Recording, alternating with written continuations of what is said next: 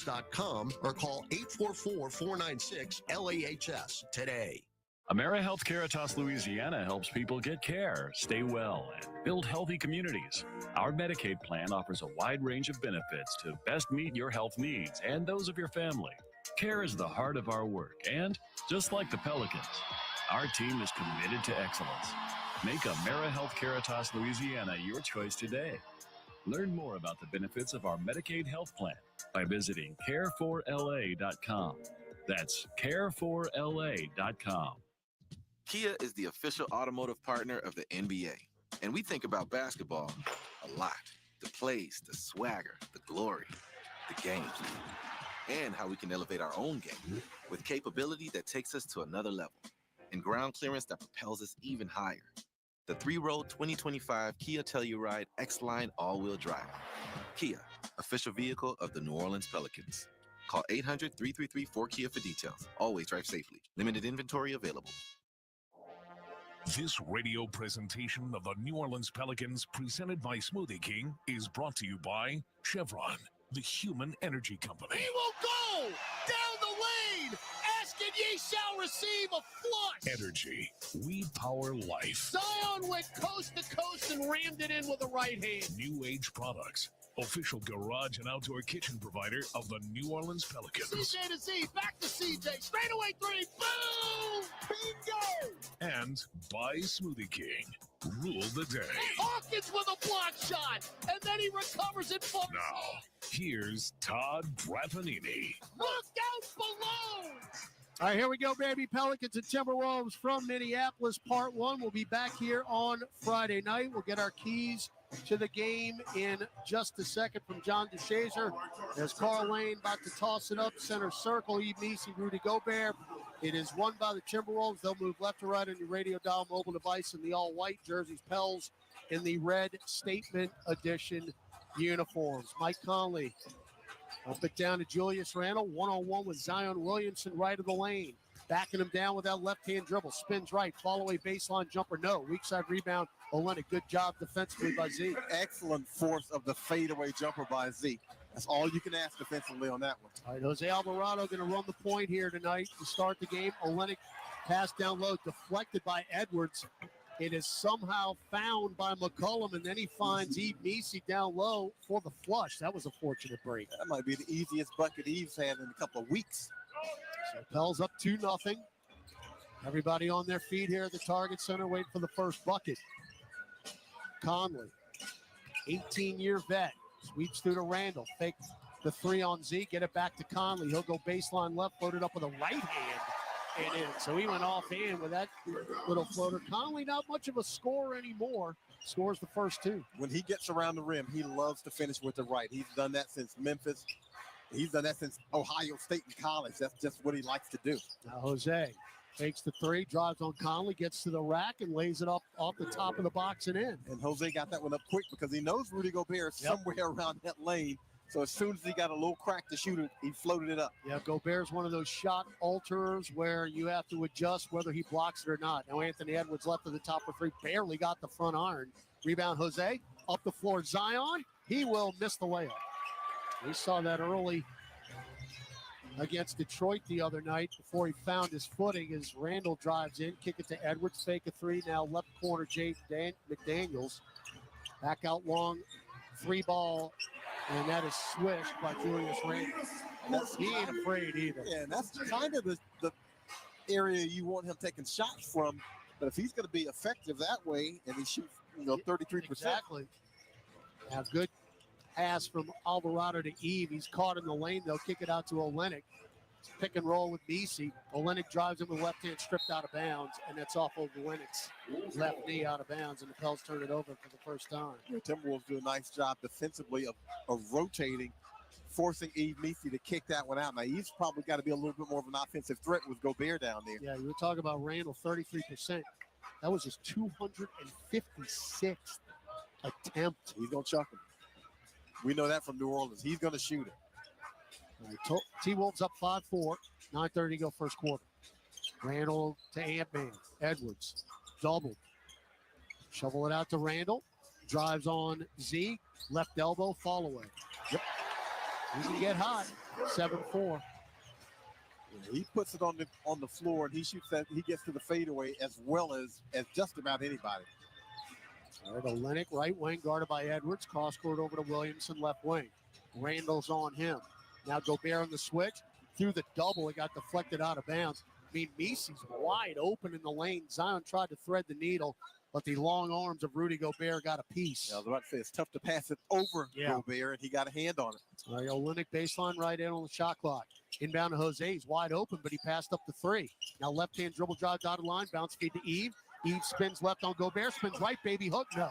And then Gobert, that's on Gobert, Yes, who basically put a forearm in Misi's face. Boo. I mean, watch the game.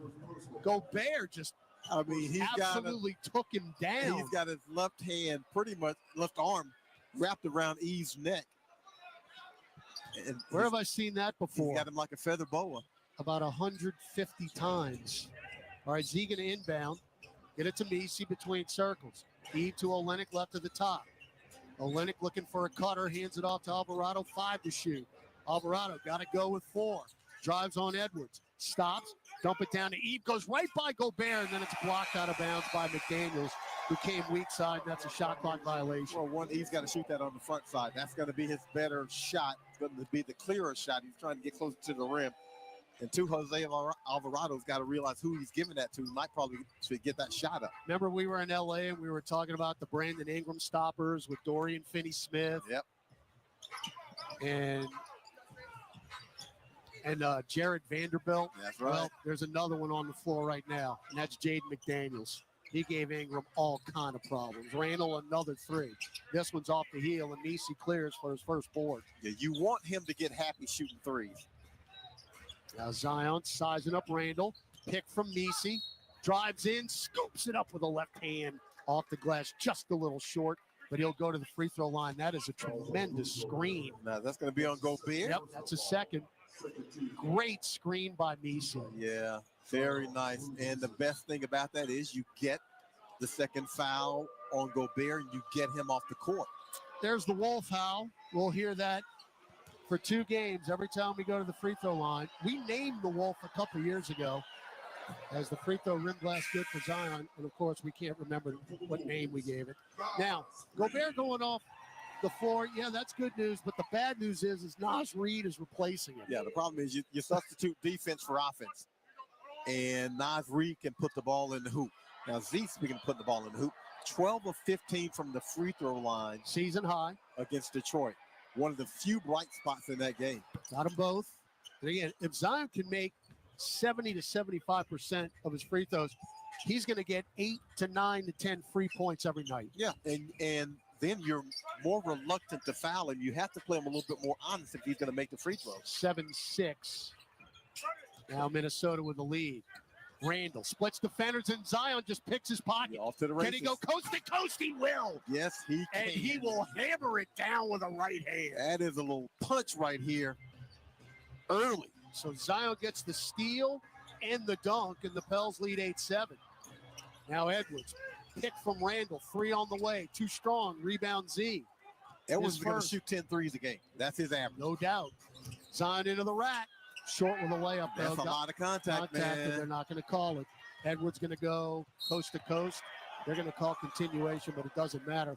Olynyk said it was on the floor, but that was continuation. Yeah, he gathered. He'd already gathered. Matt Callio, the umpire, called that foul. Carl Lane, the crew chief. Trey Maddox is the referee, and Anthony Edwards, as we first guessed, will go to the free throw line. Thankfully, Edwards missed the scooping layup. Yeah, the thing about, when Z gets fast break, he's left-handed, but when he's on the run off one foot, it's always a right-handed. It's interesting. I was thinking the same thing because the other night and even the game prior to that, he's going down the lane with those right-handed punches. Yeah. Now, if it's 2 feet, he's going 2 hands, and he's probably going to dunk it on somebody's head like he got beef stew. All right, Edwards got them both. He is 84% at the line. 9-8 is the score. Oh, CJ gets that's all the way in. Another screen assist for Eve Meese, and McCollum is already ahead of where he was the other night. He cleared the way for him, and it's good to see CJ get off early, hopefully. 3-ball Conley left wing is good again. Conley puts him up. He's 41%, so you got to guard him. And it's 12-10. He has always been efficient. He's only averaging 8 a game. Alvarado, left baseline, backs it out to the corner. Dump it down, left free throw line, extended Zion. Spins left on Edwards. And too many passes. That got kicked. He got bailed out. He's trying to bounce pass it to Eve Meese, but he's so close to a 1, it's going to be hard to get that pass through. 2, he's close enough to take that baby jumper. Timeout on the floor. 6:35 left first quarter from Minneapolis. It's the Timberwolves 12, the Pelicans 10 on the Pelicans Radio Network. Being a Chevron car these days has been quite the adventure. Miami to Seattle, ocean to ocean. I've stopped at so many states and collected so many bumper stickers. Sometimes I feel like a moving passport book. It's just so great what I can do with Chevron with Techron, because it gives me unbeatable mileage and keeps my engine clean. Plus, there are so many Chevrons along the way. Now the only thing I'm worried about is where to go next and where to put all my new bumper stickers. Chevron with Techron, fueled by possibility. The NBA is back, and FanDuel, America's #1 sportsbook, wants you to catch all the action. Because right now, FanDuel is giving Pelicans fans 3 months of NBA League Pass. All you have to do to watch every tip-off and buzzer beater from around the league is place any $5 bet on the NBA. Make every moment more with FanDuel. NBA League Pass. Local blackout restrictions apply. If you or someone you know has a gambling problem and wants help, call 1-877-770-7867. 21 plus and present in Louisiana. Permitted parishes only. After 3-month free trial, the full price of League Pass will be automatically charged monthly. Cancel anytime. Terms, restrictions, and embargoes apply. Limit 1 pass per customer. See terms at sportsbook.fanduel.com.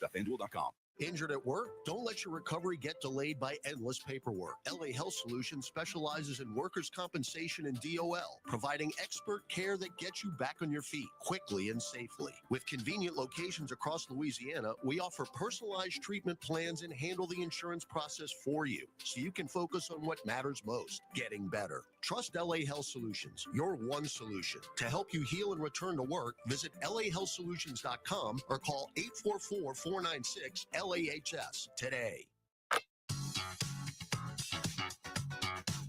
Bounce pass to Reeves for the right corner 3 and a heat check for the rookie. Hey, yeah! Now, here's Todd Graffanini and John DeShazer. Hey, Pels fans, season tickets for the 2025-26 season are available now. Lock in your ticket plan. Be there for all the high-flying dunks, best-in-class entertainment. Enjoy benefits like access to invite-only team events, flexible bonus bucks, and exclusive gifts. For more information, visit pelicans.com/season tickets. Grabbing JD with you here. Top section 130 in the Target Center. We've got 6:35 left in the first quarter. Minnesota leading 12-10, but with quick start, good start by New Orleans. Yeah, and the Pels doing a nice job here energy-wise. Now, Zion Williamson going out of the game, so now you're concerned about offensively because you don't have Trey Murphy. Right. You do have C.J. McCollum, but you don't have Trey Murphy, so you don't have 2 scorers on the court, and hopefully you can generate some offense with these. All right, so Bruce Brown is in for Zion. That is the only change for the Pelicans. No changes for the Timberwolves as Eve went up for a dunk. Missed that over Jade McDaniels. That would have made SportsCenter, but he missed it. Now McDaniels going to go coast to coast and roll it in. Yeah, and unfortunately, that distraction gets Eve a little bit off center. Now Jose lob it up for Eve. This time he lays it in. Nicely done. And you like to see that. Eve setting the screen and rolling to the basket. That's where he's going to be most effective. Hey, Jose's going to set the table for you. Yeah, he will. He is pass first right now. Pels down 14-12. Edwards top of the key, guarded by Alvarado. Kick it to Conley for another 3, and that's not good news if you're a Pelicans fan. Well, you get if he's starting to get those open looks, he's going to make them all night. You get all eyes on Anthony Edwards, and then he can just pick who he wants to give it to. Now CJ to the rack. That got blocked. Follow up Meese. That got blocked. Rebound Conley. Conley front court. Chest it to Naz Reid. Dump it off to Edwards. Wide open corner 3. That will go in. Yeah, he doesn't miss many. Yeah, he makes 4 threes a game. That's second most in the league per game. And you're already Minnesota's on an 11-2 run. You're down 8 now. And this is what we were afraid of. You've got to keep pace or it'll get out of hand. Alvarado had it poked away, maintained the dribble somehow, dump it down to Bruce Brown. He'll blow that layup. Dunked in by Yves Missi. Yves Missi, I think that's his third rebound. He started the game with 514. That's second most in franchise history for a rookie, behind Anthony Davis's 522. 6 points, 3 boards for Yves. Now Randall backing him down, goes up and under and a fall away. They're making everything. I mean, how you gonna? Nothing. What do you do? Nothing you can do. Rim glass good for Randall. So Conley's got 8. He averages 8.5 a game. Now McCollum, good flyby, and he will make the baseline midi 15 feet away as he got McDaniels to just race right by him. And the Pelicans need a big game from C.J. McCollum. Yep. A career worst 1 for 15 against Detroit. Edwards, the sweep through. Swinging around, Randall, shot fake. Up top, Reed, he makes these straightaways. No good. Short. That's his spot. Bills needed that. Minnesota made 5 straight. Rebound Alvarado. Pels down by 6. 4 minutes left in the first. Jose doubled. Nowhere to go. Contact somehow found Missi up top. CJ. Shot fake. Weaves through dotted line. Pop it from 10 and good. That's good to see Christian James back on the bounce. So CJ was 6. And it could not have gotten worse for him the other night. I mean, it was unreal. It was really painful. Now Randall. Shovel it to Conley. What in the world? He knew he was going to be fouled, and he drew it, and he threw it up. It's on McCollum. He knew he had C.J. McCollum. It's going to be a side out. It's going to be a side out. Yeah, he knew he had C.J. McCollum off balance and immediately recognized it and threw it up. And to be honest with you, it probably ought to be 3 free throws. All right, line change for the Pelicans. Jordan Hawkins, Jeremiah Robinson Earl, and Carlo Matkovic on the floor. Dante DiVincenzo, Nikhil Alexander Walker, our old pal, and Jalen Clark for the Timberwolves. So they're going to go 9 deep, it appears. That's really all they've done in the last few ball games. Reed, left free throw line extended. 1-on-1 with Matkovic. Now the double Brown spins, floats it up with the left hand. Got it at the shot clock buzzer. You played good defense for 23.5 seconds. I mean, a couple of these shots, you couldn't play them better defensively. Now Bruce Brown, throw it up to Carlo. That got deflected by Edwards, and it goes right back to Brown. Brown in the lane, kick it to McCollum. Wide open 3. Off the heel, rebound Bruce Brown. He'll back it out. Back to McCollum, another 3 right wing. No good, around and out, rebound to Keel. Well, you got to make some threes if you're the Pelicans, because you got to be able to level it out when you're shorthanded. You're already -4 in that department. Anthony Edwards drives with a left hand. Shot is deflected. No good, but fouled. Free throws for Ant-Man when we come back. 2:48 left first quarter. It's the Timberwolves 24, the Pelicans 18. This is the Pelicans Radio Network presented. Hey everybody, I'm Andy Cohen. Hear me and my awesome lineup on Radio Andy. Andy Cohen Live. Gail King in the house. Jeff Lewis Live. It's Me Tank Six Sisters Live. The John Hill The Show. Julia Cunningham. Here's what happened live. Reality check. From pop culture, music to show-stopping moments. Kelly Ripa, Ed Sheeran, Jennifer Lopez, Lil Nas X, or Elton. Do you know how many homes you have? Yeah, I do actually. Only on Radio Andy, Sirius XM 102, or listen anytime on the Sirius XM app. The best place to get your basketball fix every weekday is Give and Go with Worldwide Wob, Rob Perez, and former NBA champion Antonio Daniels on NBA Radio. If you got Steph, you got a chance. Evan Mobley, his unicorn status is about to be unlocked. They'll cover every story and talk to great guests across the association every afternoon. NBA Hall of Famer Mike Breen. Anything shy of certainly the finals would be a disappointment for the Celtics. It's Give and Go, weekdays from 1 to 4 p.m. Eastern, only on NBA Radio Channel 86 and the Sirius XM app. It comes around every year. People begin to scramble for information. It's a beast like no other, and VSiN is here to help you navigate the waters of the NCAA men's basketball tournament. It's Sharp Week, and our team of college hoops experts will guide you through your brackets. Want to know who the wagering sharps are picking? Tune into Sharp Week on VSiN, Sirius XM 158. Sharps! You're gonna need a bigger bet. This is the Grateful Dead channel. We can do anything we want. Join the long, strange trip. I need a miracle every day. Hi, this is Bobby Weir. I'm Bill Kreitzman. This is Mickey Hart. On the band's exclusive home on Sirius XM. We do it for those moments of amazing stuff.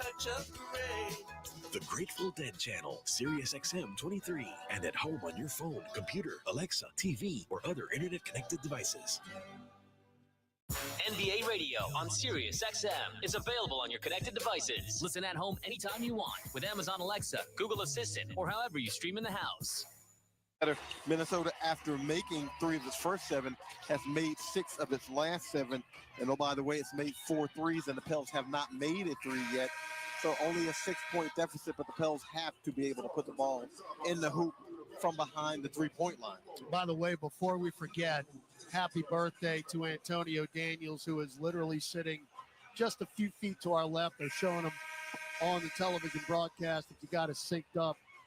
And again, tremendous human being, number one. But John, I mean, don't take offense.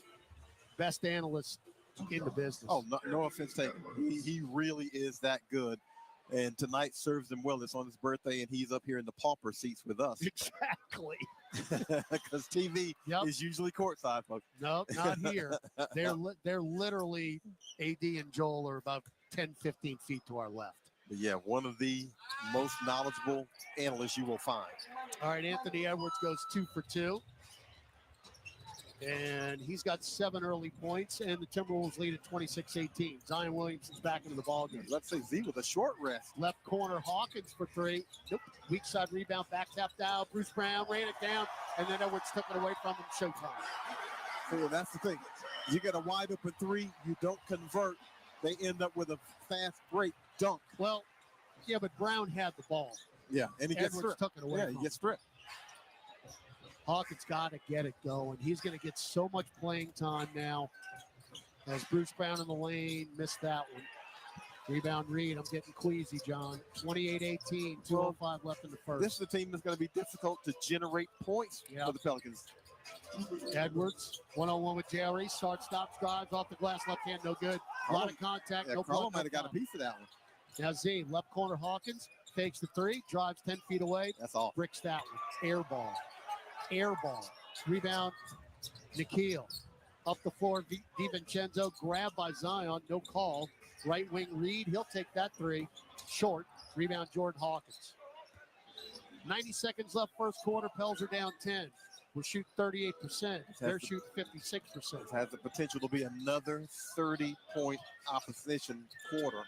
Makovich left corner, drives baseline. Dump it off to JRE and a right-hand layup off the box. Pels had missed 5 straight before that one, but nice drive and dish by Carlo in traffic, small space. So DiVincenzo will give it to Nikhil Alexander-Walker. Now in his 6th year out of Virginia Tech. He turned it carried the over. ball. Yeah. A discontinued dribble. He went past Zion pretty easily. You know why? Yeah. Because he wasn't dribbling. Yeah, when you can palm it like that, you can get past anybody in the league pretty much. Well, Chris Finch going a little deeper into the bench here is Terrence Shannon Jr., the rookie out of Illinois, will take the floor. 27th pick in the draft. Has played in 28 games. And in that loss to Indiana on Monday night, they went overtime, and they didn't go past Jalen Clark. Threw it away again. We got a break, though, as it deflected right back to us. Zion got fouled. Jalen Clark had a steal, and he just let it go. But here's the thing. Now, Zion posted the defenders over the top shoulder, and you pass it to the top side. You got to have better basketball awareness than that. That's going to be a steal every time. Fouls on Dante DiVincenzo, his first. 4th team for the Wolves. So they're out of fouls to give. Pels actually have a foul to give. Now Zion has got 4 points. Pick and roll with Makovich. Throw it out to Hawkins. Hawkins drives the lane. Euros in. Get it to Z. Lays it in. Beautiful pass by Hawk. Now that's what Hawk needs to do a little bit more of. Drive and get to the basket and either find a teammate or take the shot. So you're only down by 6 despite shooting 43.5%. Nikhil, left wing 3. Yep. Oh, rounding out. Boy, that was down. Rebound Hawkins. Chests it up the floor. JRE. Pop a left corner 3. Standing out of bounds.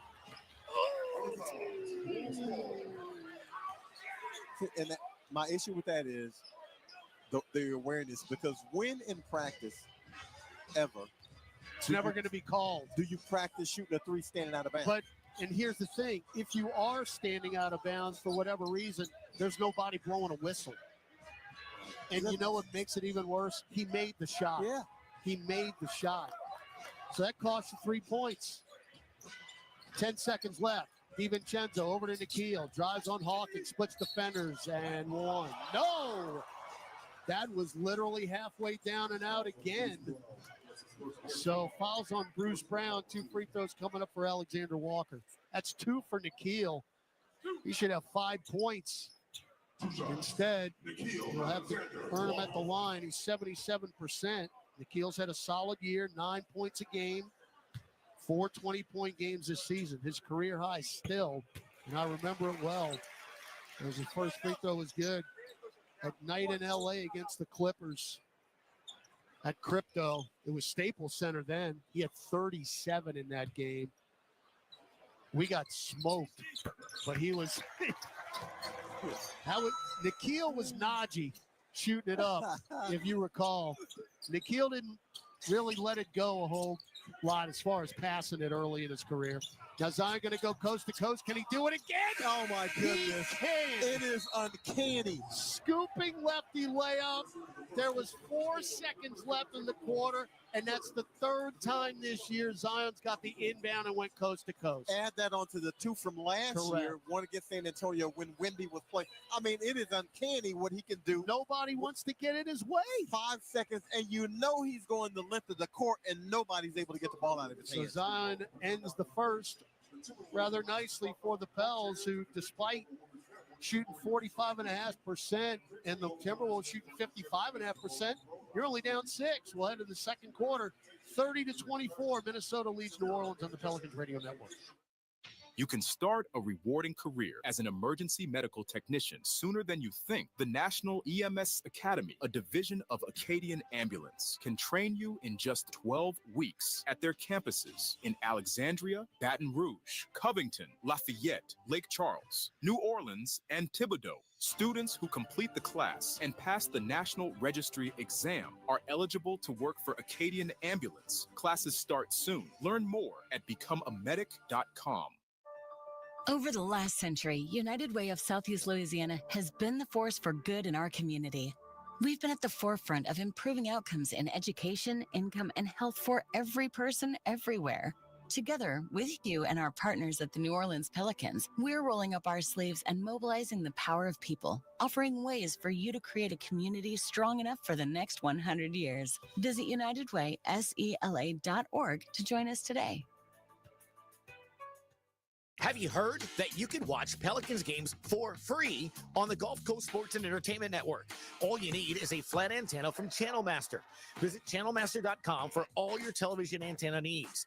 These aren't those big rabbit ears you grew up with. Channel Master can set you up with a sleek new flat antenna for as low as $35. For a limited time, use code PELS20 to save 20% on your entire purchase. That's PELS20 to save 20% at Channel Master.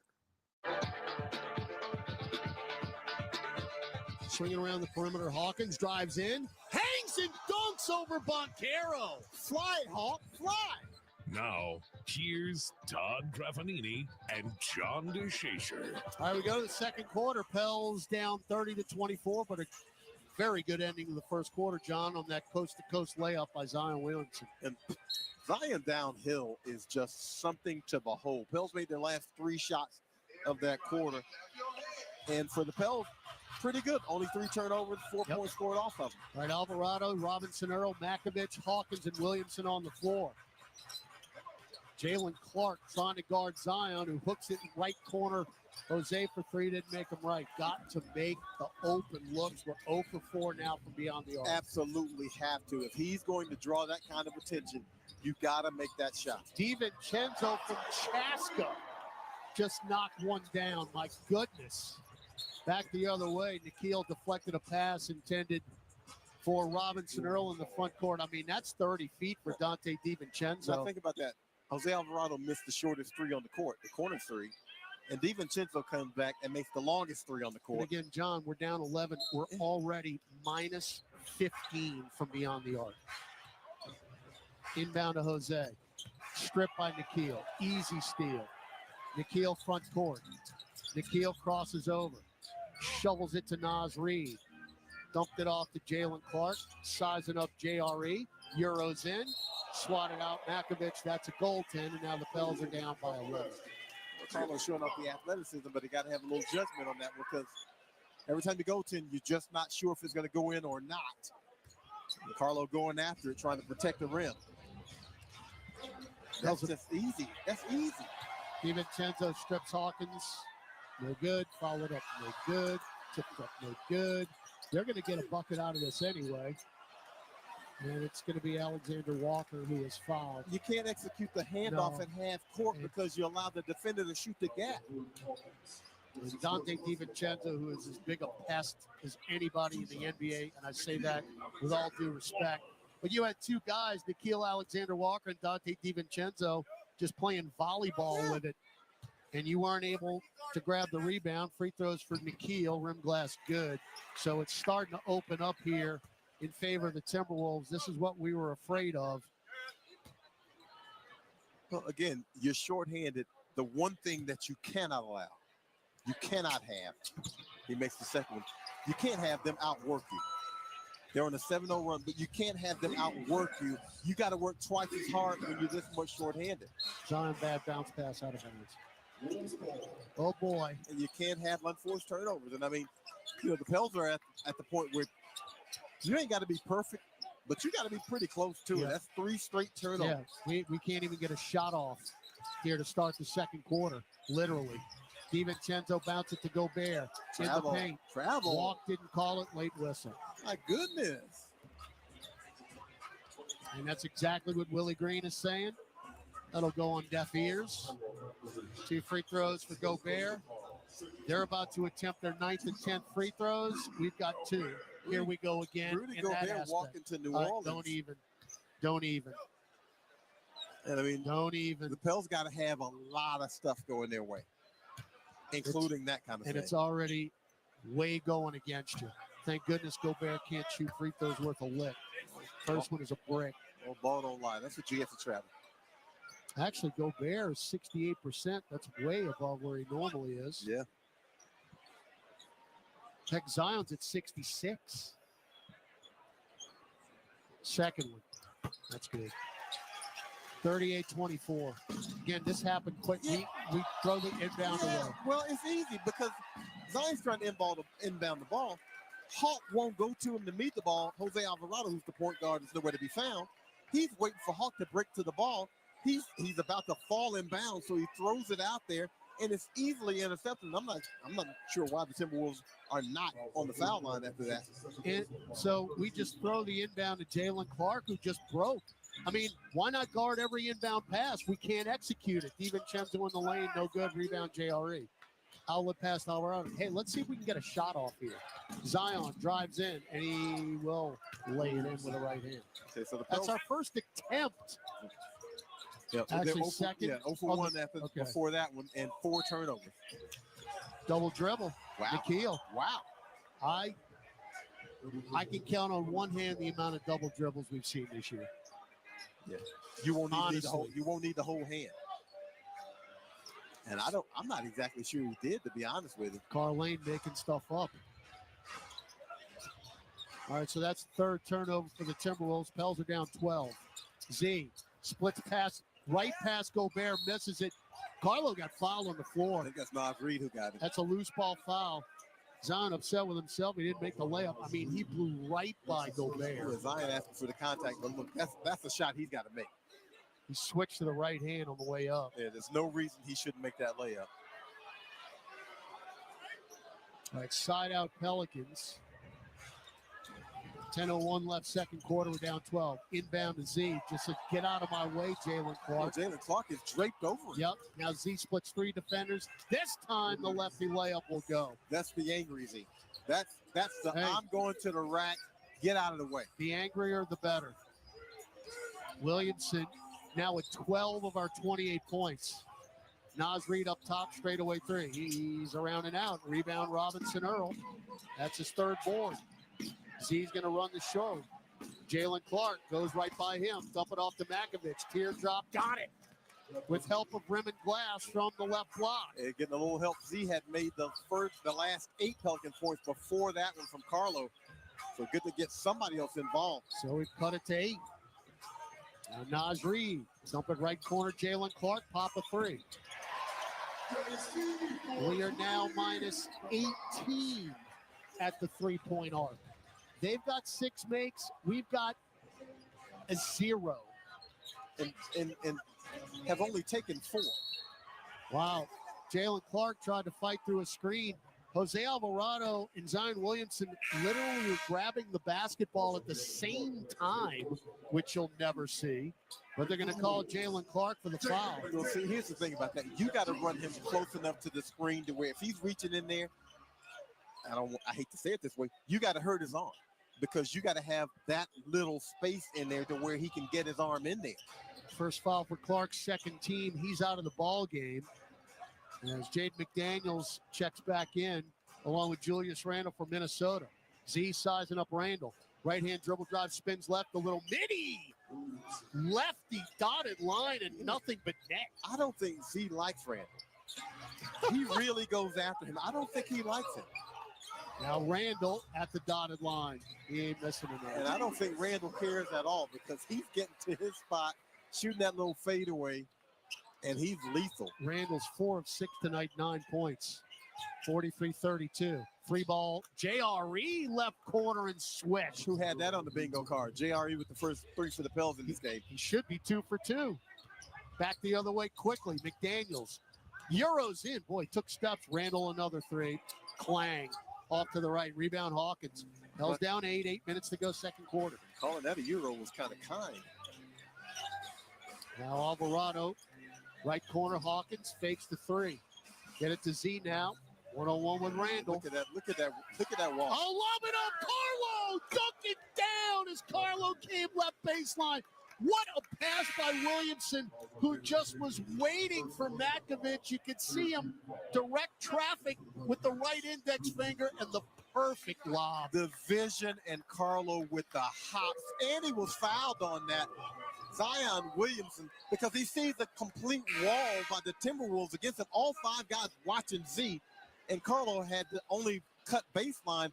Now, Z's got to make the pass, obviously. You got to make him right. But Z has scored or assisted on the last 17 points for the Pelicans, who are now 6 for the last 7 from the field. And Chris Finch can't keep Anthony Edwards on the bench anymore. So Makovich can cut it to 5 here, and he does. I mean, 43-38. That's a 14-5 run, and that's the perfect make-them-pay play for Zion Williamson. He's going to have a few of those because the wall we see from up top, we get a good look at the defensive wall that they're putting up against him. All right, Mike Conley's back into the ball game as well. Randle to Conley, right wing 3. Short rebound, Bruce Brown, along with Makovich, Jeremiah Robinson Earl, Jordan Hawkins, and Jose Alvarado. Now, where's your offense going to come without? I was literally thinking the exact same thing. Who is going to come through here? Hawkins. He's a candidate around a Makovich pick. Drives in. Dump it down. JRE reverse layup. Hit the bottom of the backboard. Out of bounds. I don't know if I've ever seen that one. He just lost the ball. I think now he's saying Minnesota touched it. Carl Lane was pointing Minnesota's way, but I think he was mistaken. It's going to stay with New Orleans. Somebody had to have gotten a piece. Yeah, so 4.4 seconds left on the shot clock. All right, McCollum is in. Alvarado is out. Brown, got to get it in. Chest it to McCollum. Pop one straightaway 3. Boom. Oh, that makes it look a little easier. That makes life a whole lot easier when you can make a few threes. We have cut it to 2. 43-41. Edwards between circles. Pop a 3. Short. Rebound McCollum. Pels can tie with a 2, take the lead with a 3. CJ running floater is good. Mr. President. He was going to pass or shoot. There were 2 players on each corner, and McCollum says, I'll take it myself, and we are tied at 43 on this 19-5 run. I don't know if Gobert thought he was going to take that shot, but the Pels have now scored on their last 8 possessions. That'll get you back into a ball game, as the Timberwolves had as much as a 14-point lead. Not anymore. 6:49 left in the half. We're tied at 43. Gus Cadgill with the scoreboard. When we come back on the Pelicans Radio Network. When you get a Pelicans debit card from Keesler Federal, every day is full of possibilities. And free checking saves you extra cash to make those possibilities a reality. Perfect for the things that make you happy. Plus, with your new Keesler Federal Pelicans debit card, you'll also save 25% on tickets and merchandise and choose from 5 different fun card design options. Enjoy all the perks you get for all the things you love. Keesler Federal, the official credit union of the New Orleans Pelicans. Federally issued by NCUA. I'm falling apart. The sensational Teddy Swims. Live in concert in New Orleans. I've tried everything but therapy tour. Teddy Swims. Performing at Champion Square August 10th.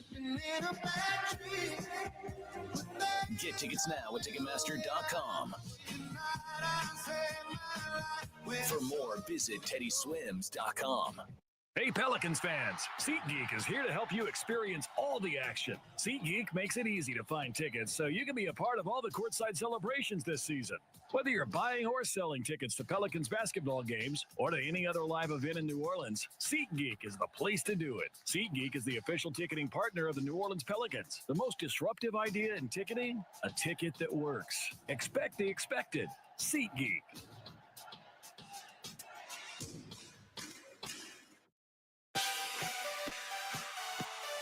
Welcome back to Pelicans basketball. Let's check tonight's NBA scoreboard. Well, we just saw the Pistons back on Monday. We'll see them again on Sunday. Fellas, they're at Miami tonight, trailing 60-58 at the half. Kay Cunningham with 13 points. So full scoreboard coming up at halftime. All right, thank you, Gus. Pels have outscored Minnesota 19-13 in this second quarter. And the field goal percentage is a flip, John. New Orleans now at 54.3% from the floor, and Minnesota's dipped to 46.7%. But how about this? New Orleans has 28 points in the paint to Minnesota's 14. Tale of two cities. Pels started the quarter 0 for 1 with 4 turnovers. Since have made 8 of their last 10. Minnesota started 2 for 2 in the quarter. Since 2 for 10 with a turnover. All right, Minnesota ball moving left to right in the white Association Edition uniforms, dark blue numerals and lettering. McDaniels left block, drives in. That got blocked by Hawkins. Ball on the deck. Somebody get it. And Bruce Brown comes away with it. You can take the lead with a bucket. Brown, front court, get it to McCollum. CJ crosses over, lost it, got it back. Out long Robinson Earl. Now between circles, Bruce Brown. Get it to Hawkins off the curl, right wing three. That's as clean a look as he's going to get right there. He practiced that constantly yesterday at St. Thomas and St. Paul, where we practiced after we landed. That was a well-executed play. And the Pels lead 46-43. Conley, two-man game, drives into scooping lefty layup. Is that old man game? That right is there? old man game. Yep. That is old man game. I mean, he just drove in and put that thing. That was over the box. And Conley's got 10 points. He shot that without jumping. I mean, that's quintessential old man. 46-45 New Orleans. Speaking of old man, Kelly Olynyk heading to the score table. Inbound to McCollum. CJ, nowhere to go. Guarded by, he just threw up a prayer. Nowhere to go. Rebound by Edwards. Back the other way, Julius Randle. Randle, hard drive to the dotted line. Floats it up. He'll get the roll. So Minnesota's got the lead again, 47-46. Randle on double figures with 11. And keeping them out of the paint has been an issue. Now Brown is guarded by Anthony Edwards. Get it to McCollum. Quick release for 3, and he's feeling it. Look, he is feeling it. He needed this, and the Pels needed from him. He had that 1 for 15, and he needed to bounce back, and he had. What have we talked all year? There's no in between. There's no in between. No. Randall right baseline, splits defenders, threw it out. Oh my goodness. That's in the third row of section 112, directly across from us. Now, when you bought those seats, and they ain't cheap, You did not know you were going to get a basketball in your lap. And the ladies over there sitting with their kids. Now, she's ducking the basketball. What for? You're out of bounds. You can catch that one. There's nothing wrong with that. I mean, Kevin Garnett in his heyday could have gotten on springs and not gotten those. Not in his wildest dreams. Pell's now 4 for the last 5 from 3. Now, Brown, 2-man game with Eve Meese. Went up, lost That's it. Be off Lee's lost leg. it, lost it. Yeah, that's a rip, and it's off his leg. Off his knee. There are a few things Eve's going to have to work on in the offseason. One of them primarily with his hands and being stronger with the basketball. That was going to be a dunk, but he never got the shot up. 49-47 Pelicans, 4:30 to go in the second. Gobert drives in, had a block. That's a good again. foul. That's a good foul. That one was on Olynyk. Meese got the initial block, which is his 86th of the season.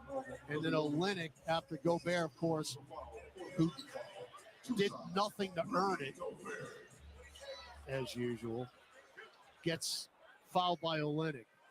Good foul. You put him on the free throw line. Don't give up the slam. Force him to make 2 free throws. I'd love to tell you good things about Gobert, but I just can't. The wounds run too deep. I'm with you. And this is going back to Utah. This has nothing to do with Minnesota. I just can't. I'm sorry.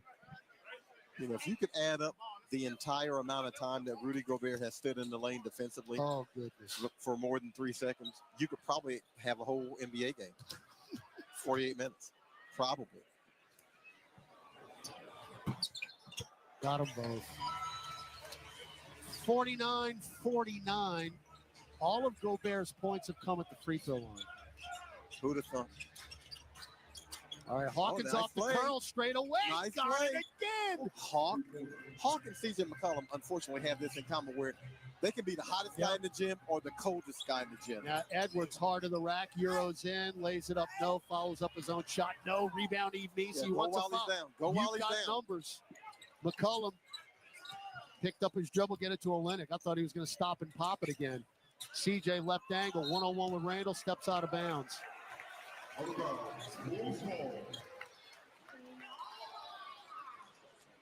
Y'all I tell you, it was was lose because my mind up in here. Yep. I think my partner's head is going to explode. I can't. And again, it ain't because of Julius Randle Conley for 3. The dude averages 8.5 a game, and he's got 13. He's efficient. He makes 41% of his threes. But he's 8.5 a game, John. He doesn't look to score. Hawkins misses the easy layup on a tremendous entry pass from Olynyk. Thankfully, he got fouled. Though Eve Meese did dunk it back in. Yeah, but you look to score when they don't guard you. When they don't guard you, you look to score. Now Hawks got to get that and one. He point blank. I understand he's fouled on that one. Hopefully he can play through that contact and make that layup and get an and one out of it. But he does get the 2 free throws. Williamson and McCollum have 14 points each. That leads New Orleans. He had to make up Murphy scoring somehow. Free throw Hawkins. And this is another one who is very capable of giving you 20 to 25 in Jordan Hawkins. Yeah, we've seen it several times. We just got to see it from him consistently. First free throw good. That's the thing with young players. The consistency has to develop. Got them both. So it's been a complete turnaround offensively for New Orleans here in the quarter. Yeah, and despite 5 turnovers in the quarter, the Hawks got 8 of the last 11 for the Pelicans. All right, Naz Reid, Rudy Gobert, so they're going big. Conley, DiVincenzo, and Edwards on the floor. Reid, throw it out to DiVincenzo. He ain't shy. Nope, for 3. Rebound, Meese. That's his 5th. So he is now 3 behind Anthony Davis. Look at that. Easy steal, Conley. Dump it to Gobert. Euros in and dunks. That's 6 turnovers in the quarter. Just cheap gift turnover. Well, it's the unforced turnovers. You know, it's the standing out of bounds on the catch of the 3. It's the dribble out of bounds on the sideline by CJ McCollum. It's that pass. It's the unforced turnovers that eat this team up.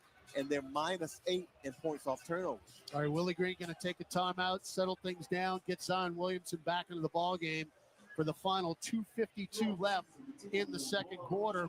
We are all tied at 54 here in the Target Center in downtown Minneapolis on the Pelican.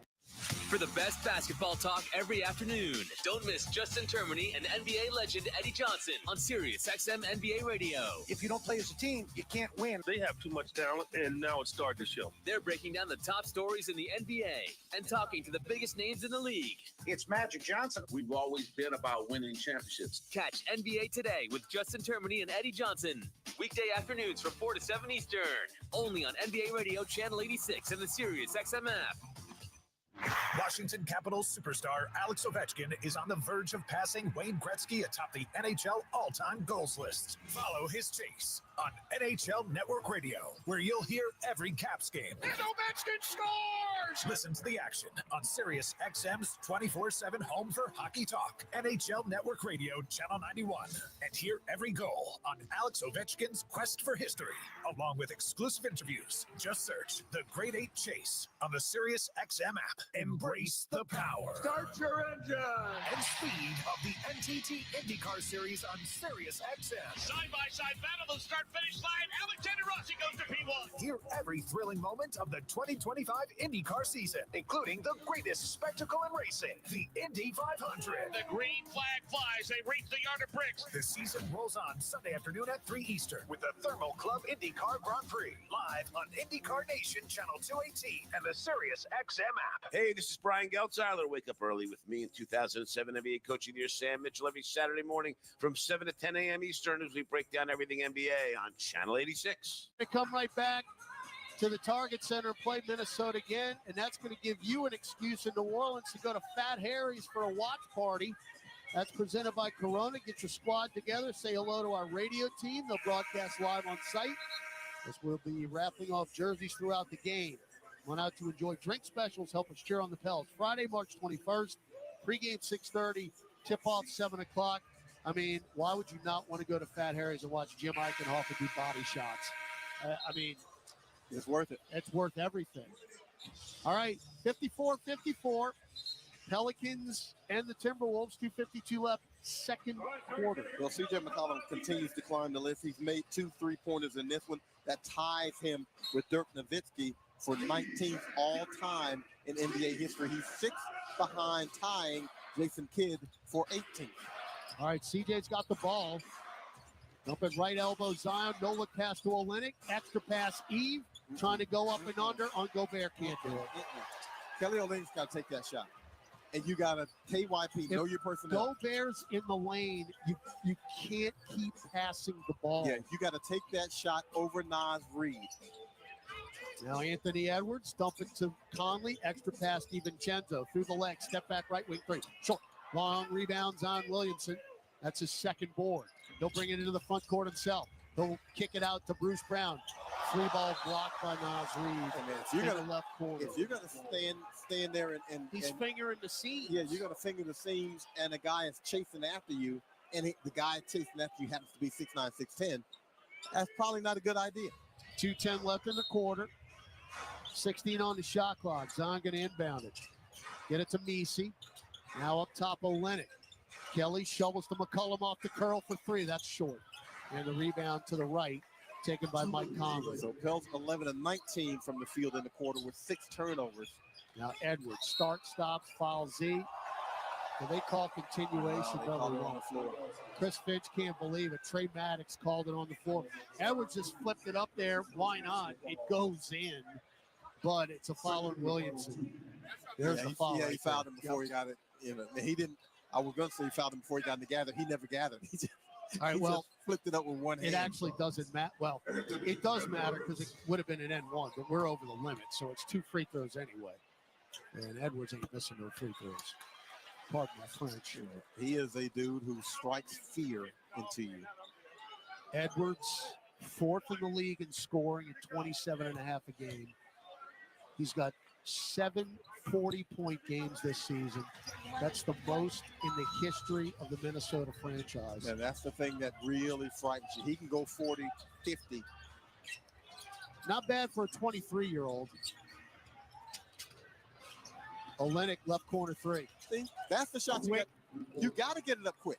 Quick catch and release. Yeah, you got to get it up quick. You can't wait for the defender. Watch him run at you as you seam it up. And all of a sudden, we're now -1 beyond the arc. Edwards walk, didn't call it. Sizing up McCollum. Still dribbling in the lane. 10-footer. No. And let's just blow a later whistle. Let's just blow a later whistle. That can't be for Edwards. Let's just bail everybody out. That's ridiculous. Where's the foul? I'd actually think got him on the side of the head.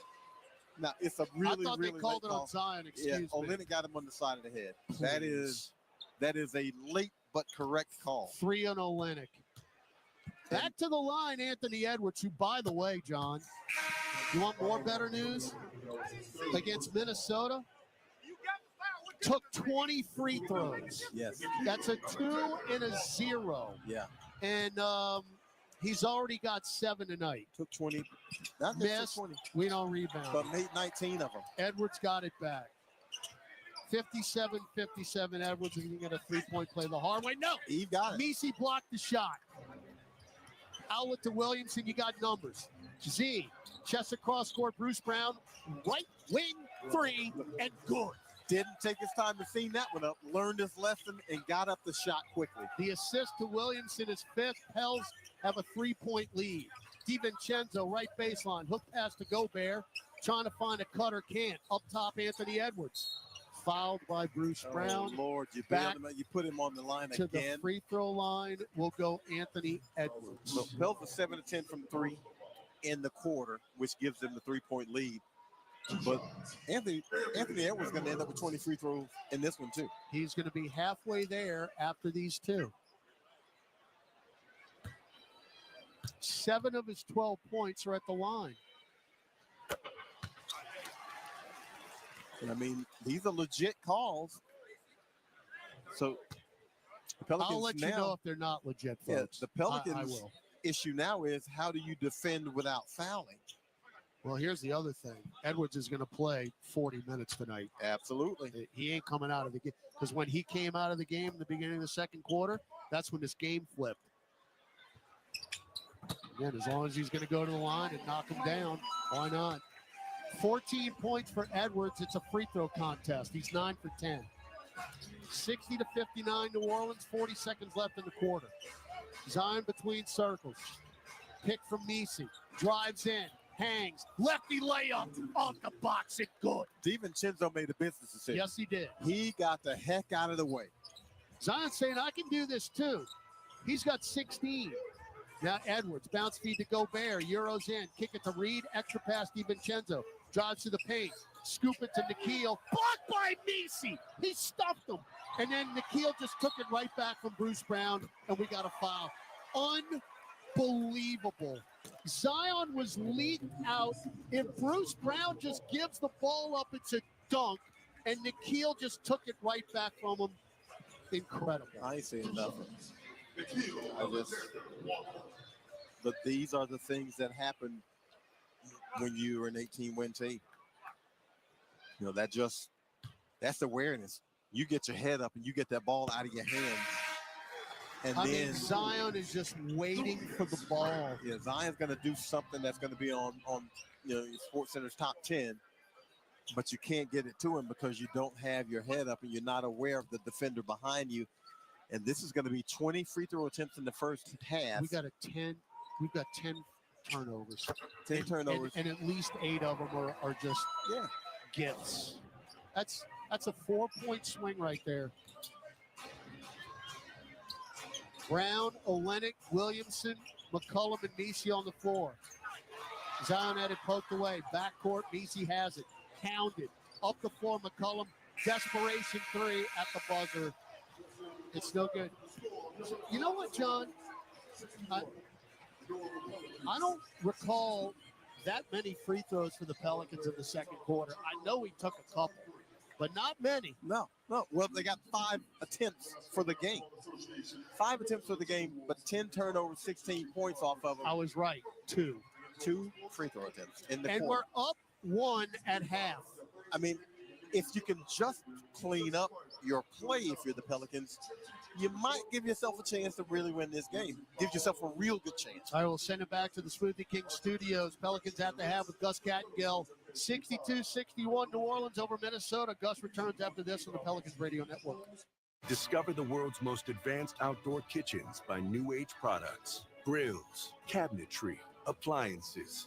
Together, delivering an outdoor cooking experience rivaled by none. Only at newAgeProducts.com. It's time to tip off a new NBA season. And here we go. And everyone is stepping up. Living legends and shooting stars are rising up. Defying gravity. Super fans, courtside fans, and screaming from the rooftop fans are revving up.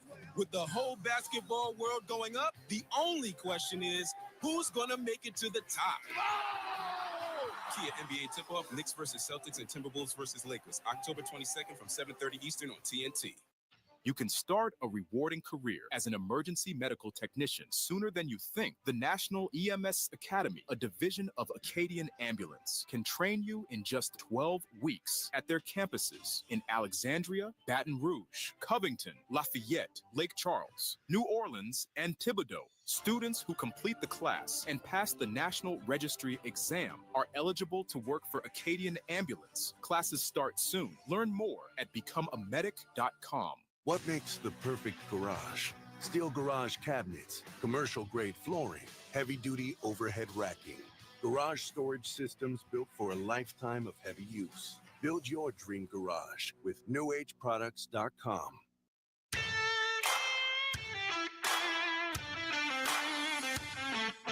Time now for Pelicans at the half.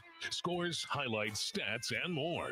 Here's your host, Gus Kattengell.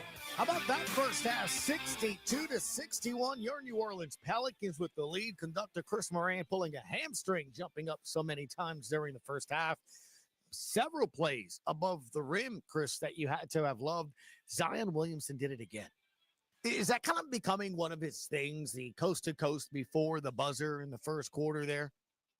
I think so. Three times a season? Yeah. Let me ask you this. Nobody on the floor. How long would it take you to go from the inbound to the other side of the court on the layup? Court's like 98 feet. Yeah. 5 seconds? Yeah, 6 maybe seconds? 6, 7. You're going to go 7 seconds? Probably 7. Like normal people, right? 7, yeah, 7 or 8. He does it like in 3.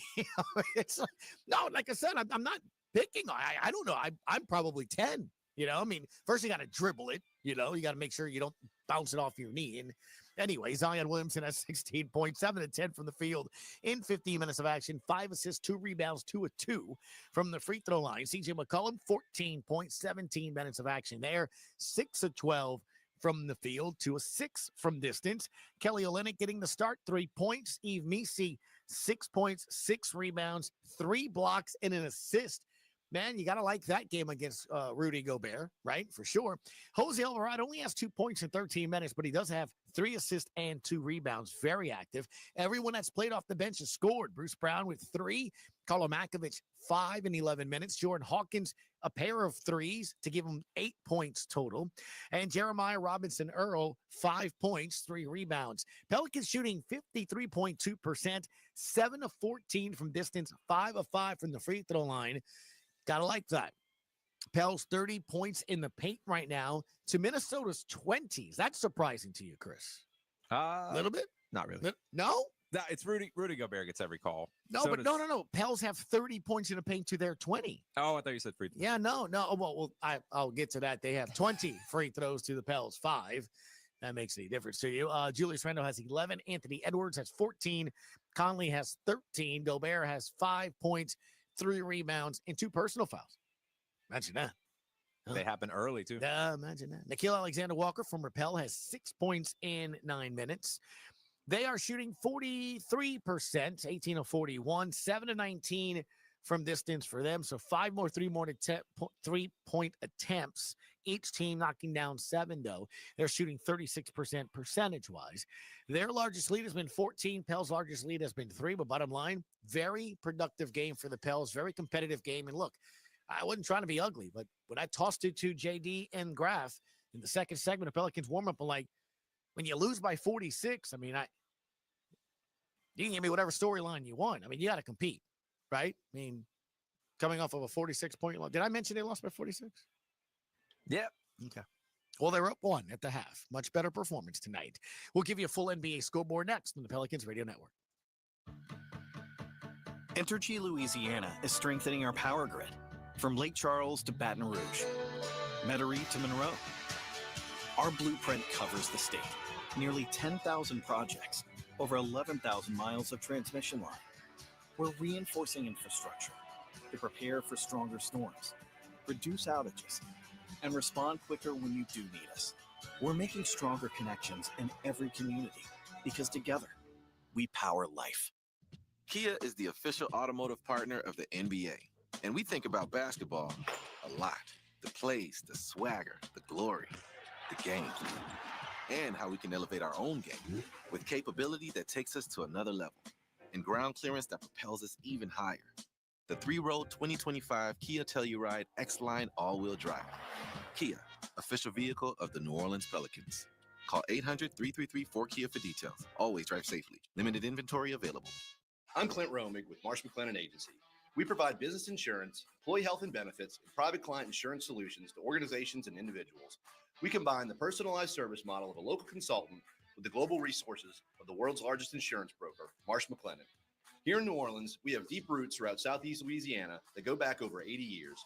At Marsh McLennan Agency, we know more than just insurance. We know New Orleans.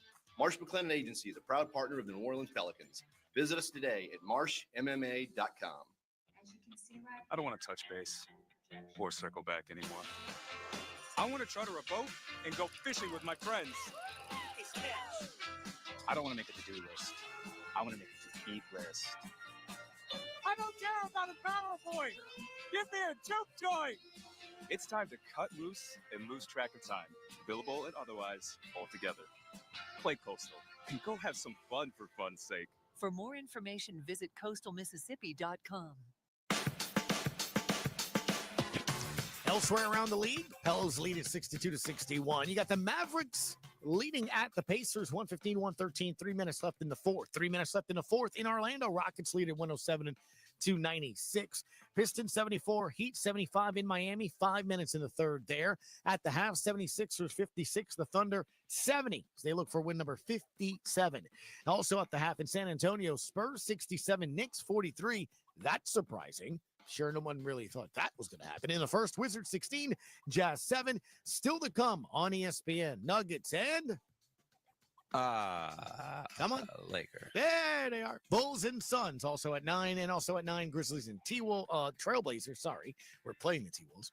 9 o'clock, Cavaliers and Kings. In Minnesota, New Orleans leads at 62-61. Beyond Zion Williams' 16 first half points. Some highlights when we come back on the Pelicans Radio Network. Injured at work? Don't let your recovery get delayed by endless paperwork. LA Health Solutions specializes in workers' compensation and DOL, providing expert care that gets you back on your feet quickly and safely. With convenient locations across Louisiana, we offer personalized treatment plans and handle the insurance process for you, so you can focus on what matters most, getting better. Trust LA Health Solutions, your one solution. To help you heal and return to work, visit lahealthsolutions.com or call 844-496-LAHS today. Andrea Bocelli in concert, presented by Stifel. June 10, Smoothie King Center, with the Louisiana Philharmonic Orchestra, conducted by Stephen Mercurio, the world's most romantic voice. Andrea Bocelli in concert. On sale now at Ticketmaster. Drivers who switch and save with Progressive could save hundreds. With that kind of money, you could go big time and switch to the expensive shampoo with amino acids. Sure, you don't know what those are or why you need them, but it sounds very impressive. And if you switch and save hundreds, you can massage it into your scalp every day. Now, if only you can get people to lean toward your hand to smell those aminos. Switch to Progressive and you could save big time. For shampoo. Progressive Casualty Insurance Company and affiliates, not available in all states. Potential savings will vary. This is Monster Jam.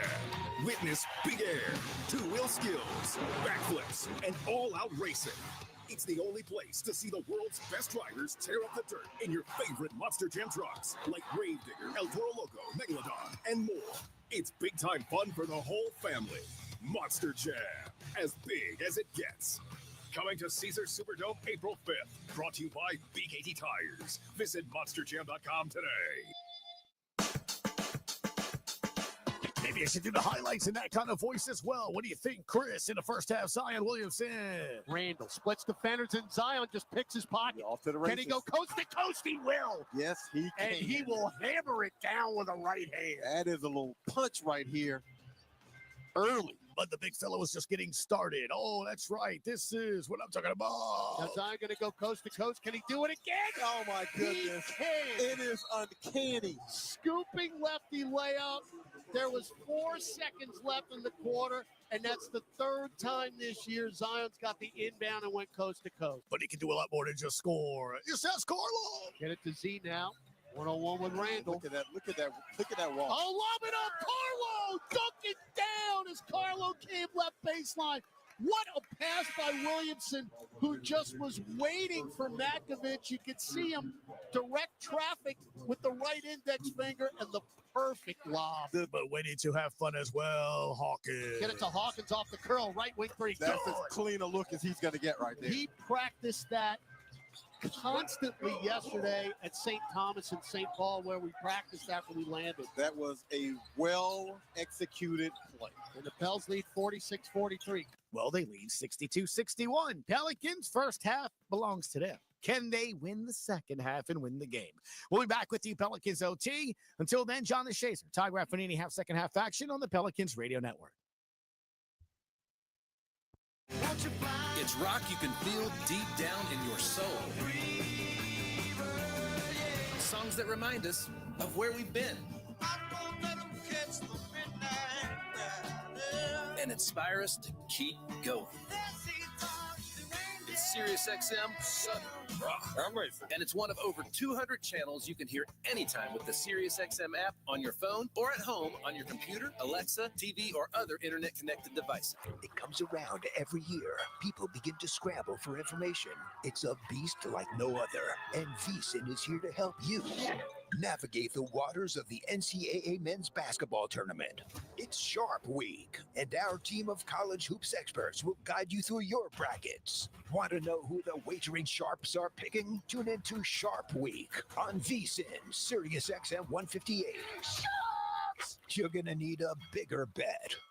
The first place to talk hoops every weekday morning is the starting lineup with Frank Isola and Brian Scalabrine. Overrated? Do you watch the guy play? He's unstoppable. They're breaking down all the latest from the association. I think he's a baller, and I think people would give up assets to get a guy like that. Along with some laughs. Kevin Durant, you need to get married and be miserable like the rest of us. Reprimanding the fans for booing. It's like, come on, man. The starting lineup, weekday mornings from 7 to 10 Eastern. Only on Sirius XM NBA Radio, Channel 86, and the Sirius XM app. Spring is in the air on the SiriusXM app. From breezy road-ready mixes and sun-kissed specials to streaming-only happy channels packed with positive vibes. Our spring listening collection is here to help you savor every second of the season. Along with new podcasts and live sports and entertainment. Just search Spring on the SiriusXM app. Embrace the power. Start your engine. And speed of the NTT IndyCar Series on Sirius XM. Side-by-side battle of the start-finish line. Alexander Rossi goes to P1. Hear every thrilling moment of the 2025 IndyCar season, including the greatest spectacle in racing, the Indy 500. The green flag flies. They reach the yard of bricks. The season rolls on Sunday afternoon at 3 Eastern with the Thermo Club IndyCar Grand Prix, live on IndyCar Nation Channel 218 and the Sirius XM app. NBA Radio on Sirius XM is available on your connected devices. Listen at home anytime you want with Amazon Alexa, Google Assistant, or however you stream in the house. And last Saturday night in San Antonio, where it was back and forth, and then you looked up, they got absolutely destroyed at the free throw line when you're talking about attempts. And that really was the ball game when it was all said and done. It's a near miracle that the Pels lead this game by a point. They've been outshot at the free throw line, 20 attempts to 5, and they made 18 to 5. And have turned it over 10 times for 16 points off those turnovers and only forced 4 turnovers for 6 points. That also was a big factor in that San Antonio game last Saturday night. Can you protect the basketball and hopefully get to the foul line in this half? Pels ball to start the third, and the red Statement Edition uniforms, Crescent City in dark blue in the front. Zion threw it away. Olynyk ran it down, but we only got 3 to shoot. We're going to turn it over here. Olynyk, shot clock violation, even though he got mauled. Should have been a foul, even though we didn't deserve it. No. You don't even get a shot off to start the third quarter. That's another turnover. Yes, it is. That can't happen coming out of the break. McDaniels thankfully clangs a 3 right wing. Each team with their starting 5 on the floor. Alvarado, Messi, McCollum, Williamson, and Olynyk for New Orleans. Zion's got 16. Bounce feed to Olynyk, left wing. Fake a 3. Got Randall up in the air. Didn't pull the trigger, though. C.J. McCollum said, I'll pull the trigger. No. On the left angle, rebound Rudy Gobert. That's his 4th. Well, C.J. now 2 for 7 from 3. And one of those was that half-court heave, basically, at halftime. Gobert, they'll dare him to shoot. Get it to Conley. Can't let him shoot. Chest it over, deflected right to Randall. Now Anthony Edwards for 3. Another lucky break for the Minnesota Timberwolves. That's an 18-51 break. Now CJ weaves in, high off the glass. No! And flushed down again by Yves Messi with 2 hands. Well, Yves set the screen to get CJ to the hoop. Gobert is able to get free from it and challenge that shot, but once you challenge the shot, you leave Yves Messi by himself. Messi is coming up strong on Anthony Davis with rookie rebounds. McDaniels caught on the baseline, somehow found Randall, who drives in, lays it in. Another break. Good 66-64 Minnesota. 2 minutes gone in the third. They'll need a few of these 50-50 balls to go their way. Jose, pick from Messi. Good screen. Jose got to put it up. Get it to Z. Oh, my goodness. Blocked from behind. A lot of hand and wrist by McDaniels. Z's okay. He had bad intentions. McDaniel's going to make him earn it at the free throw line. I don't say that was a bad foul. It was a hard foul. Yeah, it's a good foul, but I mean, Z unfortunately unable to protect himself coming down. Yeah. Comes down on the left side. That's 10 feet of really hard.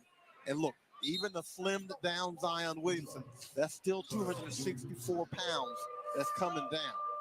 And for only the 6th time tonight, we hear Howlin' the Wolf. And notice we haven't heard that wolf howl very often. No, we have not. That's a tough way to get to the free throw line. Can Z convert here after the hard fall? No, he can't. That was too strong out of the hand as soon as he let it go. I mean, the thing is, it's going to be interesting to see what happens once Z goes to the bench and that thing stiffens up a little bit. And hopefully he can keep loose because he came down really, really hard.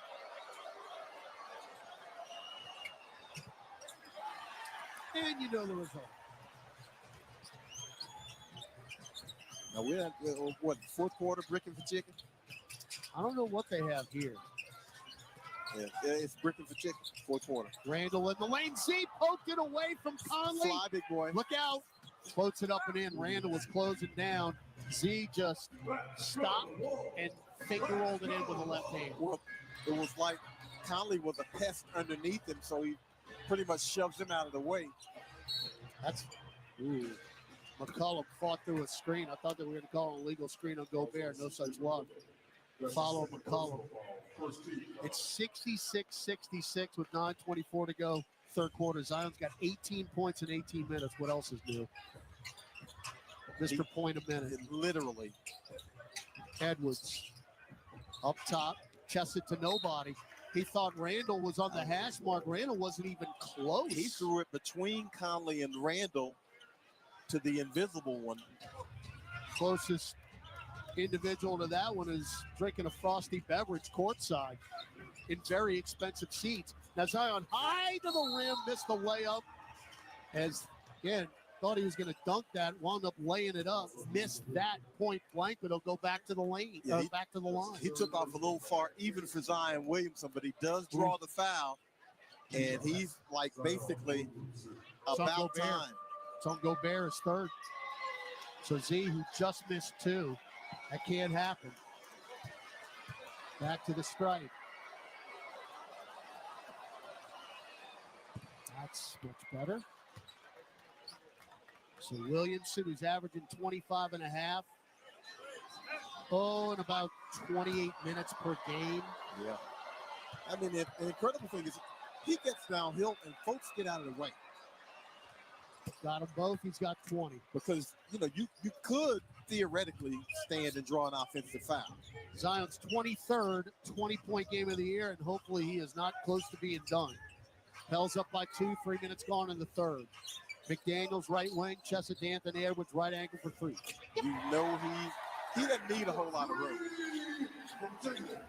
Does not require much space to get a shot off. Now McCollum, left-hand dribble drive pick from Messi up top. Jose, quick release 3. Nothing but net, and we answer it. Got to have some help. Jose Alvarado makes C.J. McCollum right. So Edwards and Williamson, 20 points each, but Anthony Edwards is capable of much more. Throws it down low. Olenek went for the steal. Gobert with the lucky catch. Turn in the dunk. You got to pick that off. That's the difference. You're right there in position, and you can't get the steal. Now Z, triple team. Doesn't matter. Floats it up and in, left block. Eve Mesey's hurt. And one. Mesey got cracked in the nose. Who hit him? Oh, that's yeah, exactly. Gobert. Okay. Got an elbow in the face. Gobert elbowed Mesey. What a stunning development that is. Eve's okay. Free throw for Z, but to say I would be surprised, understatement of the century. Not shocked at all. I mean, Mesey got clocked. Free throw Z.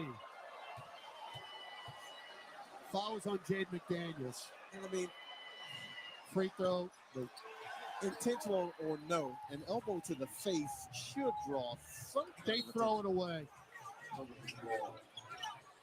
How does Gobert's been getting away with that forever? Forever. You wonder why my blood boils every time we play him.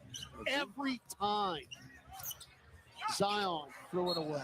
Olenek started cutting to the hoop. He was at the three-point line, and Z threw it where he was instead of where he was going. Both teams trade big-time unforced error turnovers. And Z's teammates are going to have to make him right. They're going to have to help him out because they're building that wall against him defensively. 70. And he's going to be unselfish. 73-71. Pels lead. 7:50 left in the third. Edwards had it stripped. Steal McCollum. 101 Z. Fouled by McDaniels. Fouled him hard. McDaniels is going to help him up. Yeah, he grabbed him and prevented the shot, and that's what you're supposed to do in that situation. You could call that a tape foul, really. I mean, he kind of yanked him down. He grabbed him by the left forearm. Yeah, he pretty much yanked him down. That's 4 on Jaden McDaniels, by the way. He didn't pretty much yank him down. He yanked him down. I mean, I don't know what a take foul is, to be honest with you. Now, he does get the free throws, but he yanked him down. Now, Zion's at the line again, but that's actually been good news for Minnesota. Zion's 4 of 7. He's missed 3 in this quarter already. That one's good. We're not getting to the line enough to miss free throws. Yeah, and going back to the other end, C.J. McCollum with the strip against Anthony Edwards, which was a great defensive play to kick it out to Z. That was 4 turnovers in the quarter already for Minnesota, which only had 4 in the first half. Points off turnovers are starting to even up a little bit. 16-11 now. Missed another one. Missed another one. Hey, if that's going to be the result, you keep on fouling. You keep on fouling if you're Minnesota.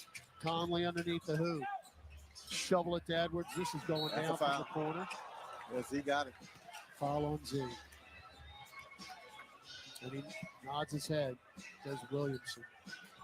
Yeah, he's on the chase defensively. The momentum carries into it. That's an easy call. So the hill the hump that we have not been able to clear is a 3-point lead. That's been it. We've had a 3-point lead about 4 or 5 times tonight, cannot extend it. Yeah, and now Edwards gets 3 free throws. So we'll be tied up. Yep, he ain't missing.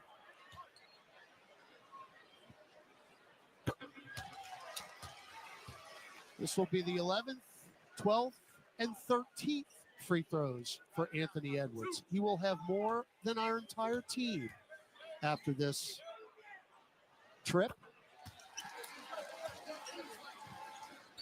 I mean, I'd like to be mad, but they're legit fouls. Now the Pels are getting to the line. They're earning them. Now you got to make. Zion's getting to the line. He's got to make the free throws. Yeah, he's got to make the free throws. He's missed 4 in this quarter.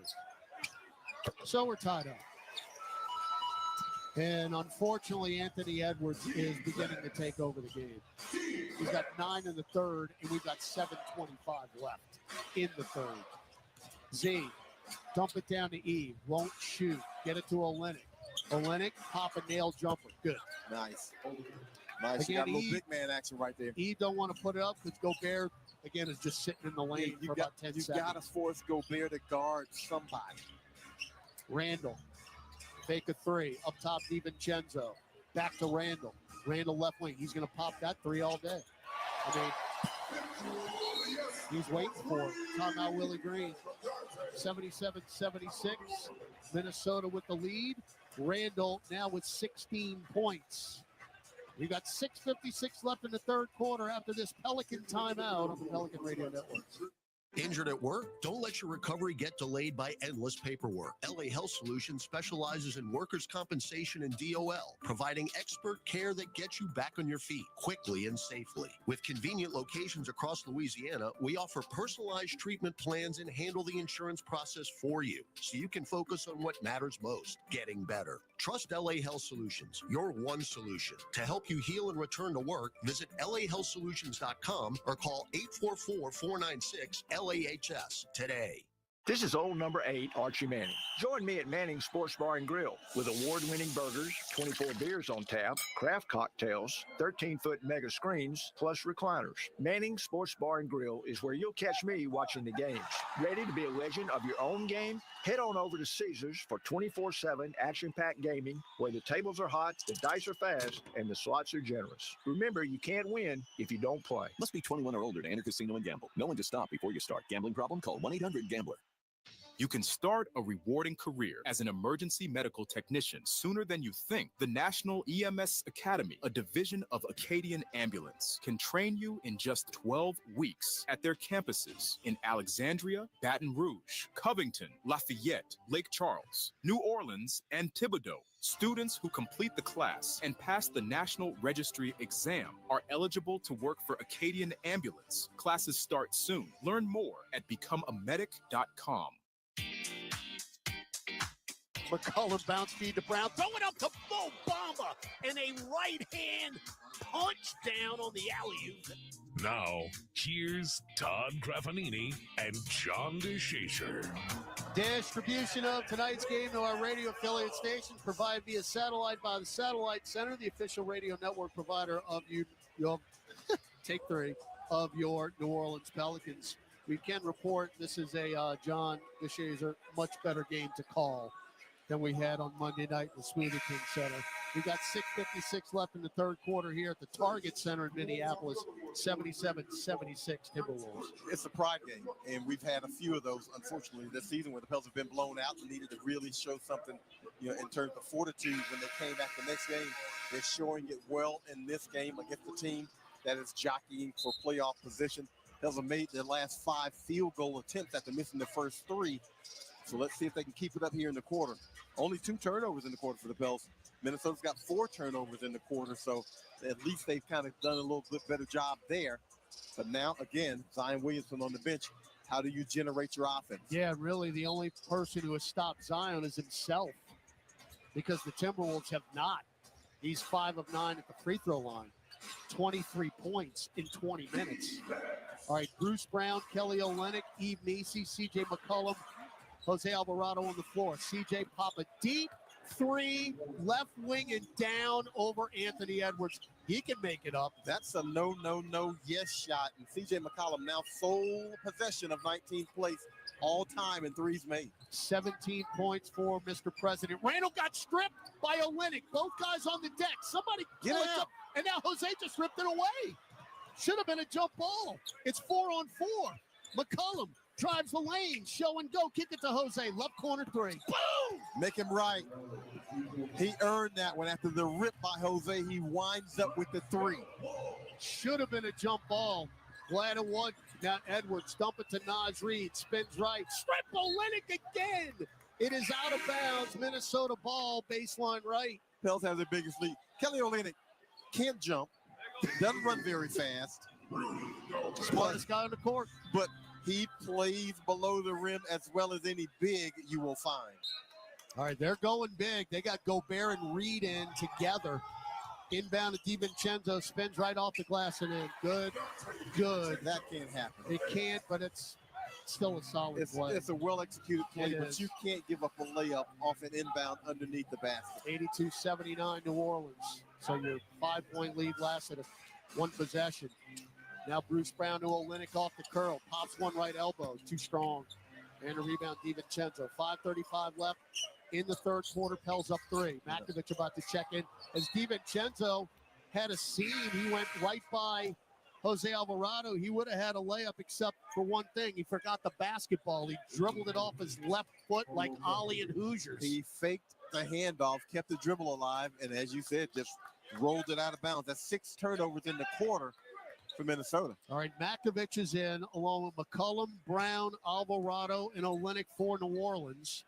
Minnesota with DiVincenzo, Alexander Walker, Edwards, Reed, and Gobert. Pels ball, 5:25 left in the third. Bruce Brown. Get it to Olynyk above the right elbow. Hand it off to McCollum. Pop one right free throw line extended. That's too strong. That's a tough shot. Rebound, DiVincenzo. Up the floor, Anthony Edwards. Oh, he stepped on the... Nah, he did. It was close. Almost went back court.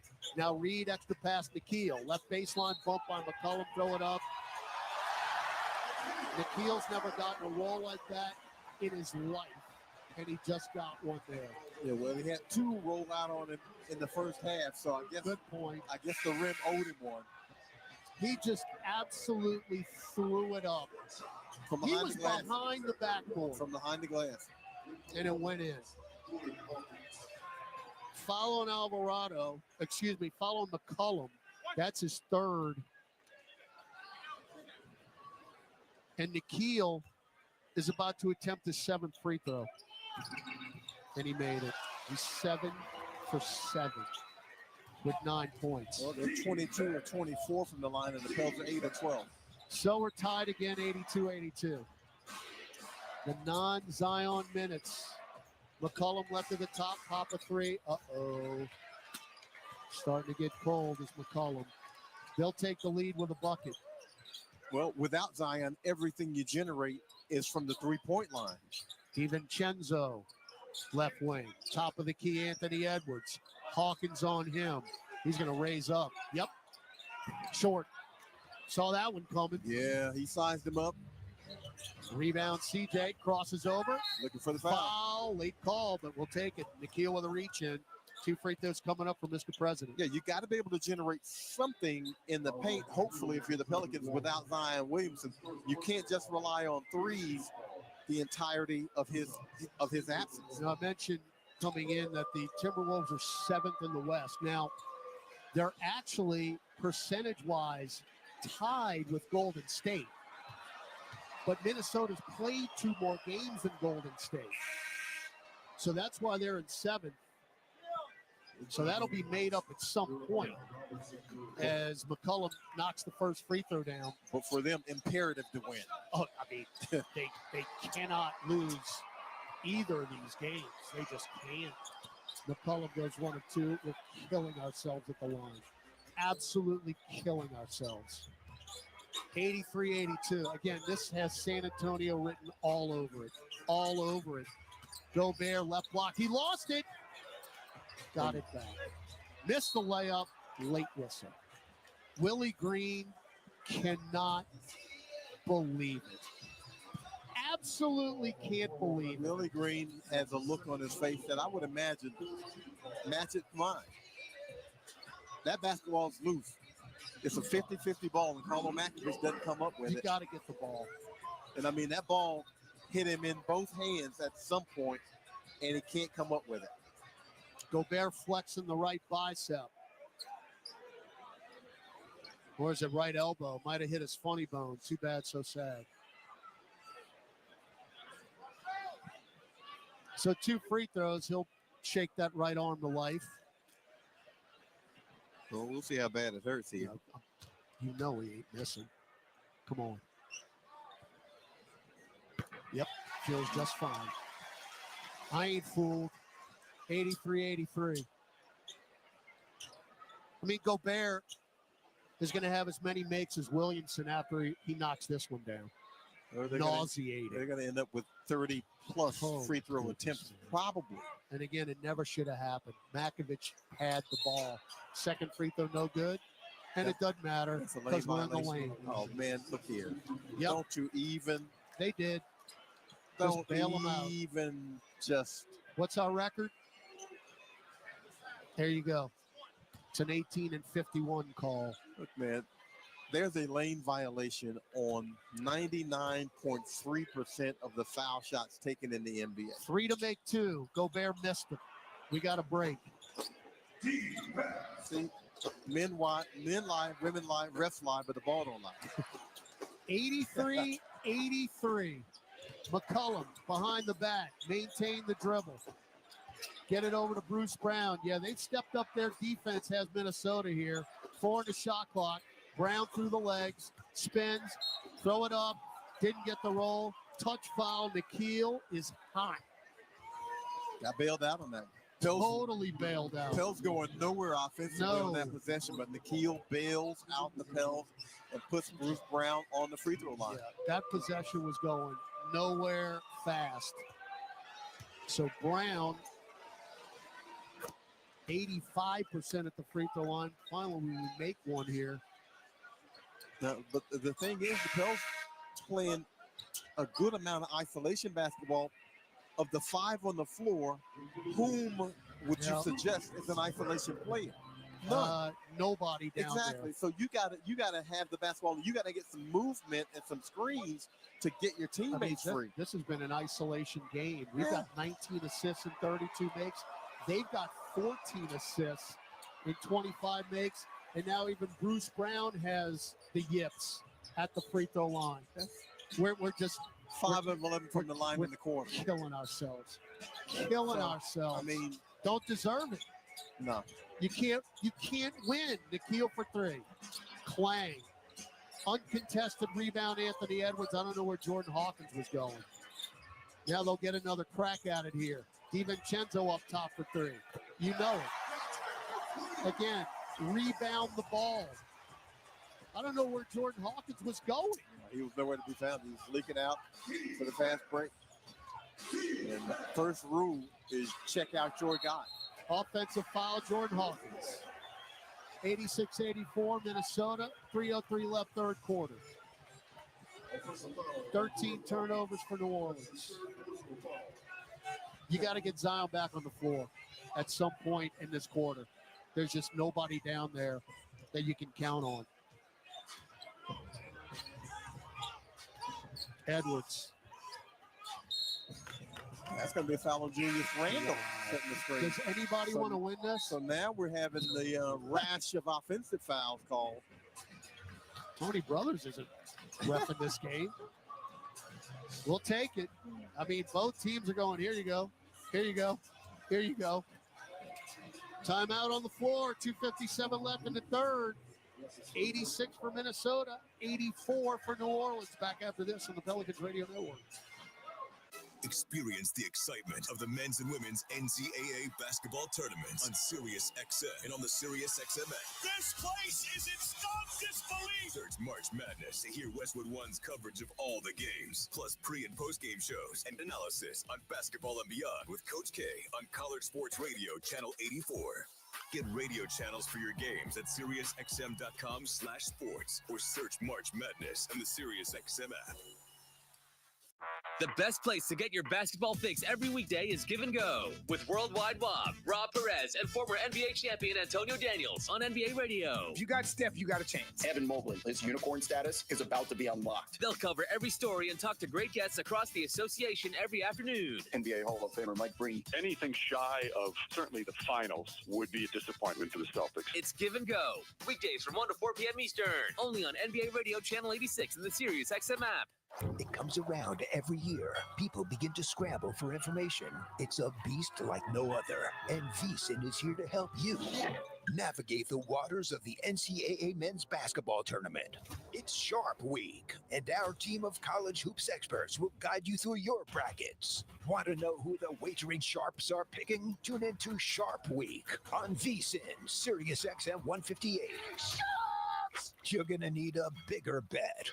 Hey everybody, I'm Andy Cohen. Hear me and my awesome lineup on Radio Andy. Andy Cohen Live. Gail King in the house. Jeff Lewis Live. It's Me Tanks. Six Sisters Live. The John Hill The Show. Julia Cunningham. Here's What Happened Live. Reality check. From pop culture, music to show-stopping moments. Kelly Ripa, Ed Sheeran, Jennifer Lopez, Lil Nas X, or Elton. Do you know how many homes you have?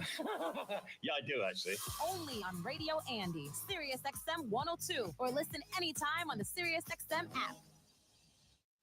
For the best basketball talk every afternoon, don't miss Justin Termini and NBA legend Eddie Johnson on Sirius XM NBA Radio. If you don't play as a team, you can't win. They have too much talent, and now it's starting to show. They're breaking down the top stories in the NBA and talking to the biggest names in the league. It's Magic Johnson. We've always been about winning championships. Catch NBA Today with Justin Termini and Eddie Johnson. Weekday afternoons from 4 to 7 Eastern. Only on NBA Radio Channel 86 and the Sirius XM app. Hey, this is Brian Geltzeiler. Wake up early with me in 2007 NBA Coach of the Year, Sam Mitchell, every Saturday morning from 7 to 10 a.m. Eastern as we break down everything NBA on Channel 86. Basically even in threes. You made 10 and they've made 11. So you're doing everything right except making free throws in this quarter. All right, Jeremiah Robinson Earl, Bruce Brown, Carlo Matkovich, Jordan Hawkins, Zion Williamson now on the floor for New Orleans in the red Statement Edition uniforms. Bruce Brown, guarded by Nickeil Alexander-Walker, bounce feed to Williamson, back to Brown. Cowboy, chested up top, Jordan Hawkins. DiVincenzo in his grill. Shot clock at 8. Hawkins, pick from Matkovich. Drives right elbow, pulls up from 15. Swish. Hawk off the bounce, finally able to free himself and shoot that jumper over Knives Reed. And we know with Hawk, if he makes a couple early, he can keep it going. He's now in double figures with 10. Reed for 3. 89-86. Well, so much for that. Knives Reed shoots 39% from the line. Z blows through 4 defenders and scoops it in with a left hand. Let me tell you something. There are consequences and repercussions. The dudes are getting out of these ways. Pick Julius Randle. Don't give it back. And then Nas Reed got it back. It's incredible. Edwards for 3-0. Long rebound Hawkins. We dodged the bullet. That can't happen. 89-88 Minnesota. Fouled Nickeil. He is not happy with Trey Adams. That's a bad foul. He's basically hugging him at the three-point line. And Hawk isn't doing anything. He just commits the foul that he doesn't need to commit. And Zion and Nickeil, again, who were drafted together 6 years ago. Zion said something to Naw, literally out of the same draft, along with Jackson Hayes. Hawk at the foul line. Yeah. Hawk, they're out of fouls to give. Nickeil just commits the foul that he does not need to commit. I don't know what he's debating about with the official. Rim glass good with the free. Tell you what, we keep missing free throws. My partner's going to start doing play-by-play. I'm walking out the building. We're begging for the foul to even out. Missed the second. We're begging for the team to get to the free throw line, and they can't make it. You once got they guys, and they just throw it away. DiVincenzo led Anthony Edwards. I mean, you go the last 2 free throw shooters we've had, Bruce Brown and Jordan Hawkins, about as dependable as you can get, and they can't even make 2. Yeah, splitting free throws ain't going to get it. We're 11 of 18 at the free throw line. We're tied at 89. 90 seconds left in the third. Z, bump. Look it over to Brown, right corner 3. That is online and hit right in front of our bench. Cowboy mouth. Up by 3 again. Bruce Brown, 7 off the bench, 2 threes. Nikhil, right corner 3. Tough 3. Nope. Step to his left, made it harder than really he needed to be. Now Brown, bump, spins, bounce feed. Makovich, pop a 3 in front of our bench. Too strong. Weak side rebound, JRE. Up top, Hawkins. Hawkins drives down the lane, lost it, got it back to Brown. Another right corner 3, short. Rebound, DiVincenzo on the strong side. Hawk got to the rim on that one. Would love to see him finish with the layup. Anthony Edwards will finish. Missed the layup. And another unbelievably late whistle on the Pelicans. I get it. Anthony Edwards is a superstar. I get it. But you should not be attempting 14 and 15 free throws, and we haven't even hit the fourth quarter yet. And for the first time, I don't think that was a foul. It was a barely grazed, if anything. And he makes the free throw with every bit of the rim. For the first time, I'm not exactly sure that was a foul.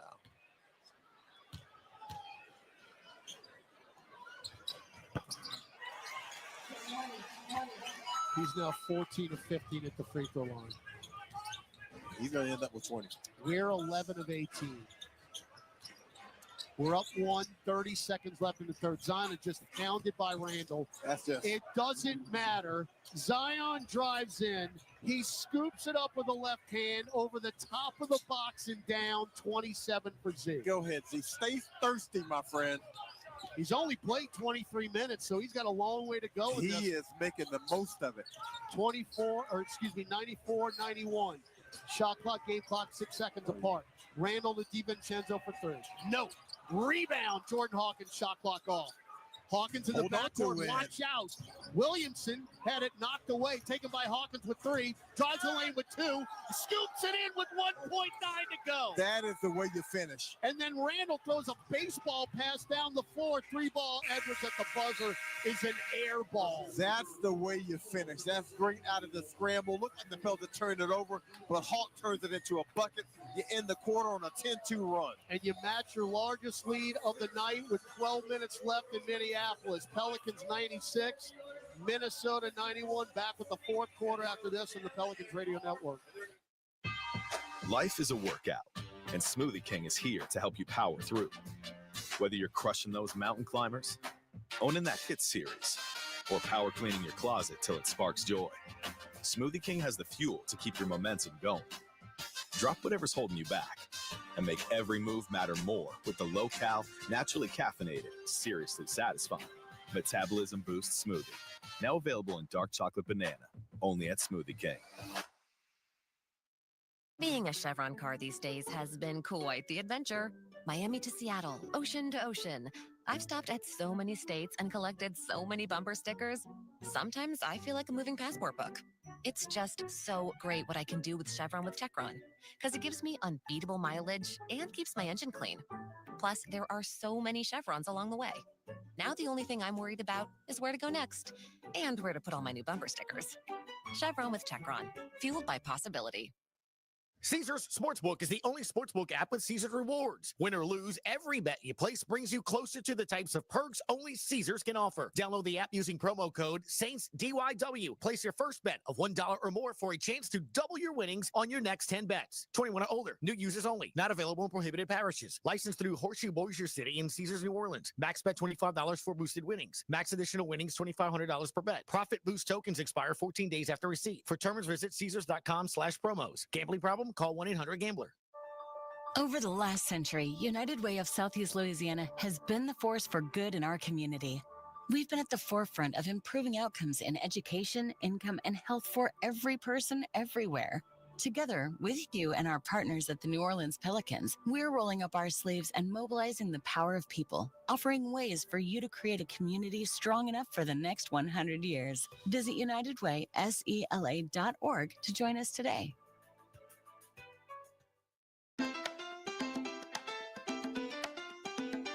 This is Jose Alvarado, and you're listening to Pelicans basketball on the Pelicans Radio Network.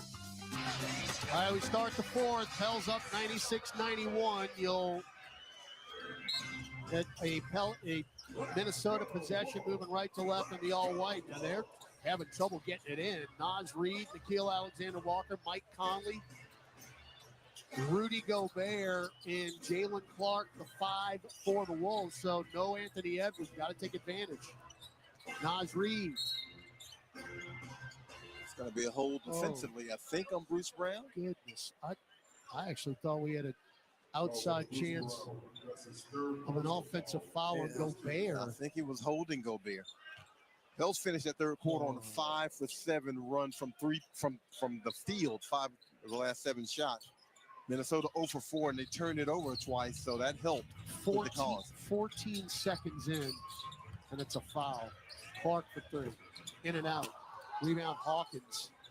Hawk 13 points, 6 now rebounds off the bench. Zion to Hawk, left wing 3. Rebound deflected to Bruce Brown. Brown in the lane, gonna back it way out. Set it up. Chest it over to JRE. Fake a 3. Drives dotted line. Cut off by Gobert. Out long Hawkins. You got to shoot. Hawkins with 2. With 1. Got to put it up. Desperation 3 straight away. Front iron. No good. Rebound JRE again is 8. Bounce feed to Hawk. Baseline jumper. No. Rebound on the deck. Oh, JRE almost came up with another one. Conley front court left. Conley. Get it to Reed up top. That's a shot. Too strong. Mr. Gobert got the rebound.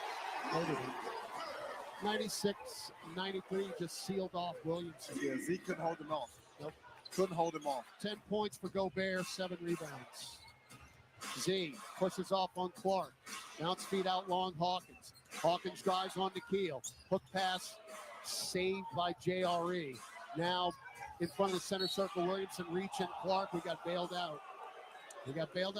Jalen Clark is trying his best. Yeah. He's trying to make an impression. He's a rookie, but he's just being too physical. I tell you what, Chris Finch might consider that, but he got a lot of arm. He's grabbing. He got a lot of arm. Yeah, he got some arm. But Clark, I've been impressed with the way he's played D. He's not giving anything. He hadn't backed down. Inbound to Carlo. Get it out long. Bruce Brown, left wing 3, wide open and splash. Oh, make him right. Make him right, Urban Cowboy. 3 threes for Brown, 10 points. And Carlo with the dip and the kick out pass. 6-point lead, largest of the night. Gobert, Euros in, no look to Clark. Underneath the hoop, you beat Hawkins. Rudy Gobert looking like a globetrotter because you're playing aggressive against him defensively. He just went no look. Now Bruce Brown had it stripped, got it back. Z went up and down. They didn't call it. Left corner, JRE spins, goes through the legs, high mid-range. They'll never make that. And then Gobert had it. Bruce Brown stripped it, but dribbled it out of bounds. JRE made a couple of moves there that I did not know was in his bag. Yeah, and he didn't finish up with the jumper. No, that's the thing. You're going to do all of that. You better make the shot. Yeah, that was some nasty stuff. And I mean that in a good way. Yeah. But then he bricked one from 10 feet. All right, 99-95 New Orleans, 9:35 to go in downtown Minneapolis. Nickeil up top, Naz Reid, kick it right corner, Clark, bump by Z. And a foul on Zion. Z thought he had cut him off. And Clark draws the contact. Fans with the Bronx cheer saying that, got bodied him up because Clark's been called for the fouls against Williamson. So they return the favor. Now Nickeil. He just walked. Falls back. Bricks it anyway. Rebound Makovich to Williamson. Zion, dump it off to Hawkins. Hawkins chests it over to Brown. Good closeout Nickeil. Now Hawk. No look to Makovich. Floats it up. Air ball. That's the Gobert. That Gobert doesn't get credit for a block, but he might as well have. Shot alterer. Now we're in deep trouble. Now we're going to call it really tight. Now we're in deep trouble. Jordan Hawkins just fouled Nickeil Alexander-Walker in the center circle. And I say deep trouble, you know why? That's 3 team fouls with 9:02 to go in the game. Yeah, that's really calling it tight. And if it's going to be that tight, If you're the Pelicans, you better be aggressive and take advantage of it on the other end. Conley to Reed, top of the key. Chest it to Conley. Olenek on him, just checked in. Don't let Shot him shoot clock that at 4. Step back 3. Rainbow, you know it. Don't let him shoot that You three. know it. He has doubled his average. Now Olenek, beautiful steal. What a pass, Bruce Brown, and a lay-in for Olenek. And again, Kelly doesn't jump. He's got Mike Conley pinned behind him, and all he has to do is lay it in. Speaking of lay-ins, there's Jalen Clark. See, here we go. You can't start letting them have easy buckets. It's 101-100. Yeah, I'm just not certain the Pels, as constituted, are equipped to go basket for basket. JRE, chest it to Hawkins. Kick Nisi. Hawkins steps to his right. Corner 3. Online air ball. Deflected, taken by Bruce Brown. Put it back up with 2. And in. Lucky break for New Orleans. Brown makes him pay. He's got 12. Kyborg ropes in a rebound, and he's able to get his second chance point out of it. New Orleans up 103-100. 11 second chance points for the Pels. Nikhil saved it from going out of bounds. Bad pass by Conley. Now Reed will pop a 3. You know it. Another lucky break. Well, now the unevening is happening from three-point range. We can't get a stop. 103-103.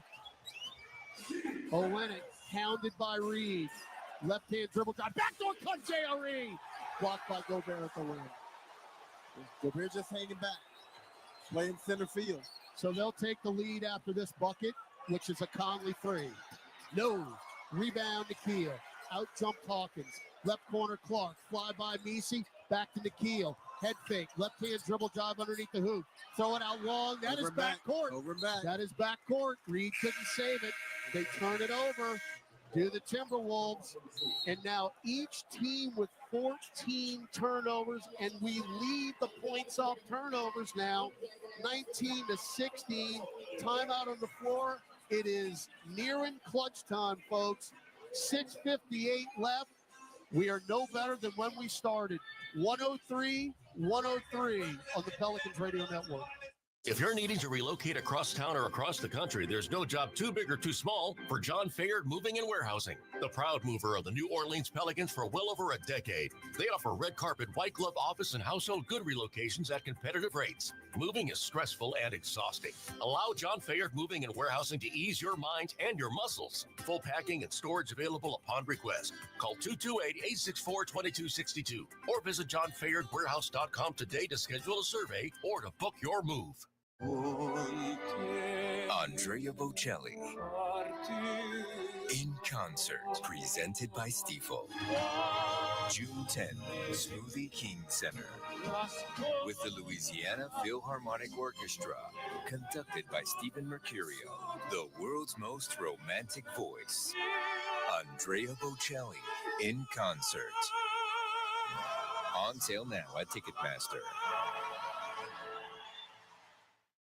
You can start a rewarding career as an emergency medical technician sooner than you think. The National EMS Academy, a division of Acadian Ambulance, can train you in just 12 weeks at their campuses in Alexandria, Baton Rouge, Covington, Lafayette, Lake Charles, New Orleans, and Thibodaux. Students who complete the class and pass the National Registry exam are eligible to work for Acadian Ambulance. Classes start soon. Learn more at becomeamedic.com. Welcome back to Pelicans basketball. Let's check tonight's NBA scoreboard. All right, welcome back, fellas. We got a good one in OKC, 128-97. The Thunder lead the 76ers. They're a bit of a surprise in San Antonio, 99-89. Spurs over the Knicks. A full scoreboard coming up after the game. All right. Thank you, Gus. Hey, if anybody out there wants to laugh, like really hard, go take a look at the Philly injury report tonight. I don't think the last thing that was that long was War and Peace. I mean, I've never seen anything like it. We're going to play them Monday night. That is going to be a very, very, very interesting game. Philly trying to see if they can get Bobby Jones out of retirement. Steve Nicks. I mean, Philly just doesn't have anything left. In this quarter, Pels 3 of 10 from the field, Minnesota 5 of 9. All right, Pels ball out of the break, tied up. Alvarado, Nisi, McCollum, Olenek, and JRE. 6:50 left. Alvarado's got it. Right wing, drives dotted line. Throw it to Eve. Finger roll. Got it with a right hand. Got the roll. Yes, he did. 10 for Eve. 105-103 New Orleans. We're nearing a clutch game. Minnesota's beaten us earlier this year in a close game, 104-97. That was in January. Naz Reid spins right in the lane. Throw it out to McDaniels, right wing three. Tip your cap. If that guy's shooting threes, tip your cap. I mean, that's a good play defensively by the Pels. I mean, Naz Reid is making the move, so you got to go guard him, and he forces the double team. Bad pass. Steal Edwards. Up the floor, Reid. Good closeout up top. Edwards. Bumped by Olenek. No foul. They're up 1, 5:55 to go. Edwards to McDaniels. Cross court to DiVincenzo. Bump. JRE drives in, floats it up and in. You want to, again, you're noticing something, John. We ain't stopping them anymore. No, you're not stopping them. No more defense. And if you're not stopping them, you can't afford to turn it over. 108-105. You got to keep scoring because there's no defense. Alvarado, stop, pop three, around and out. Uh-oh. Edwards, front court. Edwards, straight away, get it to Reid. Reid splits defenders. Push shot, around and out. You got to stop. Rebound, Robinson Earl. Anthony Edwards wanted that ball back. Why did he give it up? McCollum, around a Misi pick. DiVincenzo just hounded him. Hook pass to Misi, back to Olenek. Another pick, Eve. Olenek at the dotted line, cut off. Bounce feed, deflected back to Olenek, and he knocks down a top of the key jumper. No assist given. That's just foul money. They deflect that back to Kelly, and Kelly with the KO jumper. Olenek with 9. Down 1, 4:45 to go. DiVincenzo fouled. I don't know if we're going to have enough defense to win this game. At this rate, no, because they're scoring unless they turn it over just about. So at this rate, no. I mean, you got to be able to get some stops. DiVincenzo's got 8 points. He's 79% from the free throw line. Clang. Hey, they missed one. It's only their 29th attempt. So they'll hit the 30 mark right here. We've got 18. No comment. We are minus 14 in makes. Now, and we're down 1. These are, I mean, I would not argue with just about all of them. You know, it's hard to, but you got to be able to defend without fouling. And Alvarado to McCollum. Left block. Doubled. Pop a mid-range. No. Tipped up. Olenek got it. Push shot back up and in. Old man game. Oh, Kelly is the hero in this one so far. Coming up with some offensive possession. First off the deflection, and that time off the offensive rebound. 13 second chance points for New Orleans. 11 overall for Olenek. We're tied at 109. 17th tie of the ball game. Reid misses a lefty layup. Rebound McCollum. You can take the lead with a bucket. CJ down low. Eve fly. Foul. Got a break. That's a great pass. Got a break. That's a great pass. DiVincenzo is not arguing this. Chris Fitch will not challenge it. They're going to call this on. Yeah, it's on DiVincenzo at second. Now, can Eve Misi make him pay? He has struggled all year long at the line at 64%. I mean, that's a good whack. I mean, this is a really good hard foul. Now, Zion's at the scorer's table. He's going to play the last 4 minutes. Well, you did what you accomplished the assignment. You stayed at least even, and now you have the lead with him coming back on the floor. Free throw is good for Misi. He's got 11 points. Z in for Jose. And Eve says, you know what? You ain't going to get no chicken off me. Got the bricking for chicken promo here in the fourth quarter. Philadelphia has bricking for chicken. Yeah, he says you will be chickenless off me on this one. Come on, Eve. Second. You'll Rebound Olenek. Got another opportunity here. Out long, Bruce Brown. Brown around Misi. Drive. Bounce feed to Eve. And he missed another dunk. But he got fouled. Yeah, drew the foul from Rudy Gobert. Dunk, please? He just got to finish it. He fouls him down low. He has a chance to finish up top.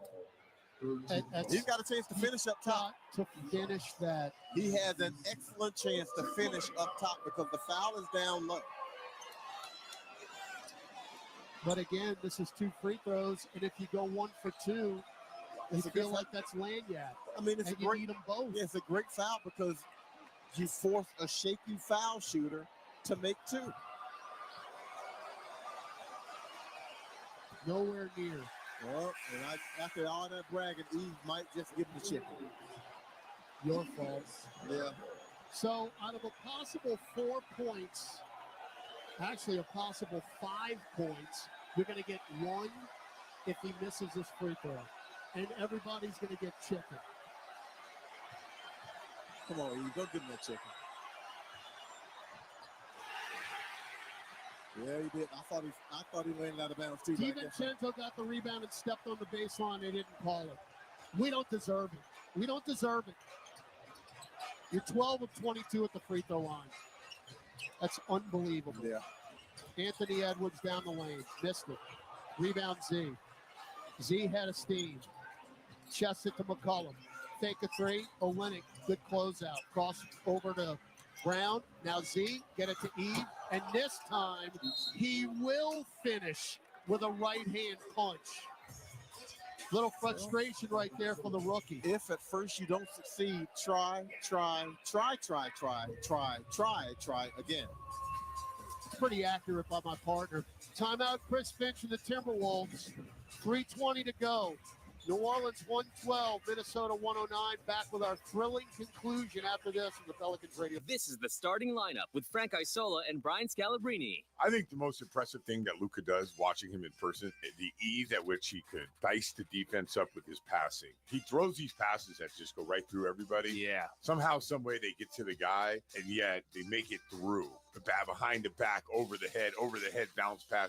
He's a brilliant passer. Catch the starting lineup weekdays 7 to 10 Eastern on Sirius XM NBA Radio Channel 86 in the car and anytime you want on the Sirius XM app. Embrace the power. Start your engine. And speed of the NTT IndyCar Series on Sirius XM. Side-by-side battle, the start-finish line. Alexander Rossi goes to P1. Hear every thrilling moment of the 2025 IndyCar season, including the greatest spectacle in racing, the Indy 500. The green flag flies. They reach the yard of bricks. The season rolls on Sunday afternoon at 3 Eastern with the Thermal Club IndyCar Grand Prix, live on IndyCar Nation Channel 218 and the Sirius XM app. This is the Grateful Dead channel. We can do anything we want. Join the long, strange trip. I need a miracle every day. Hi, this is Bobby Weir. I'm Bill Kreitzman. This is Mickey Hart. On the band's exclusive home on Sirius XM. We do it for those moments of amazing stuff. Touch up the rain. The Grateful Dead channel, Sirius XM 23, and at home on your phone, computer, Alexa, TV, or other internet-connected devices. NBA Radio on Sirius XM is available on your connected devices. Listen at home anytime you want with Amazon Alexa, Google Assistant, or however you stream in the house. Games this year, including a win last week against the Clippers, who, by the way, beat Cleveland last night in L.A. The Pels, who have just 6 wins on the road this year, have an opportunity now with 3:20 to go, and you're up 112-109. Well, Pels are on a 7-1 run. I'd feel a lot more secure about them being able to hold on to this lead if they can make a few more free throws. Correct. The 12 of 22 from the foul line. Minnesota 26 of 30. So if it's going to be a free throw shooting contest, you don't feel good about that. Now, otherwise, Pels are shooting 53% from the field. 53%. And have outscored them 50 to 36 in the paint. Is there anything more contagious than free throw shooting? Nothing. You start making them, everybody makes them. You start missing them, it doesn't matter who steps up there. And Pels are 7 of 17 from the foul line since the first quarter. And again, we're moaning and groaning because we weren't getting to the line. Now we are getting to the line, and you can't make them. Well, think about you make 5 more, and you're up 8. And that's not an automatic win, but it's breathing room. You got room for air. But they had to have called another timeout. Yeah, I guess somebody called another timeout. Pelicans. Okay. So that'll give us a chance to reset things. 3:20 left. New Orleans up by 3. We've got 3 timeouts left. Minnesota's got 2 left. We're out of fouls to give. They've got 1 foul to give. Leading scorer, Zion Williamson, who's got 27 points in 27 minutes. Well, you're playing through Z. I mean, that's the obvious thing. Whew. You're playing through Z. He's got a point a minute. Hey, He's John, got 7 assists. We got 6 in double figures. Again, how you're going to make up the Trey Murphy absence of 25 points, you spread it around. Yeah. Everybody who has played tonight for New Orleans, and that is 9 deep, have at least 5 points. Well, you have to be able to do that. And look, this is a great bounce back for a team No that doubt. was emotionally regardless of what happens. whipped. Regardless of what happens. When you heard Willie Green's pregame presser, they're still not over it. All right, Edwards for 3. Okay. How does I mean, I could have told you that. How does that happen? He's got 28. That's a wide open look for a guy who shoots 10 threes a game. We took a timeout for that. Zion through 5 defenders, missed the layup. And he felt like he got fouled. Didn't get the call. Got to get back on defense. All right, so Minnesota will take the lead here with a bucket. And I bet you Anthony Edwards is going to take the shot. It's a clear out for him. Crosses over Z. Z with a strip. Z with a foul. Anthony Edwards back to the line. Z is vehemently discussing why he didn't get the same call on the other end. Meanwhile, Anthony Edwards going to the foul line to shoot Minnesota's 31st and 32nd free throw of this game. The good old days of your 3-point lead at the timeout, that is gone. Anthony Edwards will score all 5 points after he makes these 2. You'll be down 2. Free throw good. So Edwards will have 30 points after the second one is knocked down. As Alvarado will check in for Nisi. And Edwards is going to be shooting his, 18th free throw? 17th? 17th right here. And he ain't done. Missed it. Wow. Got a break. Rebound Z. Start. 113, 112, Minnesota. 2:30 to go. Minnesota cannot afford to lose this game. Zion, bounce feed to Jose. Give it back to him. Shot clock at 5. We're going nowhere fast. Jose around Olynyk. Throw it out in the corner. Brown, no dip 3. Are you serious? Are you serious, Cowboy? Riding Cowboy. In front of our bench. He's got 15. 4 made threes. Bruce Brown is 4 for 6 from 3. We're up 2. 2 minutes left in Minnesota. Edwards up top, guarded by Z. Shot clock at 3. He's going to rise up or he's going to drive. He's going to spin. He's going to float it up. And no! Rebound. We got a loose ball foul on us. Yeah, Bruce It's Brown. on Bruce Brown. Holding Julius Randle on the rebound. 4 on Brown. So you don't get the stop because you didn't rebound it. Hey, Randle had possession. Yeah. So Randle, 16 points. These will be his first 2 free throw attempts of the night. He is 81%. He's had 243 makes. In and out, back. Are you serious? Hey, man. Oh. They've been to 18 and 51. They've been to the free throw line 34 times. And we're going to be tied if he makes his free throw. The Pels have just given an unbelievable effort tonight.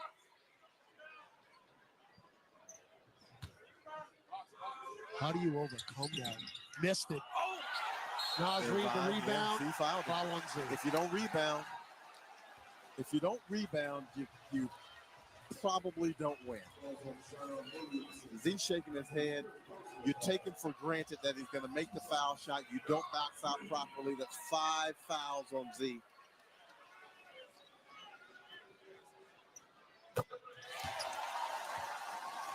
We're tied up. Yeah. That's 2 offensive rebounds on this possession that get them to the tie and possibly the lead. 18 and 51. Just a second. Hey, can we rebound it? We do. I mean, they are saying, here you go, Pels. They're trying. Win the game. They're trying. 1:15, 95 seconds to go. Williamson, left corner, Olynyk. Got Reed up in the air. He'll drive. He will lay it in. Oh, man. Olynyk went baseline. He got contacted twice. Olynyk's got 13. 2-point lead. Pels, 1:20 left. Edwards center circle. Picked up by Z now right wing. Gonna back it out with 7. Gonna drive with 6. To the rim. Missed it. Rebound Olynyk. Watch out. Outlet pass to Alvarado. Kelly Olynyk coming to the rescue. 8 points in the quarter. Give it to Z and get out the way. Now Z up top. Jessup right corner. Brown for 3. It was online. Online. That was the ball game. And that's a quick shot, though. He's going to the rack. Randall dotted line. Right corner Reed for 3. No. Rebound McCollum. You're in no hurry now. Bounce feed to Brown. Get it to Z. Put the ball in your hip. 15-second shot clock. 34 seconds game clock. Minnesota won for its last 7 from the field. You get a bucket, you can win the game. McCollum steps back. Right corner Olynyk. Olynyk one-on-one with Reed. Drives with 2. With 1. Teardrop Bruce Brown brick. Rebound taken by McCollum. Back it out. Back it out. Bounce feed Alvarado to Z. Hangs. Lays it in. Where's the lays and one? It in. With 13.6 seconds left. Where is the and one? Doesn't matter. We would have missed the free throw anyway. Furious. Doesn't because matter. He doesn't get the call. You're up 4 with 13.6 seconds. And somebody just yelled fire at the Target Center. They are streaming for the exits. Absolutely sprinting out of here. Well, they are obviously ticked off that a team that is jockeying for position, playing an 18-win team, is in this position after it gets to the foul line 30-plus times. And you're right. There should have been a foul, but again, the way we shot free throws, yeah, but still, I'll take it. No, I get it. I get it. I get it. By the way, Zion's got 29 points in 30 minutes. Of course. Of course. I mean, look, he is the most impactful guy on the floor. No doubt. Every time he's on the floor. And I don't care. Even Detroit wins by 46. Z's got 30 points in that game. They can't stop him. He is the most impactful guy on the floor. All right, Minnesota's got 1 timeout left. They'll advance. The Timberwolves have 1 field goal in the last 5.5 minutes. If you get 1 more stop and a rebound, you win the game. Hey, you don't even need to stop. All you need is to not turn it over and to make your free throws. One of those is both of those has been really shaky. Now, you can give up a 3. It's a 2-possession game. You'll still have the lead. Yeah. You're up by 4 with 13.6 seconds left. Conley on the left hash mark. Get it into Reed, back to Conley. Conley chests it to Edwards. Fake a 3, take a 3. Brick, long rebound, C. That's going to do it. That'll do it. That is going to do it. That will do it. Randall with the foul. And I mean, the rest of the people who did not leave earlier. Oh, my heavens. Are literally sprinting for the exits. That is an unbelievable win, and that is a brutal loss for the Timberwolves. All right, we did not. That was not our 5th foul. They actually had 1 to give, so we'll take a timeout and advance the ball.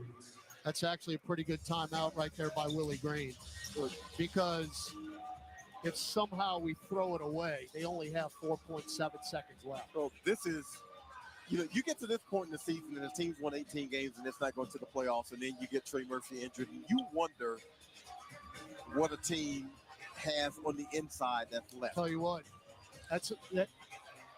because look, we haven't had many wins this year, John. No. We've got 19 of them. That ain't that many. This might skyrocket to the top. Absolutely. If you consider everything that has happened. Absolutely. I mean, because you're talking about a depleted team that not only doesn't have what it needs physically, but emotionally is spent, just totally spent.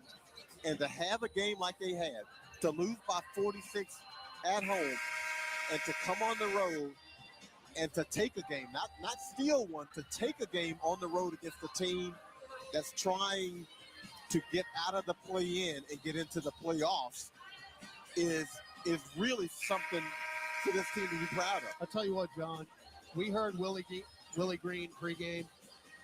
That was a man who was just beside himself because everything has completely gone wrong. He might break down in the locker room. Look, there was a man who was whipped. Just whipped. All right, we got to inbound it. You know how that's been. You can afford to turn. You can actually afford to turn this one over. Throw it in the backcourt to McCollum. He's going to dribble it out. That is unbelievable. There's your horn. And the Pelicans will taste the sweet fruits of victory in downtown Minneapolis. Your 7th road win of the year. Wow. Final score, New Orleans 119, Minnesota 115. Pelicans now, we're not going to have the stigma of the worst record in the history of the franchise. We just kept Dan Dickow in history. Yeah, that's where he belongs. We're 19-51. And again, that is a horrible loss for Minnesota, who drops to 40-31. That's a them problem. I am just so proud of this team. And after all of that not being able to get the stop, Minnesota finishes 1 for 8 from the field. The Pelicans 6 of 10 from the field down the stretch. And just really an amazing finish for the Pelicans to be able to shake it off. Couldn't get stops for one period of time and able to shake it off and win a game on the road that really proves a little bit of fortitude. On the headset, Bruce Brown, 31 minutes, 15 points, 7 rebounds, 6 assists, 4 of 7 from distance. Hey, Bruce, congratulations, man. Look, I know you haven't been here that long, but after what happened on Monday night and the devastation mentally for this entire team, and for you guys to come on the road against a team that desperately needed a win, and for you guys to pull it out, that's the best win of the season. Yeah, definitely. I mean, obviously it's tough losing one of our better players, right, in extreme circumstances. And that took a toll on us during the last game, especially me. I got tossed. I can't be doing that, especially when one player is down. But we came out, we fought, we stayed together. We shared the ball today, and I think that was the biggest thing, and everybody knocked down open shots. Bruce, what were you guys able to do down the clutch? Because you turned it over a ton in the first half, and then you were able to shut down the turnovers and step it up defensively. You held them to 1 of 8 from the field down the stretch. Yeah, we were getting stopped. And they were turning the ball over, too, in important situations when they made us miss. But getting stops at the end and getting the ball to Z, letting him make plays, and then playing off him, that's our best offense right now. Got to ask you about Z. He is the most gravitational pull player in the NBA when he's on the floor, and he dominated this game also. Just what do you see from him, especially when you guys are able to play offense? Yeah, he's being super aggressive. So when he's aggressive, that opens shots for us, and we just got to be willing to knock him down. We know the ball is coming at some point, but when he's scoring, nobody can stop him. When he's aggressive, nobody can stop him. So just keep feeding him the ball and get out the way. You know, Graf, obviously you got emotional loss with Trey, but you're able to compensate for it with 6 guys in double figures and another guy with 8 points. Just talk about sharing the basketball, because that's what it's going to take for this team when you lose that many offensive weapons. Yeah, when Trey's scoring 20 points a game, you got to find it somewhere else, right? So Hawk came in, gave us great minutes. Carlo, everybody who played, they played extremely well. We played them within our role. We knocked out open shots, and that's what we need to do every night. Yeah, that's going to be the key, Bruce, the rest of the season, because as you well know, the rest of the way, everybody who you guys are going to play, they're either fighting for a playoff spot or they're in the top 6. So the energy you guys brought tonight has to happen every night. And then I've been in those teams who are fighting, and then the games, like when they play us, they're down. There's no energy. So we got to take advantage of that. Great to have you on, man. Enjoy the day tomorrow. We'll see you on Friday. See you. That is Bruce Brown. Hey. Hey. I don't know what to say, John. That's an unbelievable win. It really is. I mean, and this is not hyperbolic, folks. To see this team the way it was after Trey Murphy went down, this was a broken team. Already losing, already not going to the playoffs, already in the lottery, and really the energy and everything else, all the emotion sapped out of this team after Trey Murphy goes down.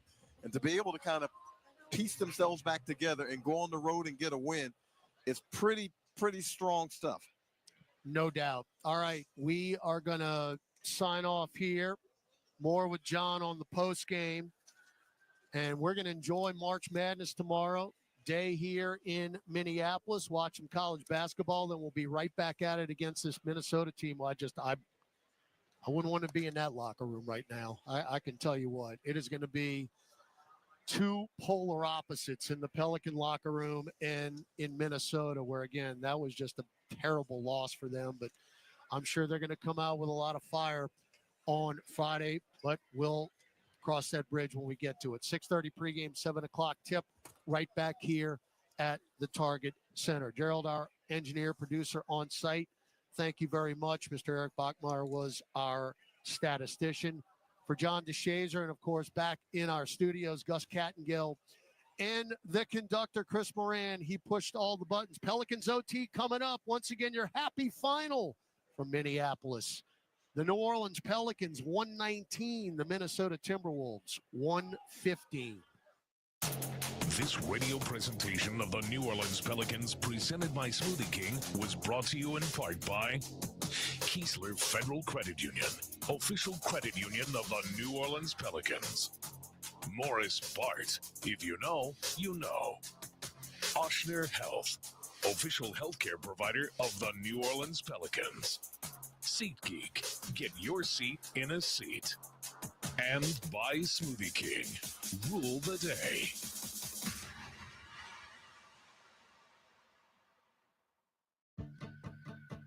Entergy Louisiana is strengthening our power grid from Lake Charles to Baton Rouge, Metairie to Monroe.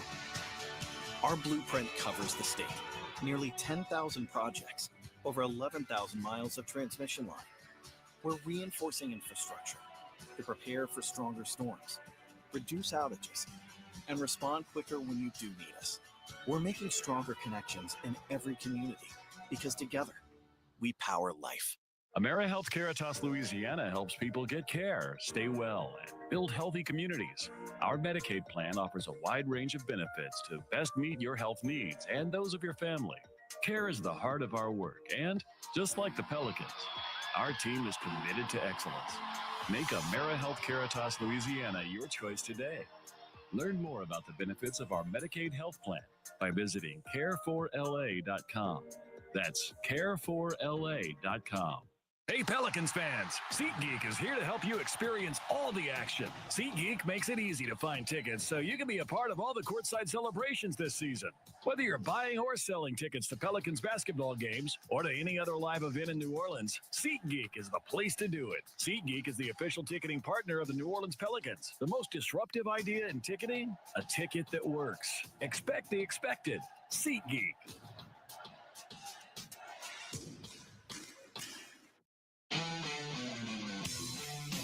Tonight's power play of the game is brought to you by Energy. Energy, we power life.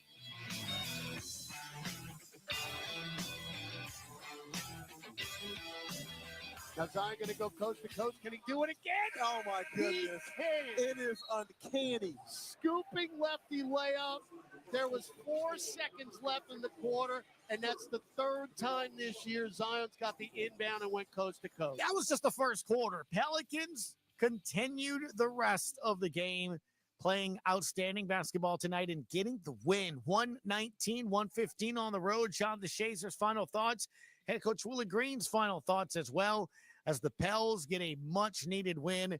An outstanding performer, Zion Williamson, with 29 points in 30 minutes, 12 of 16, 8 assists, 5 boards, 3 steals. We'll get into all of that when we come back.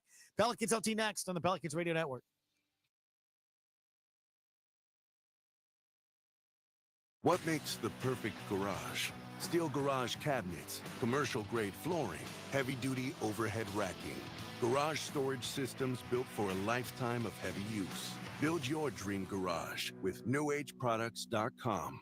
Injured at work? Don't let your recovery get delayed by endless paperwork. LA Health Solutions specializes in workers' compensation and DOL, providing expert care that gets you back on your feet quickly and safely. With convenient locations across Louisiana, we offer personalized treatment plans and handle the insurance process for you, so you can focus on what matters most, getting better. Trust LA Health Solutions, your one solution. To help you heal and return to work, visit lahealthsolutions.com or call 844-496-LAHS today.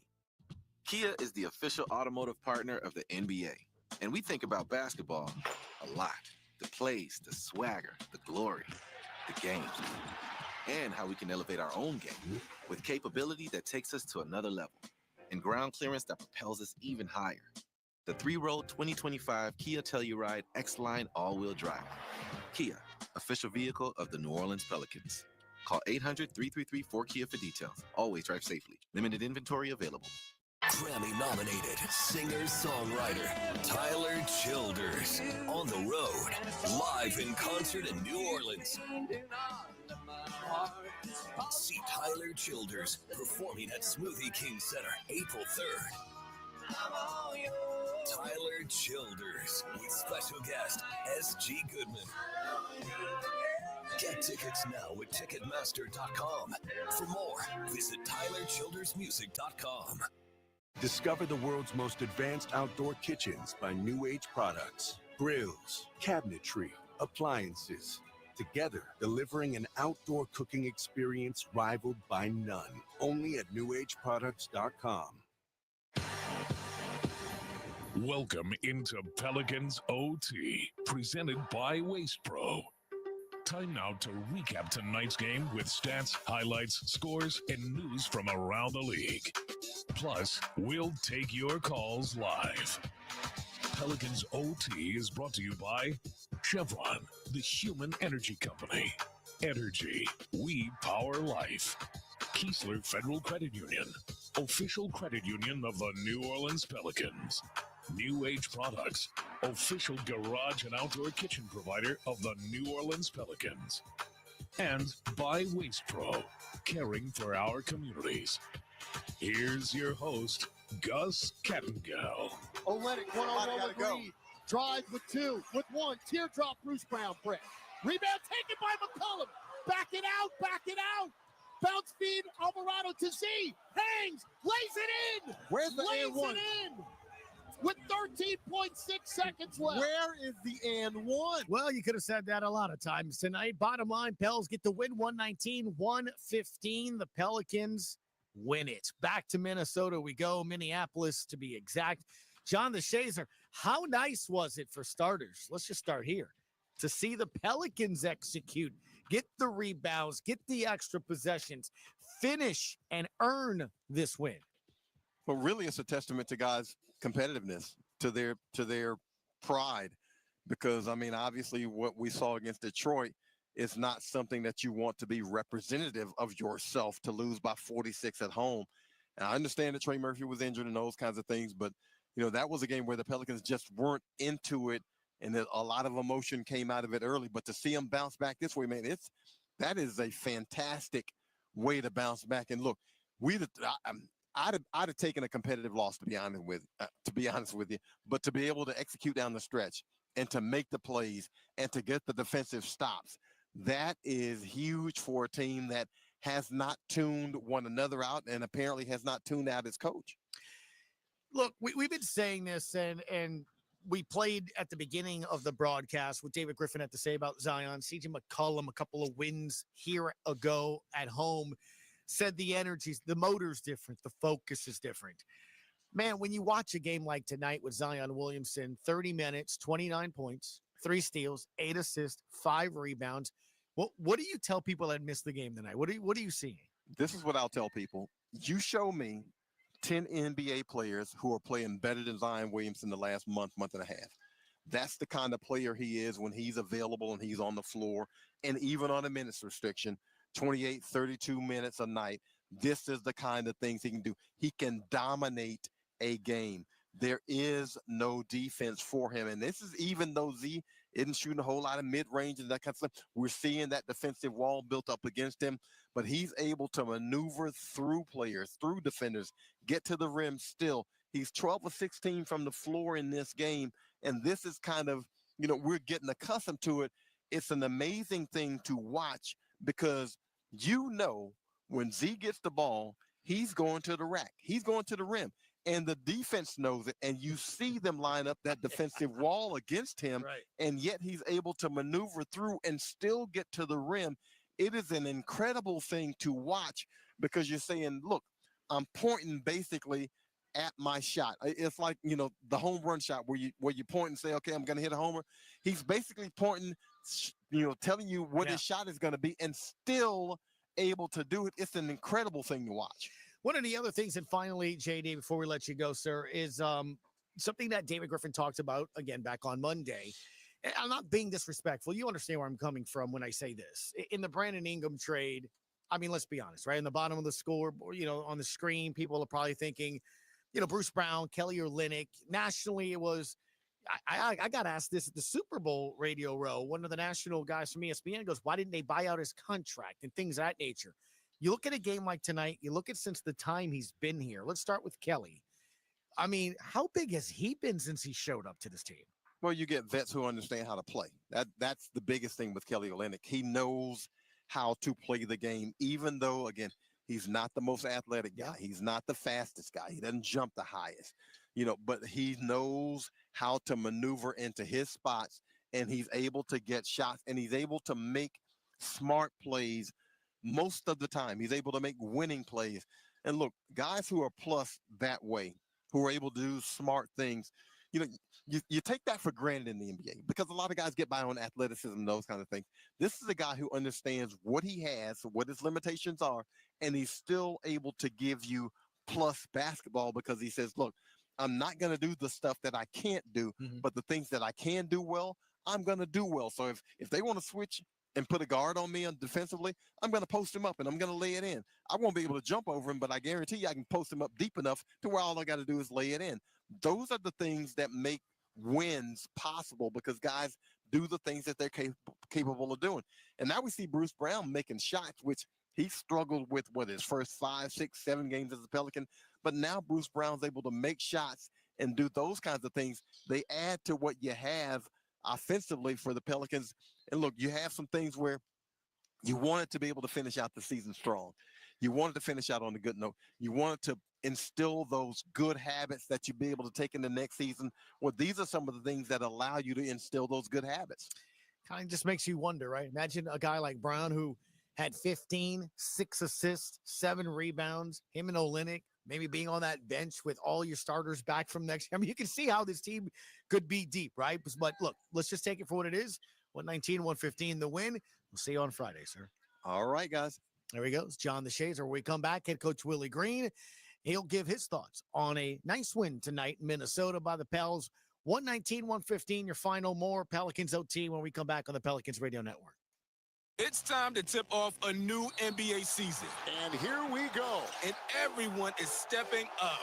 Living legends and shooting stars are rising up. Defying gravity. Super fans, courtside fans, and screaming from the rooftop fans are revving up. With the whole basketball world going up, the only question is, who's going to make it to the top? Oh! Kia NBA tip-off begins October 22nd on ESPN, TNT, and NBA TV. You can start a rewarding career as an emergency medical technician sooner than you think. The National EMS Academy, a division of Acadian Ambulance, can train you in just 12 weeks at their campuses in Alexandria, Baton Rouge, Covington, Lafayette, Lake Charles, New Orleans, and Thibodaux. Students who complete the class and pass the National Registry exam are eligible to work for Acadian Ambulance. Classes start soon. Learn more at becomeamedic.com. Drivers who switch and save with Progressive could save hundreds. With that kind of money, you could go big time and skip the regular line at the airport and pay for speedy security. Imagine not having to quickly unpack and pack at the place you already came packed to. And wearing your shoes the whole time you're there? You can't put a price on that kind of luxury. Well, actually you can, and you paid for it. Switch to Progressive and you could save big time for speedy security. Progressive Casualty Insurance Company and affiliates, not available in all states. Potential savings will vary. Are you ready? Creed. By overwhelming demand, the Summer of '99 tour returns. Saturday, July 26th, Smoothie King Center. With special guests, $3 down. At Mammoth WVH. Tickets on sale now at Ticketmaster.com. Creed returns. The Summer of '99 tour. Welcome back. What a game by your New Orleans Pelicans in particular. Zion Williamson, what a night for him. 29 points, 8 assists, 5 rebounds. Just play after play after play by the Pels to earn the win. Head coach Willie Green's on his way to the podium. There he is. I see him now. Let's go to it. And just the job that your guys were able to do against a very good basketball team to be able to hold them off there at the end. Yeah. Extremely proud of. I'm extremely proud of this group. Considering what we just experienced with Trey going down and, extremely tough loss on our home floor. The response tonight, it was fun. Proud of them. They executed on both ends of the floor for majority of the game, and that's what we're capable of doing. So it was great to see that carry over tonight. We've talked a lot about Z as a point guard, and even, when we're starting those big lineups, it's really Z at the one. Yeah, but for sure. It seems like even now he's taking the plays that he's able to see, the plays that he's able to make to even another level as a facilitator. A couple of plays tonight where he's moving guys around. Just where have you seen his development at playing point, basically?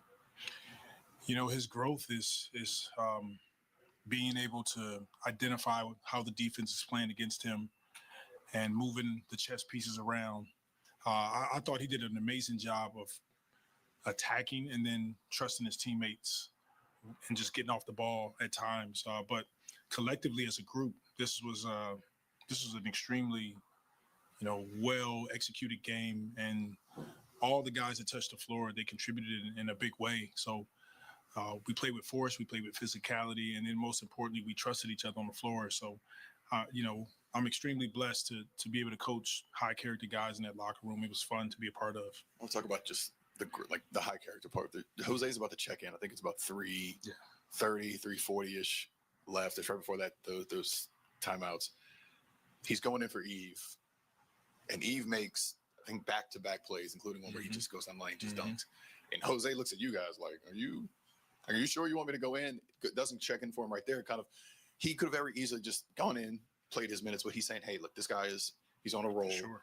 Just what is it like, even at this point in the season, even with the record, everything that's going on, to see guys thinking of their teammates in that way? That's important. That's important when you're trying to build good habits. It's important when you want to build momentum and use the platform that we're given to keep striving to be better. Jose was right there. I was standing right next to him, and he told me, like, no, I'm not getting him. Let him play for a couple more minutes. Eve had a putback and then a monster dunk. He looked at me. I looked at him. He's like, yep, give him a couple minutes. And that's the beauty in, having good teammates, having guys that understand, selfless guys. Jose is one of our leaders. And, yeah, it's just pretty cool moment. I think Kelly and Bruce have both kind of been finding their groove of late, especially, Bruce, I know we talked about him kind of finding his way as a starter, but able to come off the bench, I think, 15, 7, and 6 tonight. It seems like both of them are just feeling more comfortable about the day. Yeah, they are. They're both really good basketball players, high IQ basketball players, and they've played in big moments.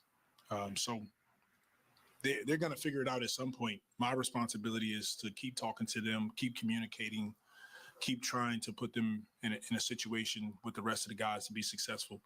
And that's kind of how we've been working moving forward. Anthony Edwards, I think, he has 29 points, but you look at him, he ends up going to the line 17 times. He's 5 of 19 from the field. What was working? I know it's just not one guy. There's no DeJounte, there's no Herb or anything like that now. But what did you think of the team effort on him to kind of slow him down as much as you could for him tonight? It was great. It was a great team effort. He's a heck of a player, man. The speed and strength that he has, the ability to shoot the ball, his ability to guard on the ball. But we understand that not one guy is going to have an opportunity to just lock him down. And he's going to touch the ball a ton, and he can score in so many different ways. So we just trying to continue to slow him down, throw different looks at him, make it extremely difficult for him. And you look at the stat sheet, he still had 29, 6, and 4. So that's what great players do. Head coach Willie Green. We'll be back to wrap things up tonight as the Pelicans win it 119-115 in Minnesota. Zion Williamson, 29 points in 30 minutes of action. He was dominant on the Pelicans radio network. This is old number 8, Archie Manning. Join me at Manning's Sports Bar and Grill with award-winning burgers, 24 beers on tap, craft cocktails, 13-foot mega screens, plus recliners. Manning's Sports Bar and Grill is where you'll catch me watching the games. Ready to be a legend of your own game? Head on over to Caesars for 24/7 action-packed gaming, where the tables are hot, the dice are fast, and the slots are generous. Remember, you can't win if you don't play. Must be 21 or older to enter casino and gamble. Know when to stop before you start. Gambling problem? Call 1-800-GAMBLER. Injured at work? Don't let your recovery get delayed by endless paperwork. LA Health Solutions specializes in workers' compensation and DOL, providing expert care that gets you back on your feet quickly and safely. With convenient locations across Louisiana, we offer personalized treatment plans and handle the insurance process for you, so you can focus on what matters most, getting better. Trust LA Health Solutions, your one solution. To help you heal and return to work, visit lahealthsolutions.com or call 844-496-LAHS today. I'm Clint Romig with Marsh McLennan Agency.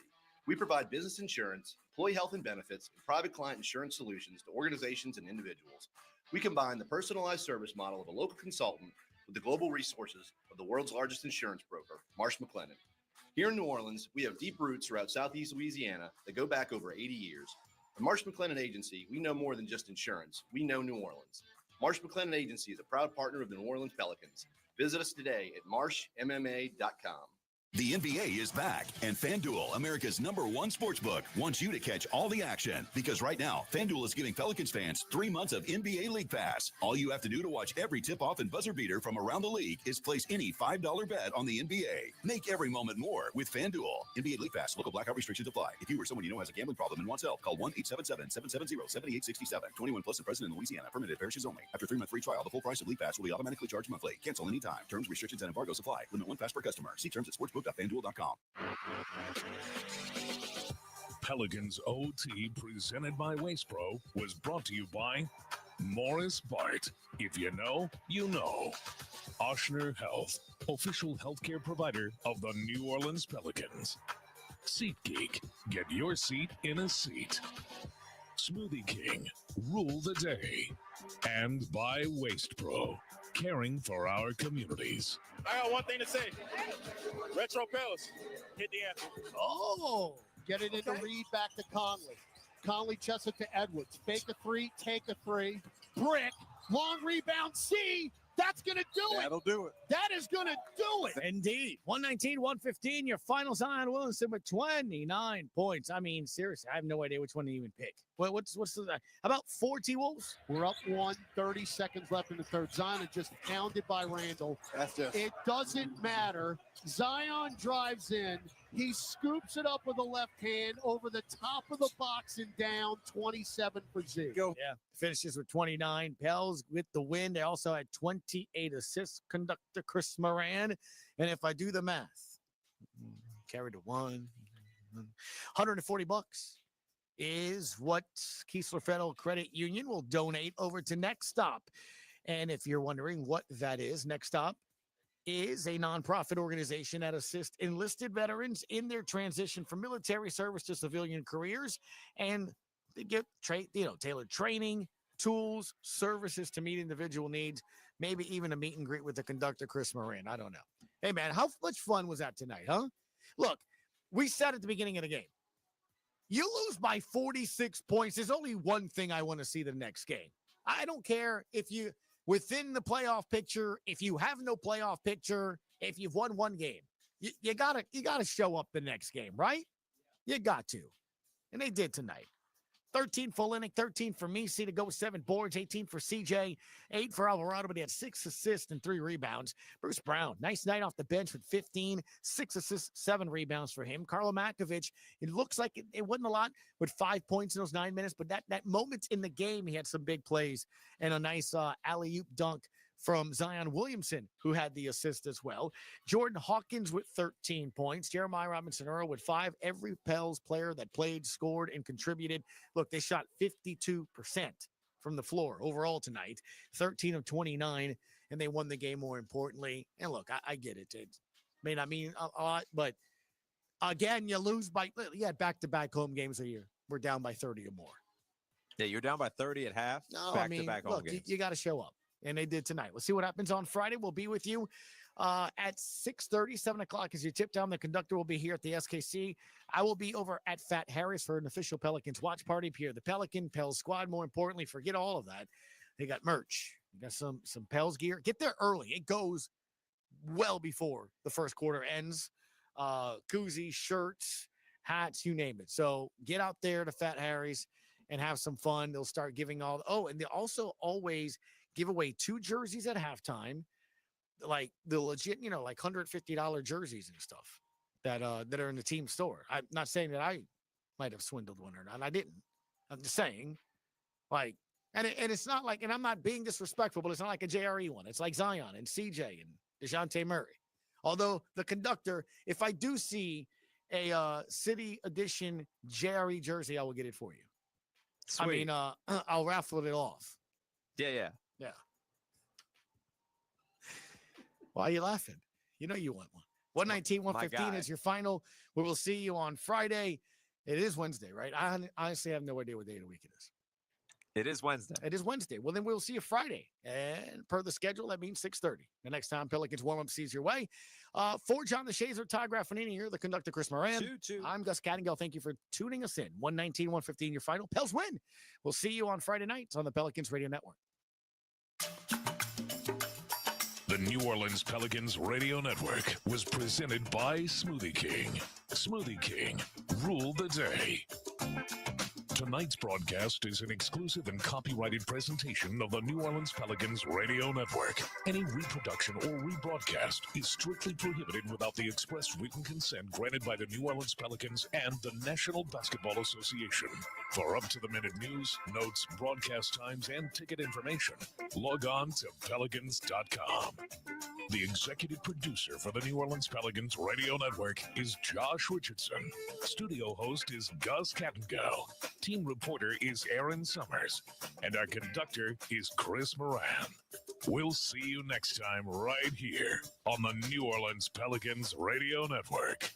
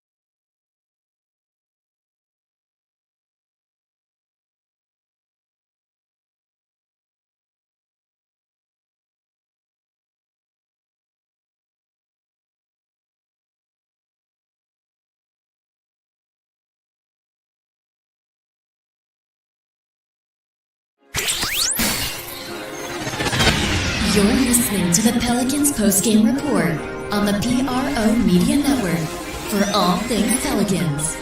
Perfect. Fly Pelican, fly Pelican, fly Pelican. And I tell them that birds of a feather flock together. Fly down, I'm a Pelican forever. Pelican forever. Ain't gon' lie, I feel flyer than I ever been. We stay ballin', this New Orleans, I'm a Pelican. It's going down in the nest, wild, wild west. Come in town and you best, show us some respect. 3-point threat, I better make it rain. If it's something, don't jump stupid like your ankle sprain. Always said, never hate the player, hate the game. Jumper where the dame late, punch a train. Post game, big Q, talking about business. Bird gang, YouTube, they ain't flocking with us. Lock up the division mission, get into the finals. Finish competition, then it's going win the title. I know this flyer than you can get. Such a threat that the refs just might call a tag.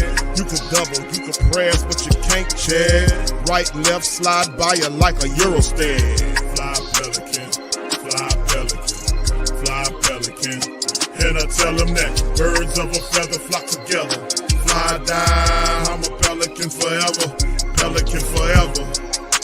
And never, and never, and never, and never, and never, and never say birds of a feather flock together. Yeah, fly down, I'm a Pelican forever, Pelican forever.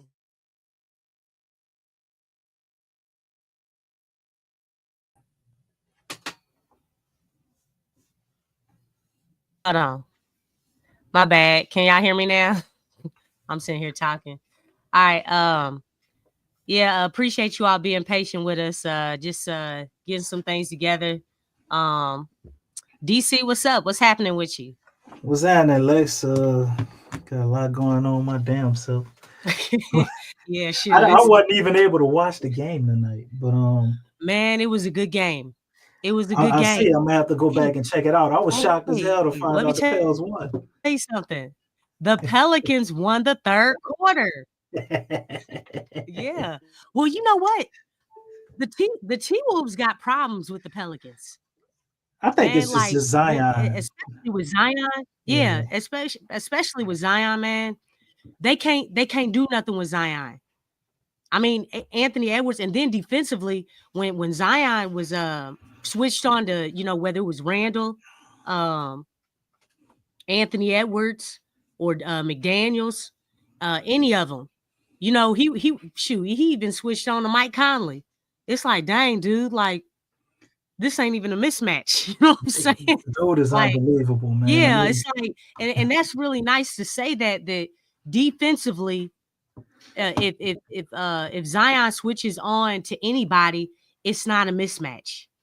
I mean, think about that. It's not a mismatch. I've kind of always felt like that, though, Lex. My only thing with Zion in his defense, I just always thought it was lazy.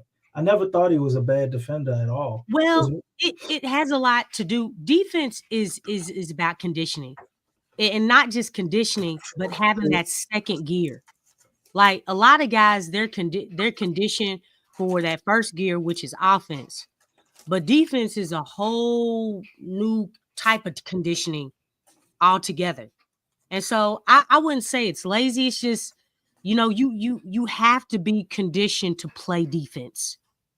You know what I'm saying? Like, because it's a lot of work. It's a lot harder on defense than it is on offense.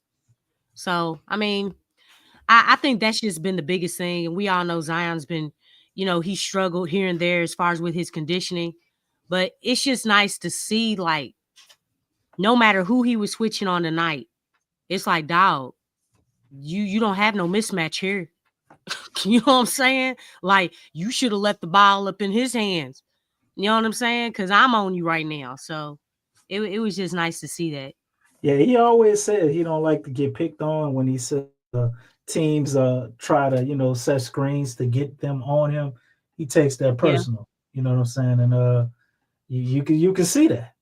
But Zion's always been an awesome defender, man, since he was a rookie. And we all saw what he did in college. And I say lazy because I'd only see it in spurts, He'd be times, even still now you see some plays where guess he's got to be smart too, with all the injuries and everything. Well, he might just let somebody blow by, not even really try to stop him, and just you gotta different understand little stuff. But looking at the grand scheme of it, it'll make sense. But it's a lot less now than in the past, and I always thought to me, it seemed like they were telling him, like, hey man, kind of take it easy out there on defense because of his conditioning. So yeah. And I think with Zion, he knows his body, but he also has to be calculated with his body because he is a big guy. Now, let me tell you something. His control, is like out of this world. Like, he's very aware of what his body is doing. And a lot of times being, at his size, it's so easy to be reckless. Mm-hmm. And you've seen that with some guys, like even like, guys, Shit, Julius Randle. Yeah. But Zion has amazing control. And I really applaud him for it, because that's his stop and go, his change of pace. Even when it looks like he may be out of control, he's still in control. We've seen many a times where he's gone to the floor, right?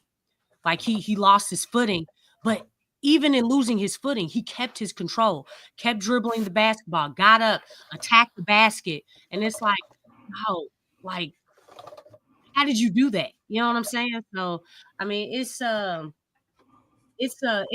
good stuff to see that from Zion, and just seeing that, hey, Zion is a legitimate two-way player, people. And shout out to you, Jaden. We see you over there. Appreciate you, your commentary. Thanks for being up in here. Sorry. Appreciate everybody who's still in here, because we was late as hell. So Yeah, we were. Yeah, we had some personal things going on, but appreciate y'all bearing with us and things like that, because it was a good win on tonight. Did you have any more comments, DC? I mean, my comments, I guess, before we get into the game breakdown is I was extremely pissed off finding out about Trey Murphy, and that his injury, to me, it looks pretty serious. Yeah, torn labrum. It's the same thing Herb Jones got, man. Yeah. And I don't know, it must have been maybe the last month and a half. I just kept looking at his minutes, like, why the hell is Trey playing 34 minutes? And I understand, like, it was a crazy situation when you look at it, but I see this. I get what you be saying about not wanting to have a losing culture. You know what I mean? And not wanting to be losers. But this type of shit is like my worst nightmare. Like, you're out there playing in a game that's like not meaningful, and you lost. I mean, it's probably good that it ain't Zion, but you lost, your second best player right now. And he not coming back for a while. That's 4 to 6 month recovery time in a game that didn't matter. So. Well, I mean, and think about it like this. I mean, who usually gets hurt the first 40 seconds within a game? Nobody, I mean, it's like that's very uncharacteristic. So it's not like Trey played like 2 quarters and got hurt. This dude played 40 seconds. But that's 40 seconds. There's an accumulation effect. It's like everything, your appliances, your cars, us, our human body. If you overuse things, or you utilize them more than you probably should, they wear down. And I understand. What happened to Kyrie? I mean, I totally get that. Shit happens. Because Kyrie played 40 minutes. They ramped his, because they needed him. They didn't have nobody else. Guys were injured. And a lot of times, as guys are getting injured and they have like small injuries, like sprained ankles or, a sprained pinky, just anything, you're putting a lot on any player, because that's what injuries does. And in their situation, they couldn't call up anybody from the G League or anything because of their cap space. So what do? You're playing a 32-year-old Kyrie Irving 40 minutes, which was like the most minutes within the whole league. He was playing the most minutes within the whole league, which is crazy. So it's like you're going for it and you want to, get that. But look what happens, with the Kyrie thing. And our situation, I think, is even worse because we're not going for it. So it's like, I don't want anything from this garbage ass season to impact next year more than it already has. And it's too late. I mean, all we have now is Zion and, God forbid, CJ get hurt, a horrible injury. You know what I'm saying? Like, we going to be rolling out a team next year while you miss 3 of your starters to possibly begin open night. Or if they do come back and play, they won't be at nowhere near at the level they're supposed to be. It'll probably take them, a month or so to get in the groove of things. And that's where the organization steps in. You have to make what they gonna do, Lex? I mean, what they've been doing? Absolutely nothing. Exactly. You know they ain't gonna do shit. Because they've already been doing nothing. At this point, it's like, dog, let's try to be proactive. Let's try to do something and have forward thinking. Like, you had all this time to figure things out, right? You've had all that time. I still feel like when I look at this roster, even with everybody healthy, I still feel like you're missing something. I still feel like you're missing another complimentary player that Zion can play off of, not just Trey Murphy. Trey Murphy, he's coming along. I'm not knocking anything because you have to think DeJounte is not going to be back. We need a point guard, Lex. Exactly. We need a point guard or a combo guard at the minimum. What I'm talking. No, not a combo guard. You need a point guard. But I'm, similar to kind of like with DeJounte, but probably someone who can create their own shot, but they can also play make. Because Zion needs someone who can play make for him so that Zion can get easy shots. Well, let me ask you this. Have you watched much Dylan Harper? Do you think Dylan Harper could be that guy if we get him with the second or third pick? Or that's too much pressure to put on a rookie? Let me ask you this. Are the Pelicans next season, are they trying to win? I don't know. I don't know what the hell they're trying to do. And I know they're gonna tell us they're trying to win, but that's why I'm asking these questions, because are you a win now team? If you're trying to be a win now team, Dylan Harper, nothing against him. Okay. Yes, if you get him, that's great. But you have to get a roster that's a win now roster. If that makes sense. And what would that look like? Because we can talk about this game or cover these statistics, but I think these things are more important.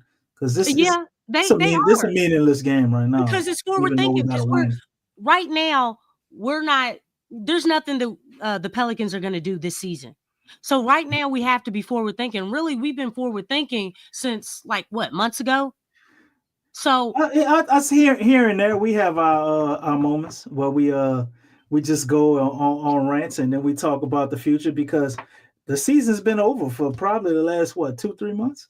Shit, the season was over after about 3-4 weeks into the season. Yeah, especially when you have, first of all, definitely Griffin Green. I'm gonna keep saying it. They need to go. They're not it. I don't want Griff to hire a new coach. If Griff is not here, Green is definitely not going to be here. So you get what do you call it when they're just not allowed to be a part of anything in the NBA at all? They need to be further than gone. They need to be excommunicated. Like they need exiled. There you go. Yeah. They need to be exiled. They shouldn't be allowed to set foot in another franchise and do anything. You know what? We can't worry about that.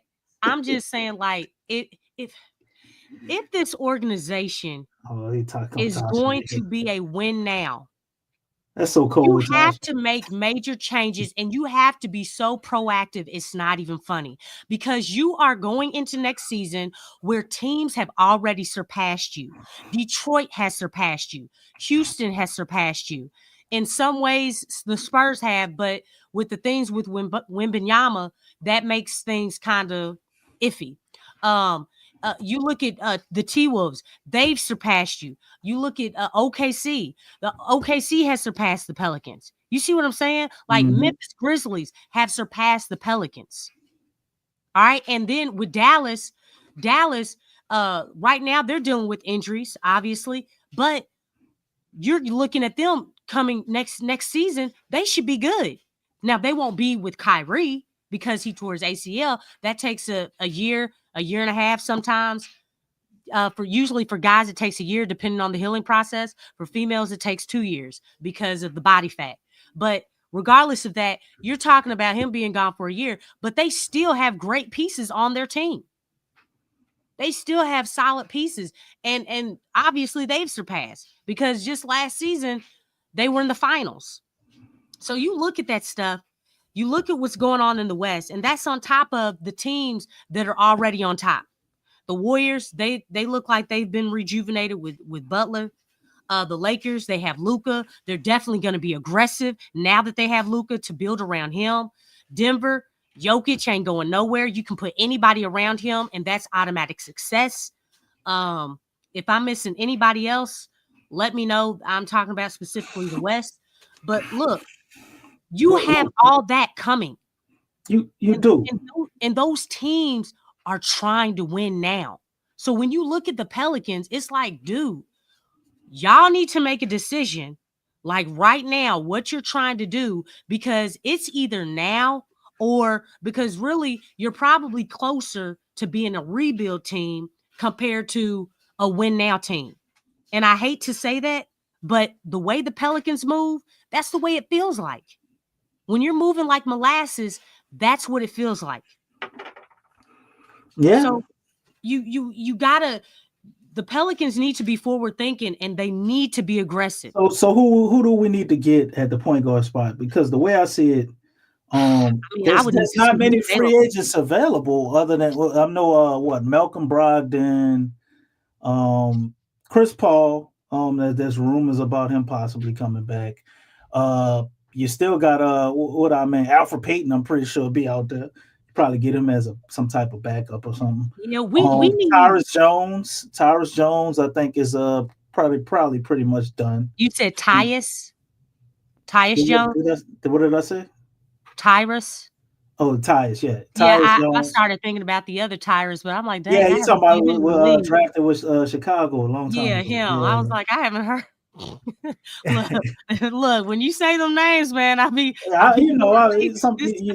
you know so many NBA players, man. Sometimes you misspeak a little bit, but Spencer Dinwiddie, is out there. To me, they don't really have any needle movers. It's almost like we gotta find that guy, like, or create a point guard. Like, are we gonna do it through a trade? I mean, it would have to be. I don't want to get, like I said, man. If you're in a win now, hey man, I'm really not trying to look for anybody else in the G League. You're right now. You're grooming Makovich, Messi, Antonio Reeves. I think he needs some more reps. I like Antonio Reeves. Reeves. I just really, as far as his fit, I don't know if he's really carved out a role just yet.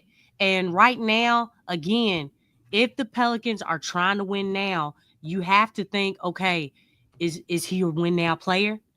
Because I feel like with Makovich and how he's coming along, Messi's been getting a lot of reps. I think in the offseason, Messi's going to put in some work, and he's really going to step up. He's going to have a big sophomore year, finishing around the basket, getting some power moves together, things like that, and be more consistent. Makovich, I think he's a nice piece. I think Makovich and Zion, they had immediate chemistry. It took some time for Messi and Zion to have some chemistry.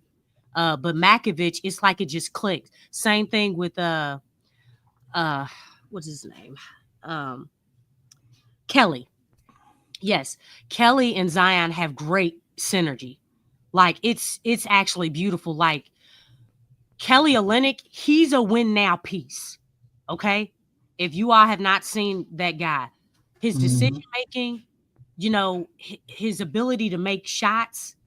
I mean, he's definitely like a key piece in that win now type mode. CJ, I'm not really sure what the situation is gonna be with him. If they would let CJ go, or if they I mean, he's still under contract for another year, so at the very least, I think they would have to trade him. I don't think they're gonna. He's not gonna get brought out for $33 million in a third. Yeah. And one thing I will say, like when CJ is playing that true two, and I'll give him props for this. He's a lot better. CJ is better. Like, he just does not need to be the main ball handler. And I think sometimes Willie Green is still trying to make him like one of the main ball handlers. And I'm like, no. He just needs to be a true two. And that's where he's going to flourish, where he makes good decisions and things like that. But again, I'm looking at that dude's contract and I'm like, man, we can open up a whole lot more if you move him, get some quality pieces. You know what I'm saying? Get a shooter, get somebody who can play make, maybe a two-way player. You still have Zion, but I don't know. You still need somebody to play make for Zion. Because see, Zion can play make for everybody else. That's not a problem. And see, that's my biggest thing is Zion having somebody to play make for him so that it's not all on him to create for everybody else. You know what I'm saying? Like, Zion should have, times where he can play off ball. You know what I'm saying? And someone taking that. We don't have anybody to pretty much make that happen. Or, you probably could do it with a really good coach or a nice system. Because I think we have guys that could facilitate enough to be able to, kind of run point on some plays. And Herb could do that. You know what I'm saying? I think his skill set is a lot better to be able to do that. I think Antonio Reeves might be able to do that. He shows me that he's an intelligent player at the guard position. But we'll never know what he really can do because this whole year, while we've been sucking, he should have been out there playing 20 minutes every game. You know what I'm saying? Because you should be trying to find out what you got. Yeah, I mean, that would be nice because I would rather see Reeves. There's no vision of Lex. They don't have Antonio. Okay. I would rather see Reeves than Jamal Cain. Like, right. I don't feel like Jamal Cain has it for me. Really, no. I would have kept Elfrid Payton. I think Willie Green sees a family member in him. He kind of looked like Willie Green a little bit. Yeah, he does. Yeah, so him and Hawkins. It's nepotism. They do have similar looks. It's kind of weird too. But somebody asked me who's the best point guard in the draft. To me, the whole package would be Dylan Harper, but I'm sure they got a few guys out there that might be, I guess, better facilitators. Like I know got a little cat, I think, at Gonzaga. He get a whole bunch of assists. I don't remember his name. But you got them 2-point guards with Auburn. But we don't know if they coming out. Able to shoot too.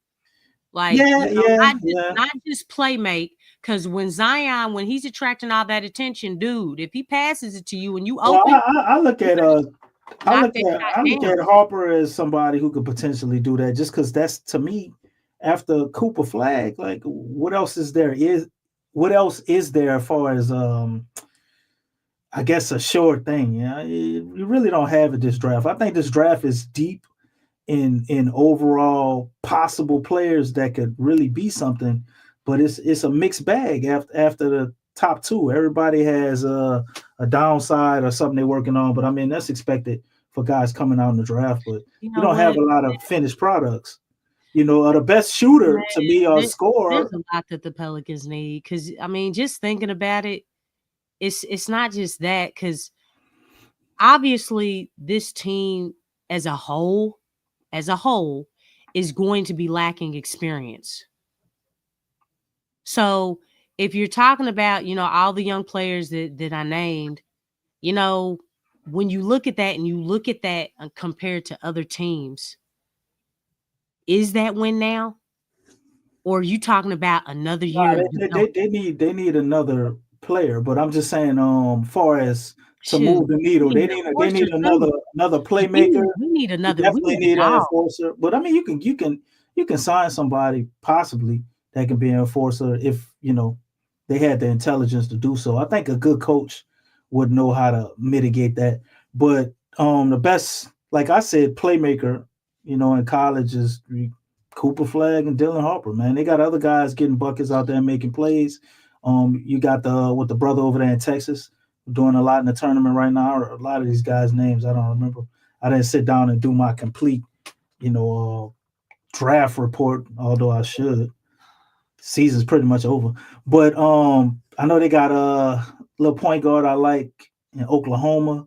He's really small though, but he's very athletic. Good facilitator, really can get downhill a lot. But the whole point of bringing that up with NCAA and just the draft, like we don't have these point guards we're gonna be able to get in free agency. You can look around the league, who wants to move, and I mean, what point guard is really gonna be on the trading block? As a win now situation. We're not giving up on DeJounte, fam. I think minus he's not going to be available. Yeah, he might be back at the beginning of the season, but he's not going to be right. No, he won't. He tore an Achilles. That takes every bit of a year, and he did that in January. You're talking about he has to heal up, be all the way 100, then he has to get back into conditioning, right? He has to get back. That takes time. You got to add the Pelican time on it too, Lex. Rehabbing an injury is not the same as getting in shape. It's important for everybody to understand that. Okay, that's not the same thing. When you're rehabbing, you're really rehabbing. Okay, after the rehab is over, like you're totally healed, you're good to go, you're ready to get back into conditioning. That may take a few months. Maybe even more than that. And you're looking at DeJounte, depending on the situation of the Pelicans, because it's going to be all up to the Pelicans to put themselves in a situation to make the playoffs. So DeJounte can come back by then and be ready by then. Y'all see what I'm saying? But as far as being back, he's not going to be back at the beginning of the season. I mean, that you're only talking about what? That he did that in January. Right. And September, I mean, that's 9 months right there. That's not even a year.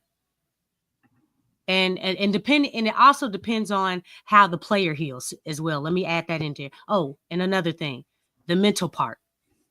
Anytime you're dealing with an Achilles or ACL injury, it does wear on your mental state. So that's very important as well within the injury. So we can't forget about that. So all those things got to sync up. All of them. Yeah. But we got to figure out though, as an organization, man, is how we gonna patch some of these holes.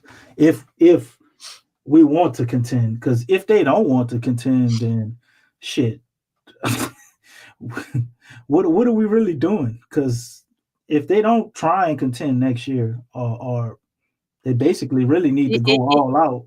It's another year wasted. No, it's over. It's not another year wasted. If they don't try and contend next year, that is it. It's over. They didn't raise the ticket prices again, right? I wouldn't even go. Boycott because they're gonna lose money. Y'all got people are not gonna go unless they make a splash move, or let's say they don't make splash moves, but they make smart moves, and the team starts to win in the beginning of the season. Then people will show up. Then winning cures all. But if they don't make a big splash move, they can't. They won't be justified in raising the ticket prices. Nobody ain't trying to go see that shit after we lost how we did. Anything minus getting Cooper Flag in the draft, like even Dylan Harper. Like will a lot of people be excited about him? I don't know if he has the same. name value as you say you got Cooper Flag, and that might get people to come out. I don't know if Dylan Harper will do that until the stuff on the court start adding up. They're gonna get Cooper, to be honest. I'm They're just not being gonna, they're real. not gonna get Cooper. I mean, you know what I'm saying? They're not. I'm telling y'all. But there is a a lot of chance. supporters are saying, huh? There is a chance. So you got to talk about it. But I know, but they're gonna get him. Come on, man. I mean, like I said, they were not gonna have Wemby go to Detroit. No, we get that. Smart. So I mean, when you look at the Pelicans, you look at the Jazz. It's like, and everybody, it's not just me saying this. This ex-players, like a lot of people have said this, okay? It makes sense for him to go to the Jazz. Yeah, that's fine. But far as who will we get then? Like, if we don't get Wemby, who should we get? Who will we get? Who should we trade for? We have to go in a different direction. I would need to see who's available, but I think the biggest thing is you need to fix. It's a weak free agency class. You need to fix the front office because, like I said, DC, I really do believe this. Not trying to be negative, I'm just looking at how the Pelicans. No, you absolutely right. You're right. I'm just trying to. I feel like the team is closer to a rebuild compared to a win now situation because of how they're moving. Now, if you get rid of Griff, because really I feel like Griff is the key. I don't want Griff to hire the next coach. He should not hire the next coach. That's all bad if he is in the position to hire the next coach. That's horrible. Like, all of that is true. And we gonna hammer that point home and continue to hammer it home. But what I'm asking you right now is, from our perspective, what do we do if we were the GM? Who do we go get? Because we come on, Lex, we got to work on giving them some ideas. They don't know shit. I mean, we know Griffin wants giving them ideas. We told them to. They ain't listening. Dumb butts. You know what I'm saying? They ain't listening to nothing. We got to keep telling them. Some people slow like that. Look, now, you know what? How come they don't have ideas? How much y'all getting paid all that money to have zero ideas? They got no ideas. That's why they ass need to get fired. You need to pay me because I got a whole lot of what I need. Yeah. I'm sorry. Yeah. I just had that. Yeah. You know what I'm saying? Goodness. Anyway, I got a lot of. We gotta do the heavy lifting for them right now because they don't know shit, or at least let's say this show can perform as a representation for new management to come through and start hitting it out the park. Like, who we going after? You know what I'm saying? You got Zach LaVine might be available, Okay, well, I know somebody who's been talked about as being made available. I don't know how everybody else feels, but I know how I feel about it. Okay. You ready? Give me some. KD. KD and Zion, boy. Woo! That's gonna be me. It's gonna be me. That would be a crazy situation. But that would be me. Oh, come on. Y'all know y'all like it. I still think we still would be at a disadvantage. Look, if we don't find a way to get a facilitator in there, I think Zion can do some of that, but we still need another facilitator. You got KD? Man, KD gonna love Zion. Like, dog, oh my Lord, there's nobody around me. You mean I got all this space to shoot? Oh yeah. But how can we get KD to come here too? That's you know what? Thing. Look. You change the trade package shouldn't be too bad for him. You change the coach. You got to get rid of the coach. Got to get rid of that daggone. But you know what? The fact that Griffin and Green are here, it kind of hurts things. Well, you got the cachet. He said, "I'll come with you. Get rid of them." You have a selling point with Zion, but then when you look at the coaching, like, man, no, you know what? Nah, I don't want to. No. I don't want to go there. You know what I'm saying? Like, and then that dude is dumb. Nah, you see what I'm saying? 35, man. They're hurting players from wanting to come here. Zion is the only thing that makes this thing appealing. You see what I'm saying? But if you get Trey does too. Okay, yes, he probably does. looked at like a third. But third you got to guy. think. Everybody sees what Zion is doing. Zion is that generational talent that has that gravity, man. I mean, you can't ignore it. And it's like, man, like, how can I fit in with him? Well, I shoot. Oh, okay. And he attacks the lane and he kicks it out. Oh, I'm going to get a lot of shots. A lot of shots.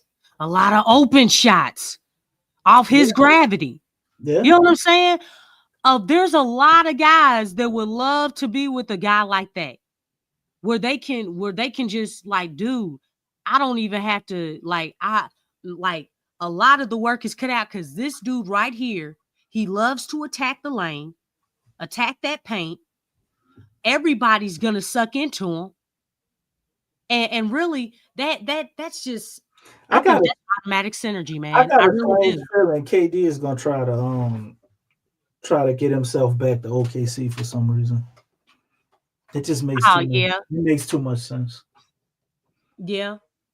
But shoot, it would be nice. It would be nice because it would be nice to see what pieces are available from OKC because do they have any type of expiring contracts? Because they got out. OKC? Yeah. They can give up something. They got guys. Exactly. So maybe and they got a gang of picks. So it's like exactly. So they can afford to give up pieces because they do have the draft picks. So Case and Wallace, what's that other dude's name? I think KD is also he's a player that you get as like that last piece.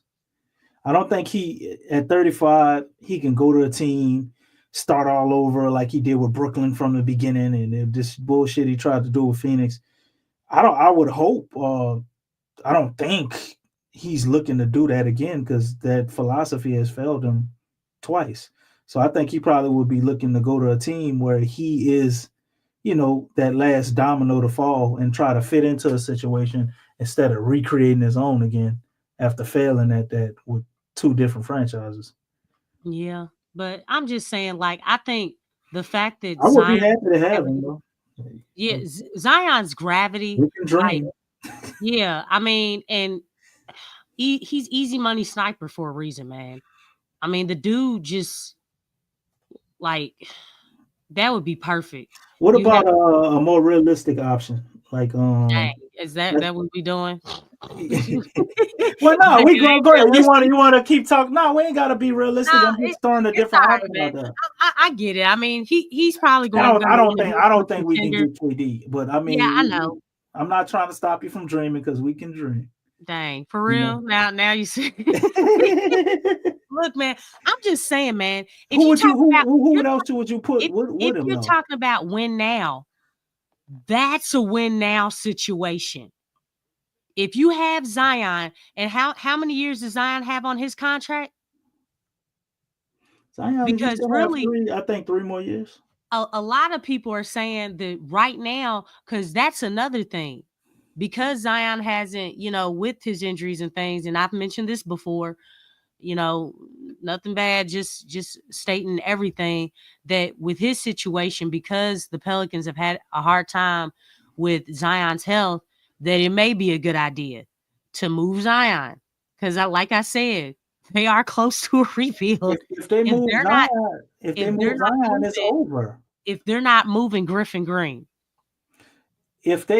Whether they move Griffin Green or not, moving Zion is off the table. Okay, look at this. The Pels are raising ticket prices, right? Mm-hmm.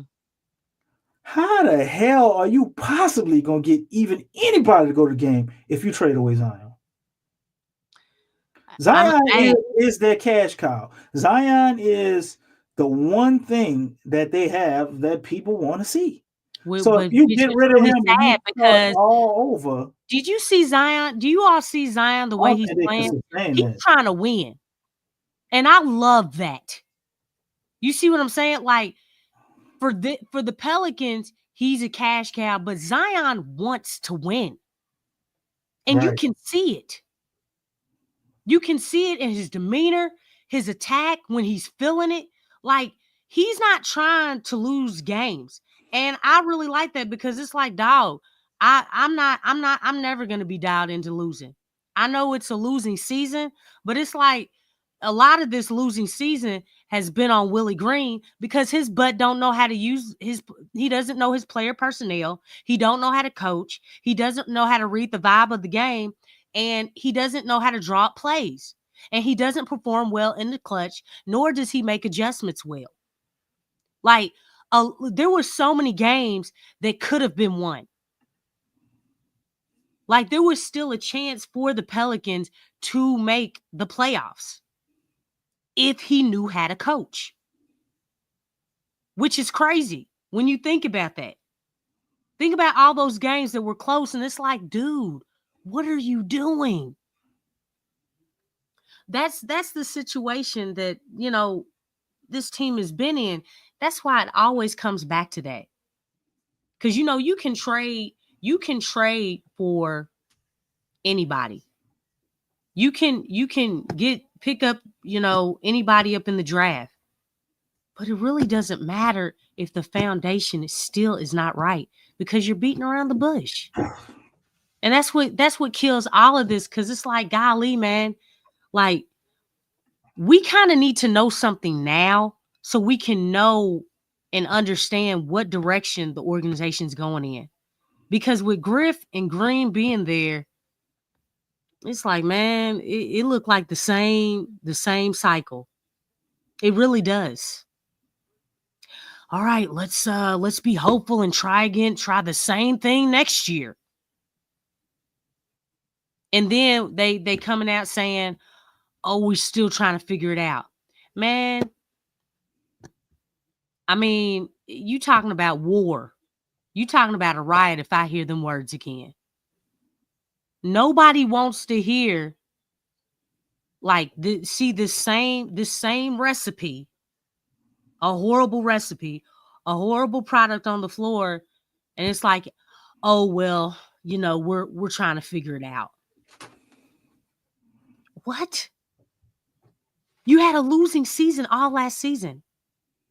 Okay? You had a head start on off season. What do you mean you're still trying to figure it out? No, nobody. No. Y'all gonna have some problems. And I'm telling you, ain't nobody trying to come into a new season with some Southern hospitality if you think that this same little recipe and this product right here is gonna work for next year. And you're just hopeful that everybody's right, but you still don't have a coach who can coach them, and you still don't have a VP who's bright enough to fire himself. I mean, that's a problem. And it all comes back to that. It doesn't matter who we get. If these guys are still here, this organization is still going to have a problem. Because all they're leaning on right now, like tonight's win, man, that had nothing to do with Willie's coaching. Y'all know that, right? Had nothing to do with Willie's coaching. It had everything to do Willie riding who? Zion, who was doing all that stuff. That was Zion. Zion has an IQ. He just doesn't have any help outside looking in from coaching perspective. He's just going off of his own IQ and his own talents. And that's what Willie Green is going off of. No, man. We can't do that. We need to level up. And if you're in a win now, then you need to go all in on the win now. If not, like I said, you're more closer to a rebuild than you are to a win now situation. What you got? I Are you there? mean, yeah, I'm listening to you, letting you get it off your chest. But they are, but they don't have to be. Like, this is not a situation that's not fixable. That's the thing. I think, at least to me, that's so frustrating. You know, the Pels can make, a few moves, and we right back in the thick of things. You draft a caliber player at whatever position you want to, draft. We definitely need another three and D guy, whether we sign one or not. You got Brandon Boston, who I think, is solid. I'm not sure I'm sold on Eve being the starting center. We need 2 point guards. And out of all of these things, I say we need at least one of them need to be like like a real player, top Yeah, exactly. 100 guy. You know what I'm saying? And Like, you need somebody that's why I mentioned who a KD. baller. But We need one anybody more guy. like similar to a KD is like what Zion needs. If you're talking about a win Well, now, I look at a situation or a guy that you possibly could get, like, then it's still swing for the fences, and it's almost like I like it, but the injury thing, man, because we are just horrible at that. We need to fix that first. But if we can fix whatever with the medical staff, they need to go through that shit again. I don't know if the dietitian, I don't know. They got bad mold in the AC vents or something. man, Something Amy going Atmore, on. she fell off quick, fast, and in a hurry, man. Something going on, man. But if they could fix that situation and flip that around, LaMelo Ball is probably, to me, one of the best guys out there that you could get that could change the trajectory of everything, and you're moving into towards the future. From that point, if you were able to get him, it's just about making smart moves, like getting off CJ McCullough's contract and getting some other veteran guys. You need an enforcer, right? To me, you need a starting center, because I just don't think Yves is it yet. Maybe 2-3 years from now. We back to the same things we were talking about last offseason. Well, I mean, but they have bigs now. You know what I'm At saying? least have them, but we still don't have a starting center, in my opinion. Exactly. That's He's what we talked moonlighting as a starting about center, and it ain't his fault. Because Yeah, how it's many not. rookies- It's the organizations because they have not been proactive. They've been reactive, and it's like it's because of them being delayed in getting things done. That's why all this stuff has come about. You're too late. You're not moving efficient enough. You're not moving fast enough. You're not moving with any type of sense of urgency. You can't move like that in this league.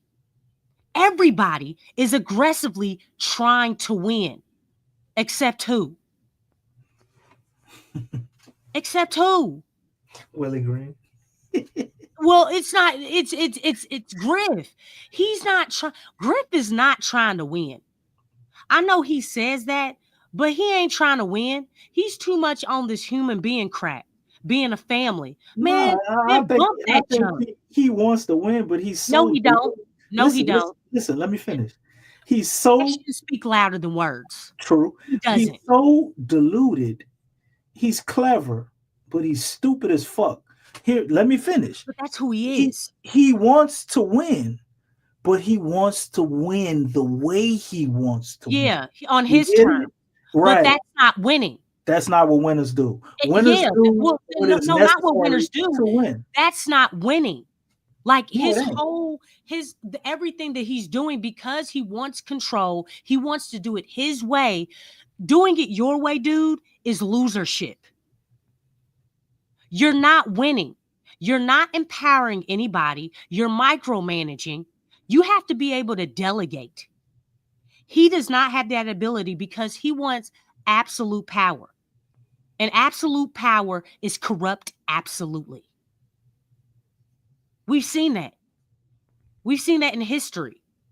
Like, you can't, that's not winning. That's not a recipe to winning. So, yes, I understand. Like he's saying, hey, we want to win. We're trying to, we've got good human beings and and we have a great coaching staff, and we like what we're doing here because it's organic. Man, bump that. Nobody cares. Nobody cares about that talk. You know what speaks louder? Actions. That's just like somebody telling you, hey, I love you, man, but they smacking you, they punching you in the face. Right. Oh, I love you. I love you so much. What?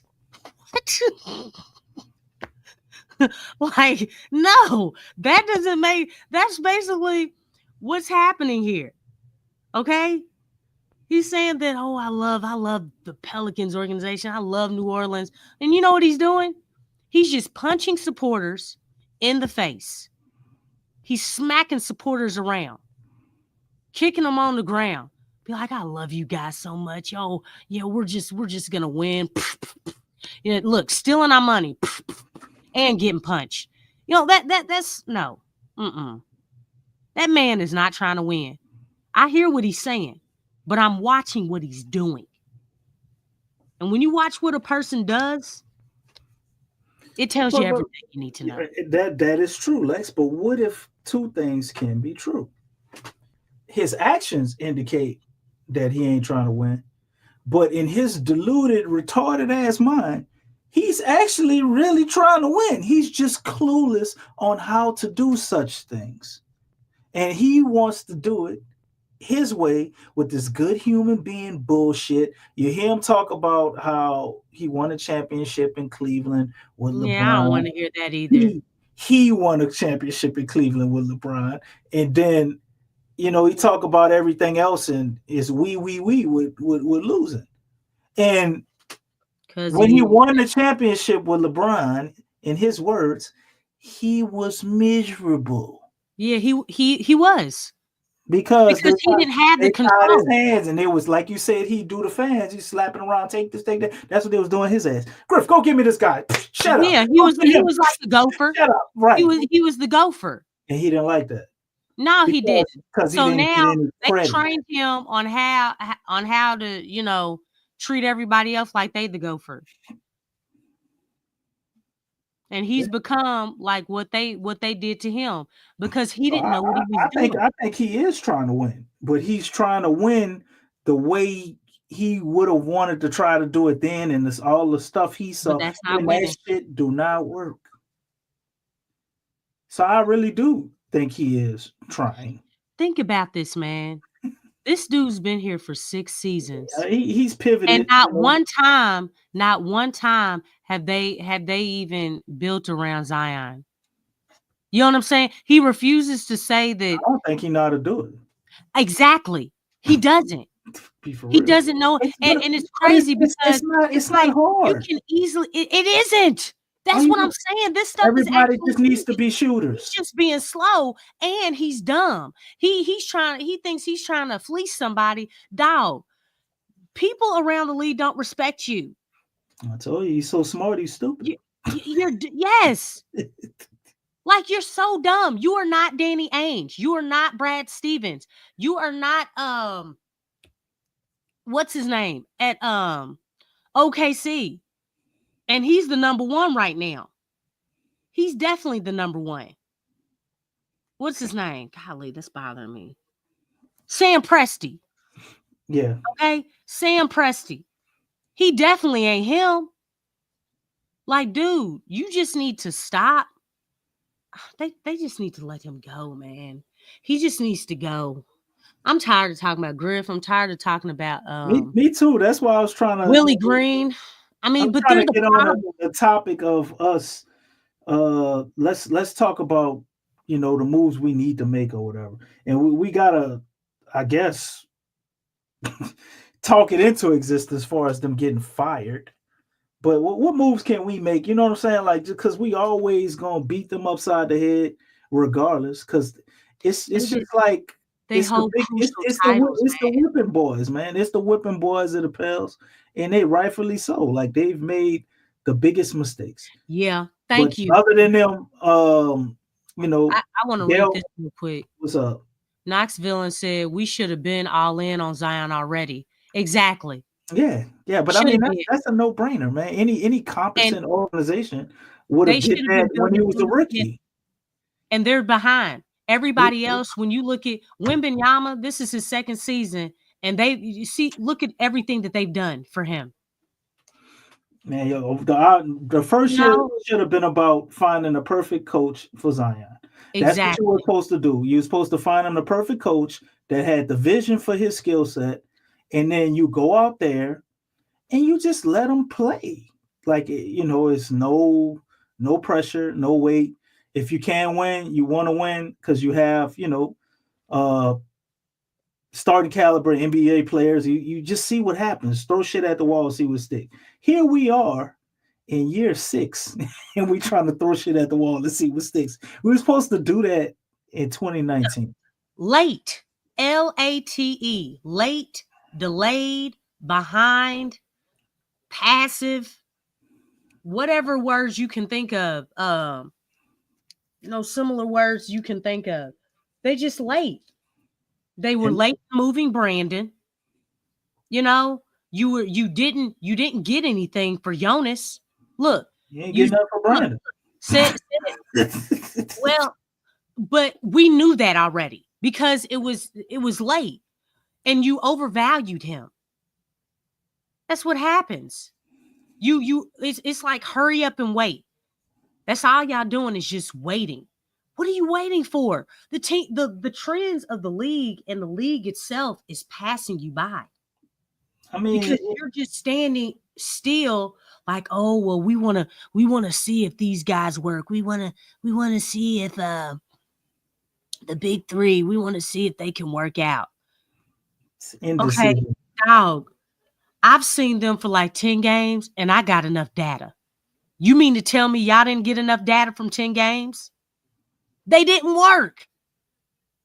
The fact that it took that long for them to play 10 games should let you know it don't work. Exactly. It's like, dog, keep it moving, because now you're at a point where you're wasting years. You're wasting careers. You know what I'm saying?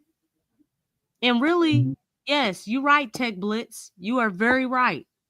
Really, I think it's more so about understanding the details of the secret contracts. Dun, dun, dun. You know what I'm saying? I think it has a whole lot to do with that. I don't think it has anything to do with these wins and losses. That's why they didn't fire Willie Green earlier in the season, because they fired Mike Brown. And I know somebody said earlier to hire Mike Brown, we don't need no motivational speaker. We need someone who can do X's and O's. I like motivation, but I also like X's and O's too. Big Q gave me a lot of crap about that. I think Mike Brown is the epitome of what we thought Willie Green would turn into. Mike Brown is like a matured, professional, good version of Willie Green. It's what Willie Green is supposed to be, in my opinion. You know what? I don't know what Willie Green is supposed to be. He would be a damn sure improvement. He's supposed to be Mike Brown, Lex, a defensive coach that is a player's coach. Oh my goodness, that is guys, guys rally around him and they love him and all of that type of shit. Right here. That's what he's supposed to be. A winning coach got fired. And how many winning coaches got fired just last season? Look at Detroit's coach. Bickerstaff got fired from Cleveland after he went to the second round. Yep. In the playoffs. Crazy, right? Now he's with. Remember Dwayne Casey won Coach of the Year? Coach of the Year. Then turned the Pistons organization around along with Trajan Langdon. Who else got fired? Frank Vogel from the Phoenix Suns. They had a better record than the Pelicans. He got fired. Darvin Ham. They did better. They got into the playoffs with the Lakers. Man, everybody get 2 years unless you're Willie Green. That's what's wrong. It's like, dog, how is it that all them coaches that we just named, they had better records and got into the playoffs? right? And they still got fired. But here, Willie Green had everybody was available. Zion was available for 70 games, you guys. 70 games. Zion was told to take a back seat. Y'all remember that? Zion freaking Williamson was told to take a back seat. The best player on the team.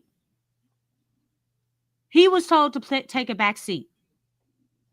You had this guy available, and you were still a borderline playing team equivalent to if you didn't have him, if he wasn't available.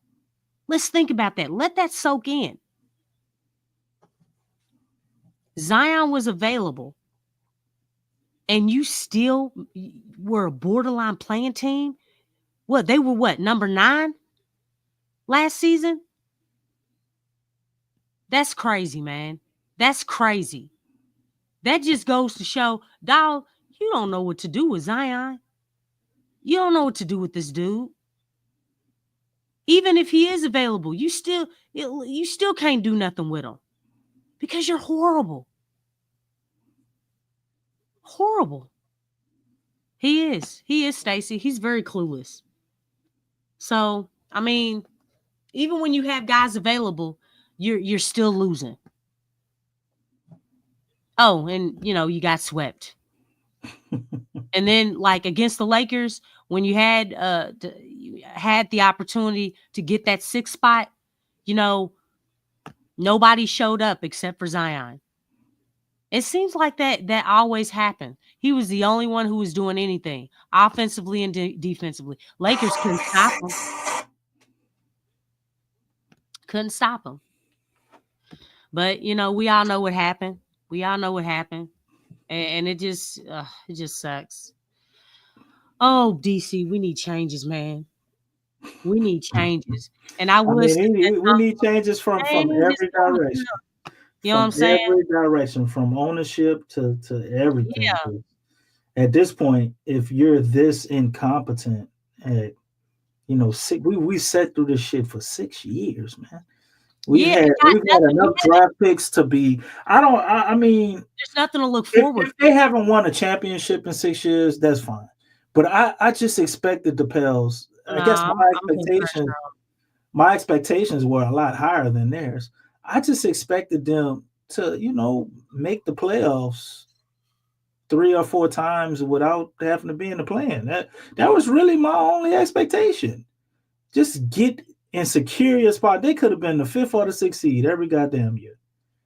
But to avoid the play-in, you go through the play-in once, and then to there you should be putting your name in the hat and just soaking up all this playoff experience. You're supposed to elevate. Right. You're supposed to elevate. What we do, OKC, elevating. We top Memphis, out and elevate. then fall back down. And then top out and fall back down.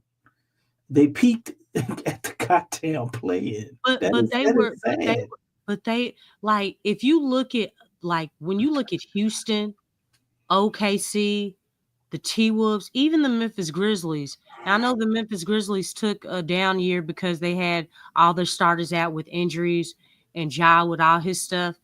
But when you look at all those teams, they've been doing this. Just stair steps. Growth, developing. They've been steadily just growing. Whereas when you look at the Pelicans are like this. They between 2 stairs. Maybe down some stairs a little bit. Go up 1, down 2. Go up 1, down 2. But it's like it's been stagnant. It's just been stagnant. And it's like something's wrong with that. Like, why are you all not growing? All these other organizations, they're growing. They're growing. And it's not about going from here to here. It's about steady. Again, OKC. First 2 years losing season. 3rd year, it was okay. Guess what? Fourth year, oh, we got it figured out. We going up. We going to the mountaintop. And everybody was like, oh, we don't know about the OKC. They just might have had a good year. Well, guess what?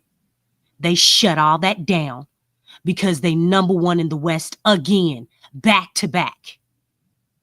They basically shut all that up. Now, that wasn't a fluke. That wasn't like a fake year. Now, we wanted to come back and remind everybody, now, we the real deal. You need to put us in a different bracket. We ain't no mediocre team. We ain't no low time team. We ain't just a pretender. We a contender. Legitimately.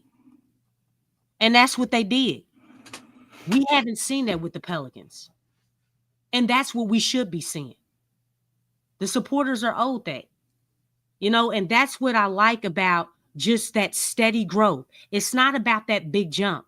It's not, it's not a get rich quick scheme, right? We've all heard of that. It's all about, look, being consistent and just growing. And you know what? All that stuff builds up. And when you look up, it's like, man, we came a long way, but we're here. We're here. We have something.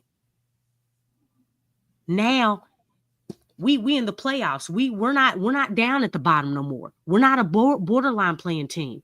We are a legitimate contender in the playoffs, in the playoff picture. Yeah. Now, when was the last time Pelicans could say that? Chris Paul era. How many years ago was that? That's probably almost 20 goddamn years, feel like. Yeah. Now. You see what I'm saying? Like, there's no steady growth. Gail Benson didn't even own the team, Lex. Actually, we were the Hornets, so it wasn't even a Pelican. Jamal, you a hot mess. Man, he said the new word in the gym is steadfastness. Yeah. That's funny. I thought you was gonna say perseverance, Mo. The new word is perseverance. Oh, now he had it up in here. Hold on. Yep, he did. There you go. Perseverance. Yeah, you right, Stacey. God don't like ugly. And the Pelicans organization need to stop being ugly. Specifically Griff. And then he needs to fire himself. That ain't gonna happen. We gotta get him fired. But at this point, Gail can do it.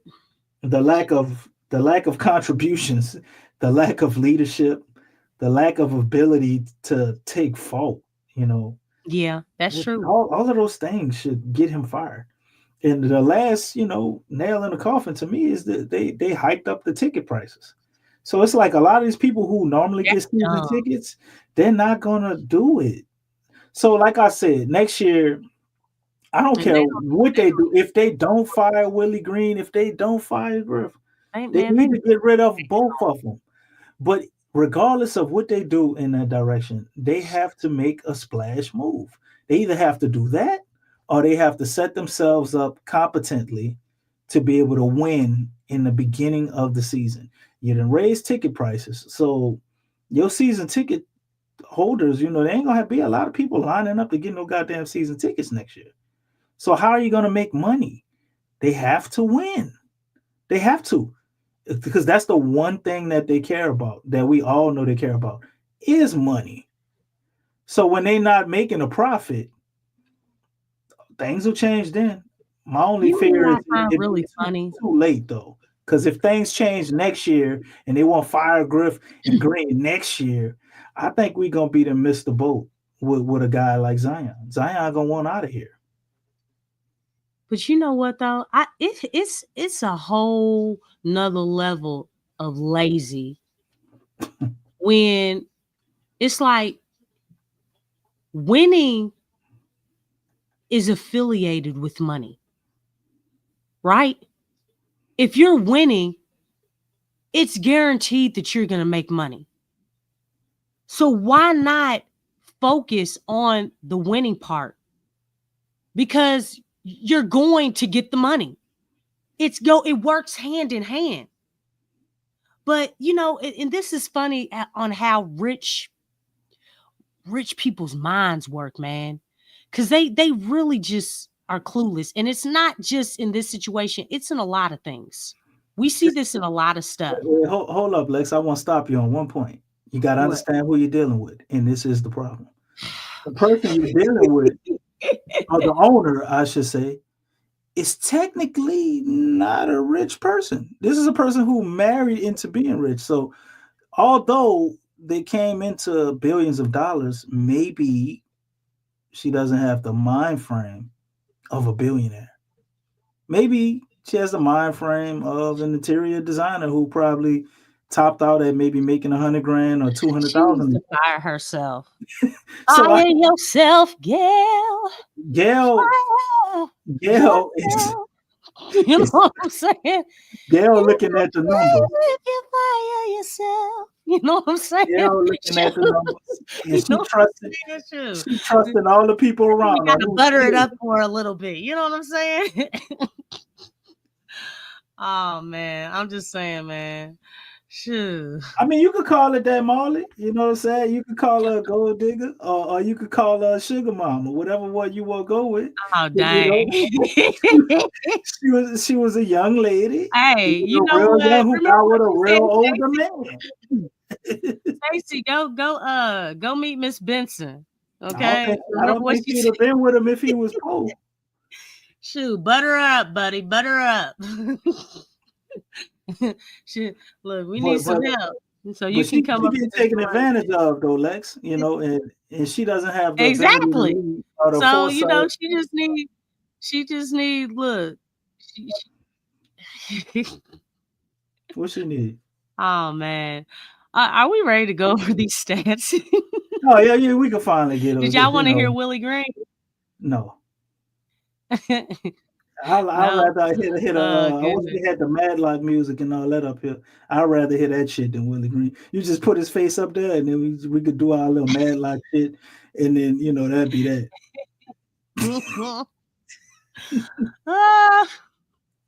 All righty, here we go, y'all. All right, I'm sorry, I forgot the whole intro. Oh, this game is brought to you by DC. Who's brought to us by? Shit. This game is brought to you by none other than Anthony Edwards of the Minnesota Timberwolves. No, it's not, chicken. the Pelicans won. I don't care. What?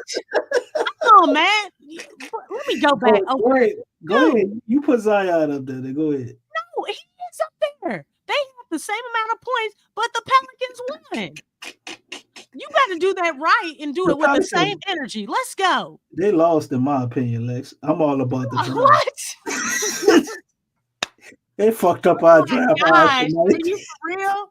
Man, come on, all right, man. all right. The stats are brought to you by. Hey, you went lower. You went an octave lower. I can hear it. I'm happy about a win. I want high draft picks. Who wants to be down into losing? We already fucking losers. It's over. Exactly. But I'm not a loser though. I like to win. You better speak some energy. I'm talking about for the Pelicans. Man, come on. Zion is not dialed into losing. Okay, that's a good thing. That's a good thing, right? All right. This game is brought to you by none other than Zion Williamson. There you go, Lex. That's the best I could do. Okay, Zion. It was over exaggerated because it was fake. Zion had 29 points tonight, y'all. 12 of 16 from the field, 5 of 9 from free throws. And let me tell you something, it doesn't show as far as defensively, but Zion was getting at it defensively. I mean, You heard his speech at the end of the game. Zion said, "In the future, we want to be contenders."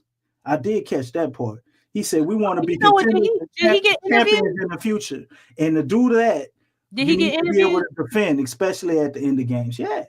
Okay, hold on. That's what he said. We missed a whole lot of stuff, man. Oh, I don't know about his. I'm talking about an on the court interview. Oh, okay. I thought he had the post game interview. Because I turned the game on. And I said, "What the Pels won?" I was shocked as hell. You know what? That's and awful. and And you this know what? Zion A lot of people are doing that, John. A lot of people are It's doing that. over. Lex, it's no benefit. I would have rather Zion You not know be what? playing, Trey I not be missed a lot playing, of Zion TJ not be games, playing. and I'm trying to see that For the man pick. play. It is over. We gained nothing. We gained I don't nothing know if from the winning anybody run. else. Absolutely nothing. I don't know if anybody else, cares to see Zion, but we've missed a lot of Zion games. And that dude right there. I'm sorry. I'm going to the post game. I like seeing him, but I would rather see him in a winning exert all of situation. I that. would too. No, But guess what? I'd rather see him exert his energy and put all of that into something meaningful because we can't gain anything out of this. And if he does get hurt, yeah. Okay, you know whose favorite word that is, right? This is a waste of his talent, like you said. I mean, well, in that case, being in this organization has been a waste of his talent. Two things can't be true at the same time. That's definitely Okay, real quick, I'm gonna share this real quick. okay. All right, does everybody see that? Okay, Brother Zion.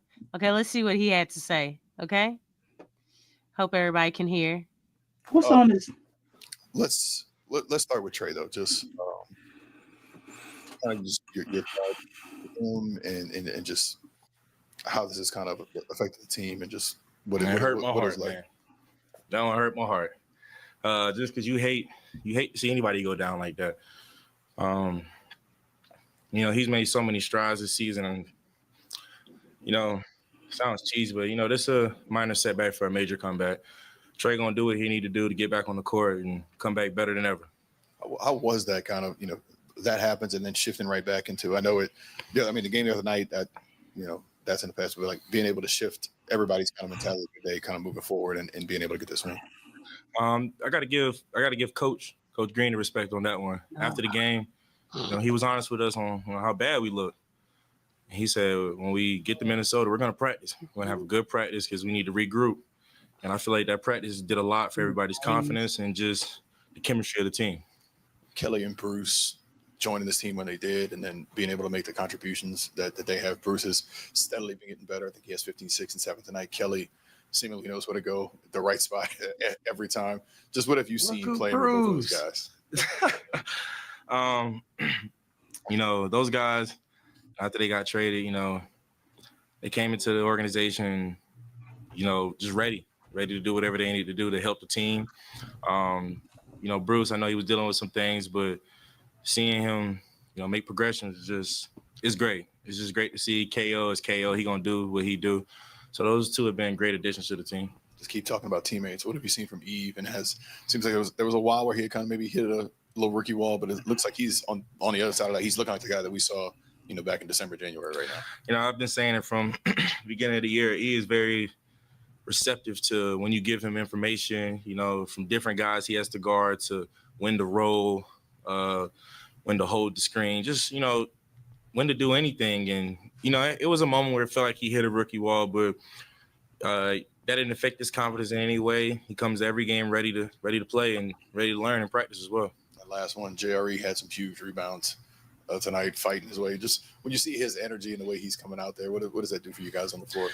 It does a lot because, he allows us to get a lot of second chance opportunities. And not only that, he'll hit a couple threes for us. He'll have those little backdoor cuts. I've been telling him all the time, even since last year, sometimes the things he doesn't show up on the stat sheet, but they're just as important, if not more important. All right, you guys have a great night. Yeah, he could have left out that part giving Willie Green credit. I do feel that same way, Tramal. I do, because that's like, you know what? I think that's the first time ever that Zion's given any type of credit to Willie Green. I'm like, don't start now, Zion. Don't do it. Y'all need to see it for what it is, man. That's like a backhanded compliment. Zion love rap, so that's bars right there. Give Willie Green credit. Willie Green giving everybody else goddamn credit. We done ran out of credit. Man, our card is declining. Willie Green don't need no credit at all. He's doing a horrible job. But Right. He definitely was trolling Knoxville, and that's how I feel. yeah. I feel like it's Zion is the type of guy, he's respectable. So if he want to say, he's not gonna be demonstrative. He's gonna do stuff on the slick a That's little true. bit. You know, Willie Green, it might be a shot that Willie Green know. Like before the game, Zion might have said, "Look, man, let me do this, that, and the third, boop, boop, boop," and Willie Green let him do it. And he's like, I "Yeah, mean, you he gotta don't give have no Willie Green choice. credit." Willie's is basically Willie at ain't the do mercy shit. because he that's all he has. Like you can't rely on his coaching. Stacey said Willie gave him credit too. Shit, what else he's supposed to Man, do? well, Stacey? I mean, what is he, man? Give Look at everybody God. credit. I mean, because we've seen it where Willie, even when Zion did his thing, Willie like and won the game and all that stuff. Willie had a hard time giving Zion credit. You know what I'm saying? He always wanted to couple Zion with the rest of the team, and it's like, dude, it's okay for the organization to have a star. The whole league does. On these different teams, they have a star, that main guy that they're building around. It's like, why is that a problem for you? Why do you feel like you have to couple Zion with the role players? He's not a role player. I ain't trying to hear that Draymond crap. You can shove that up your behind. I ain't trying to hear that because Zion is not that type player. He is so much more. So if that's how you see him, dude, either you need to leave, or if you and Griff with y'all's secret contract, dang, DC, no, DC, no. I was getting a sip of water, Lex. You wanted me to spit the water out? You got the big Q syndrome. I got the bird flu, Lex. Look, you was like, oh, Lex is talking. Let me just. I said, let me get some water. She like, what? Like, let me get some water. Need a little bit of Lex, water. she about to go on one of her spills. Let water. Let me just be quiet. Let me sip this water right here. Oh shit! Dang, dude. You left me hanging, DC dog. You left me hanging. You know I'll be on the time. Tramal, I want to address what you said, man.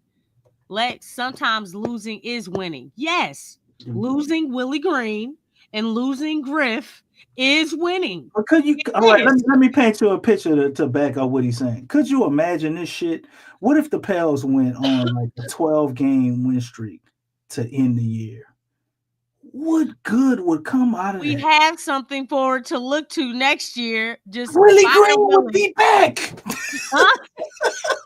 No, it has nothing to do with that. You know why? What would come out of that? You know why though? You know why though? Because it has nothing to do with the wins and losses. It proved that in November and December. The Pelicans ain't that smart. It proved that. I know. They know. They're gonna be like, see, we won 12 games at the end of the week. You know what needs to be investigated? The whole organization. Contracts. Dun, dun, dun. There you go. That's what it's about, y'all. I'm telling you. I'm telling y'all, them contracts. Because any other organization, anybody else would have had Willie fired. He would have been gone. He would have been gone before Mike Brown. You want to tell me why they didn't do it? Because of the secret contracts. Dun, dun, dun. I think Griff wants to do it. I think he's being held back from doing it. No, yeah, because it comes back it'll be. I don't want him to hire. Now you left me hanging, Lex. What? I'm sorry. What you do? I said I think Griff wants to fire him, but he's being held back because of the secret contracts. Dun, dun, dun. That he initiated. Exactly. You know, your little chicken head. That boy had buyer's remorse the first the one year. who snuck it was you who was secretly doing them contracts. You with Trajan and Willie Green. But see, Trajan, he took the contract, but he was still planning his stuff and trying to get up out of there. So he was smart. And all three of y'all, Trajan was the smartest one. He was the smartest one. Watch me kick him in the ass on the way out the door. Kick him. Kick him. Kick him. Kick him hard. You know what I'm saying? He think he's so smart. God, Yeah, you should sign. You should resign Willie Green. Yeah, do it. Oh my gosh. Oh, by the way, I'm leaving. Yeah, but Knoxville, LeBron, it's LeBron. See, he can do that jump. You know what I'm saying? Once you get a championship, it's like that opens doors for I don't think so. I think star players, they get coaches fired a lot of times before they get championships. Like, I don't think that's a good indicator. It's just how bad does your player want to take the rings of everything? And to me, Zion is good as far as leadership, in my opinion, leading by example on the court. But as far as like all that other stuff and just having an attitude or just the guts for that, I don't really think that's him. Yeah, I don't product think of he wants to get nobody fired. Right. That was Brandon Ingram. To me, seemed like he had that about himself. But even him, he was kind of was kind of sneaky with it though. Right. Behind the back, like conniving a little bit about it. Right. Yeah, that's what Brandon was doing, and you could tell because, like, your eyes say a lot. You know what I'm saying? And I saw a lot of times how, him and Zion, how they would look at each other and things. It's because it's even when Brandon signed with Jordan, they had that thing all planned out. Signed with Jordan, and then Brandon goes to FIBA. He was supposed to ball out. He didn't. That backfired. And then what happened in the beginning of the season? What did Brandon say? Oh, they gonna be putting the ball in my hands a lot. They had planned that junk out. They planned that out. You see what I'm saying? They were trying to go behind, undercut Zion, and leave him out of the whole scenario. And they were trying to go all in on Brandon. Now, this is the same, and that's the same Willie Green who was trying to go in on that as well. Because Willie Green was in on it too. I think that was the plan. Willie Green is a putz. He's I don't think it had anything to do with him being in on it. I think he just gets pushed around. Like Brandon Ingram seems like in on it because he hasn't showed that type of dialed in with Zion. Brandon Ingram seems like the guy who, I'll be the guy. I'll take the last shot. I'll take the rings. Like even if it's to the detriment of the team, but he doesn't do it at the podium. But that's kind of how his attitude was. So. And Zion has always been like a team guy, a guy that would kind of, with whatever's best for the team. You know what I'm saying? So I think it was more of that. And Willie Green just, being run over by Brandon Ingram. And he let him take the reins because he took it. Zion could have took it as well, but Willie Green ain't going to empower nobody. Well, I think between Brandon and CJ, because CJ was the guy. CJ, we looking at you. He was always going to CJ like you the closer. Like dog, Zion is right there. What are you talking about? CJ's the closer. Ain't nobody looking at CJ being when has CJ ever been clutch? He had 50 points that one time in the play against the Wizards. I don't think it wasn't the Wizards. Dun, dun, dun. I forget who it was. It wasn't the Wizards. Against who? Oh shit! Who were they playing, man? Utah. I don't know. Utah. It might have been Utah. It might have been Utah. He ain't scoring 50. He ain't scoring 50 against the Celtics. He ain't scoring 50 against Cleveland. He sure ain't scoring 50 against OKC. I am not trying to hear nobody being praised over 50 points against the lowest tier teams at the bottom of the league. You got to be kidding me. Anybody can be a superstar against them dudes. Trapper G, why you say James Borrego told Zion to take a backseat? I didn't hear Zion. Zion said he was told by the coaching staff Yeah. take a back seat, or people, So why wouldn't that he's be trying to Willie do. Green? Because He didn't Willie say Green, the it head was coach. James Borrego. Is James Borrego the head coach, or is Willie Green the head coach? I Because mean, really, I don't care what Borrego said. If Willie Green is the head coach, that all comes back on him because right. he's the head coach. I don't think James Borrego is a lot smarter than to put Zion in the corner. Yeah, that's I crazy. don't know how That great sound like he is as a head coach, but just offensively, from what I've seen from him, he seems to be a lot more intelligent to be parking Zion in the corner. Like it just never made sense to me. He said right. James Borrego did not. I didn't see him run the ball, and he didn't even like Brandon Ingram, from what I heard, because Brandon Ingram don't fit his system. Well, like you said, What I heard. He was the main one telling Brandon Ingram he need to shoot more 3-pointers, and BI didn't want to listen. Yeah, BI did say that. So if you go back to the interview, BI said I don't think that's James correct at all. Said he's gonna have the ball in his hands a lot. But like I said, I think they met about that. Probably Brandon is an agent, because I'm telling you, look at this. This was the timeline. Brandon signs with Jordan, okay? And plus, they announced that while he was at FIBA, right? You see how all this is building up?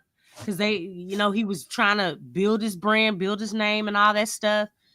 FIBA backfired, and then he came into the season, and look what happened. It's like Zion was not included in the grand scheme of things, and they wanted to focus on Brandon. And Brandon did say that, Borrego was going to have the ball in his hands a lot. So if the ball is in Brandon's hands a lot, what is Zion doing? Zion's in the corner. And, but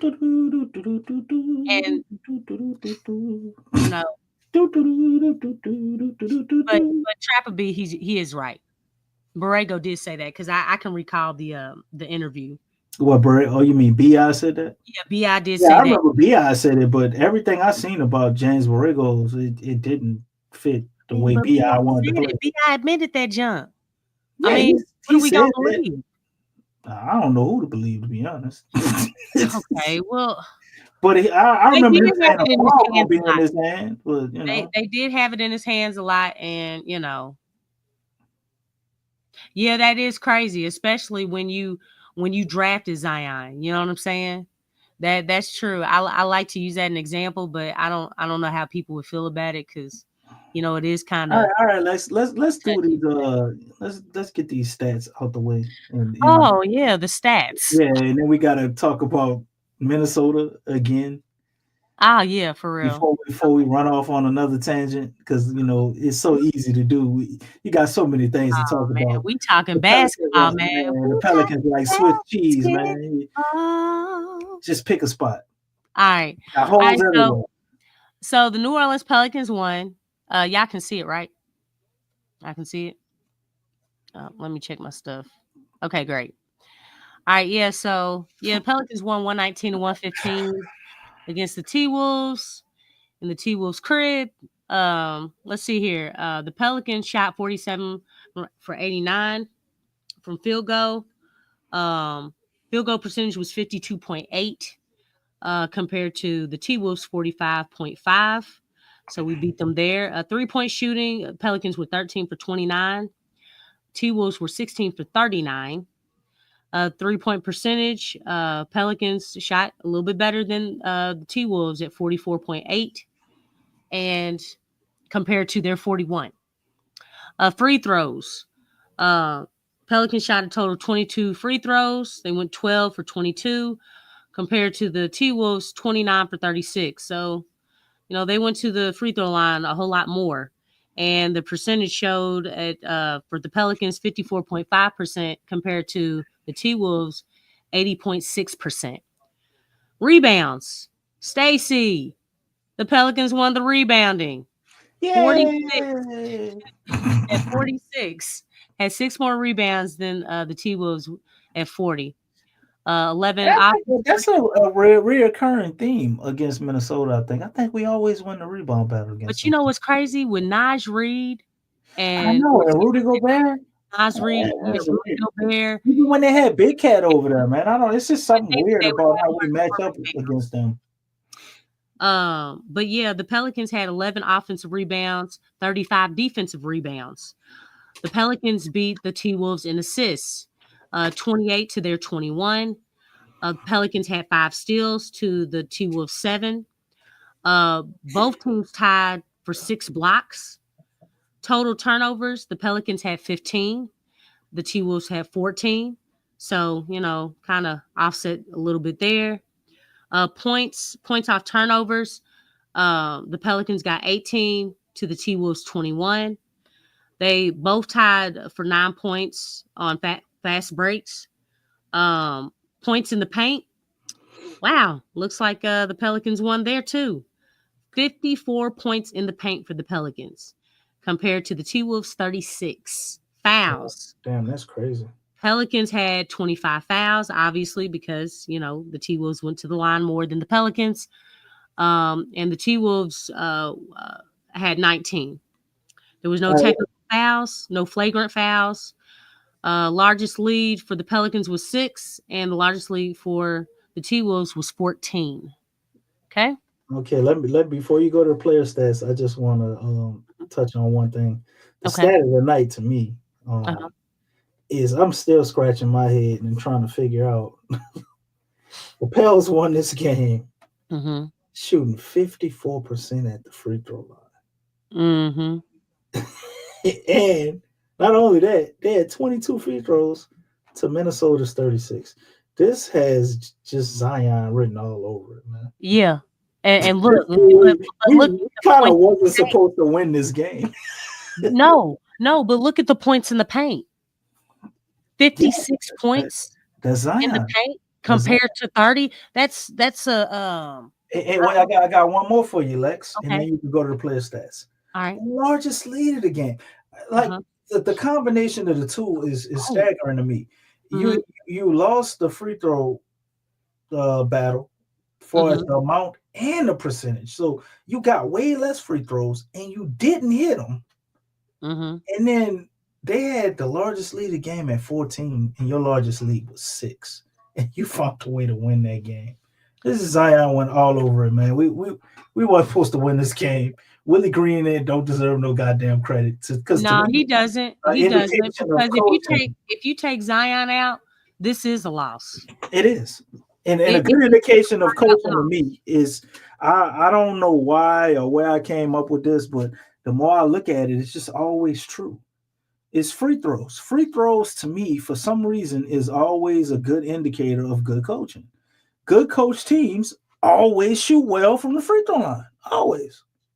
Well, and one thing I want to say, then this has been huge with Willie Green. Stacy, the Pelicans won the third quarter. They won the third quarter. Like, if you look at the second half, they didn't have no drop off. The Pelicans did not have a drop off. They were like, no, we staying in this thing. You know what I'm saying? How many points did Zion score in that third quarter? Man, how many points? How many points did Zion have to do with? Period. Whether he was scoring or he was passing. Yeah, 8 assists and he was in the points, thick of so that's Zion was in the thick of everything. If you watch that game, he was in the middle of everything. Just think about that. There's probably like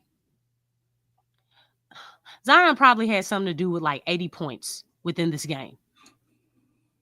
Like literally. Like he was getting everybody, like whether it was his gravity, you know what I'm saying? The hockey pass, the actual assist, he caused a ripple effect with the defense. And they were scrambling. Like when you have that's all it takes is one person to do that. Hulk smash. Yep. We have a Hulk. They don't. Yeah.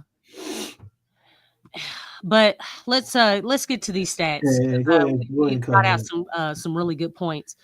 Okay, so Kelly Olynyk played 30 minutes. He was 6 for 8 from field goal, 1 for 1 for 3-point line, or 100%. probably should have said that. 4 rebounds, 0 assists, 1 steal, 1 block, 2 turnovers, 4 personal fouls, -5 in the plus minus with a total of 13 points. Zion Williamson, he played 30 minutes. He was 12 for 16 from the field, 5 for 9 from the free throw line. He had 5 rebounds, 8 assists, 3 steals, 3 turnovers, 5 personal fouls. He was a +9 in the plus minus at a total of 29 points. Yves Missi, he played for 26 minutes. He was 6 for 12, 1 for 4 from the free throw line, 7 rebounds, 2 assists, 3 blocks, 1 personal foul, and -8 for 13 points.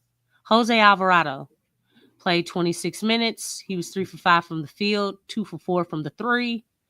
He had a total of 3 rebounds, 6 assists, 2 turnovers, +2 in the plus minus, total 8 points. CJ McCollum played for 32 minutes, 7 for 18 from the field, 3 for 9 from behind the arc, 1 for 2 from the free throw line, 6 rebounds, 3 assists, 2 turnovers, 3 personal fouls, and -1 in the plus minus for a total points of 18. Jeremiah Robinson Earl, he played a total of 22 minutes, 2 for 5 from the field, 100% from the 3-point line, 7 rebounds, 1 turnover, 2 personal fouls, +3 in the plus minus with a total of 5 points. Bruce Brown played 31 minutes. He was 5 for 11 from the field, 4 for 7 from the 3, 1 for 2 from the free throw line, a total of 7 rebounds, 6 assists, 1 turnover, 4 personal fouls, +9 in the plus minus for a total of 15 points. Carlo Makovich had played a total of 19 minutes, 2 for 4 from the field, 0 for 1 from the 3-point line, 100% of the free throw line, with 1 rebound, 2 assists, 1 block, 1 turnover, 2 personal fouls, +7 in the plus minus with a total of 5 points. Jordan Hawkins played a total of 23 minutes, 4 for 10. Goodness gracious. 2 for 6 from the 3-point line, 3 for 4 from the free throw line, 6 rebounds, 1 assist, 1 steal, 1 block, 1 turnover, 4 personal fouls, +4 in the plus minus with a total of 13 points. Your thoughts on the stats, my brother DC? Man, it's only one stat.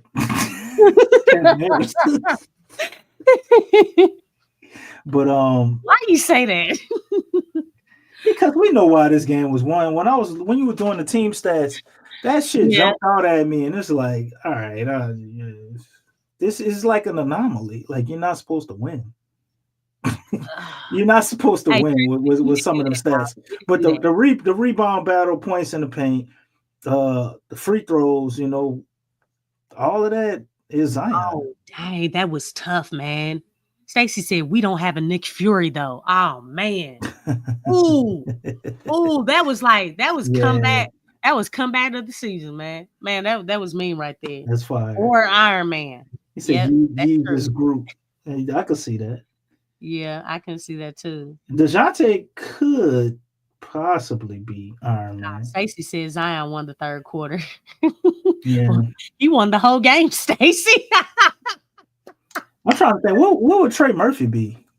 What would we call him? The Archer? The little Archer dude? Oh, man. The Nighthawk? It can't be Hulk. The Hulk ain't playing like that. What's the dude name? Hawkeye. Hawkeye. I'll be the Nighthawk. Oh, goodness. Hawkeye. Trey will be Hawkeye.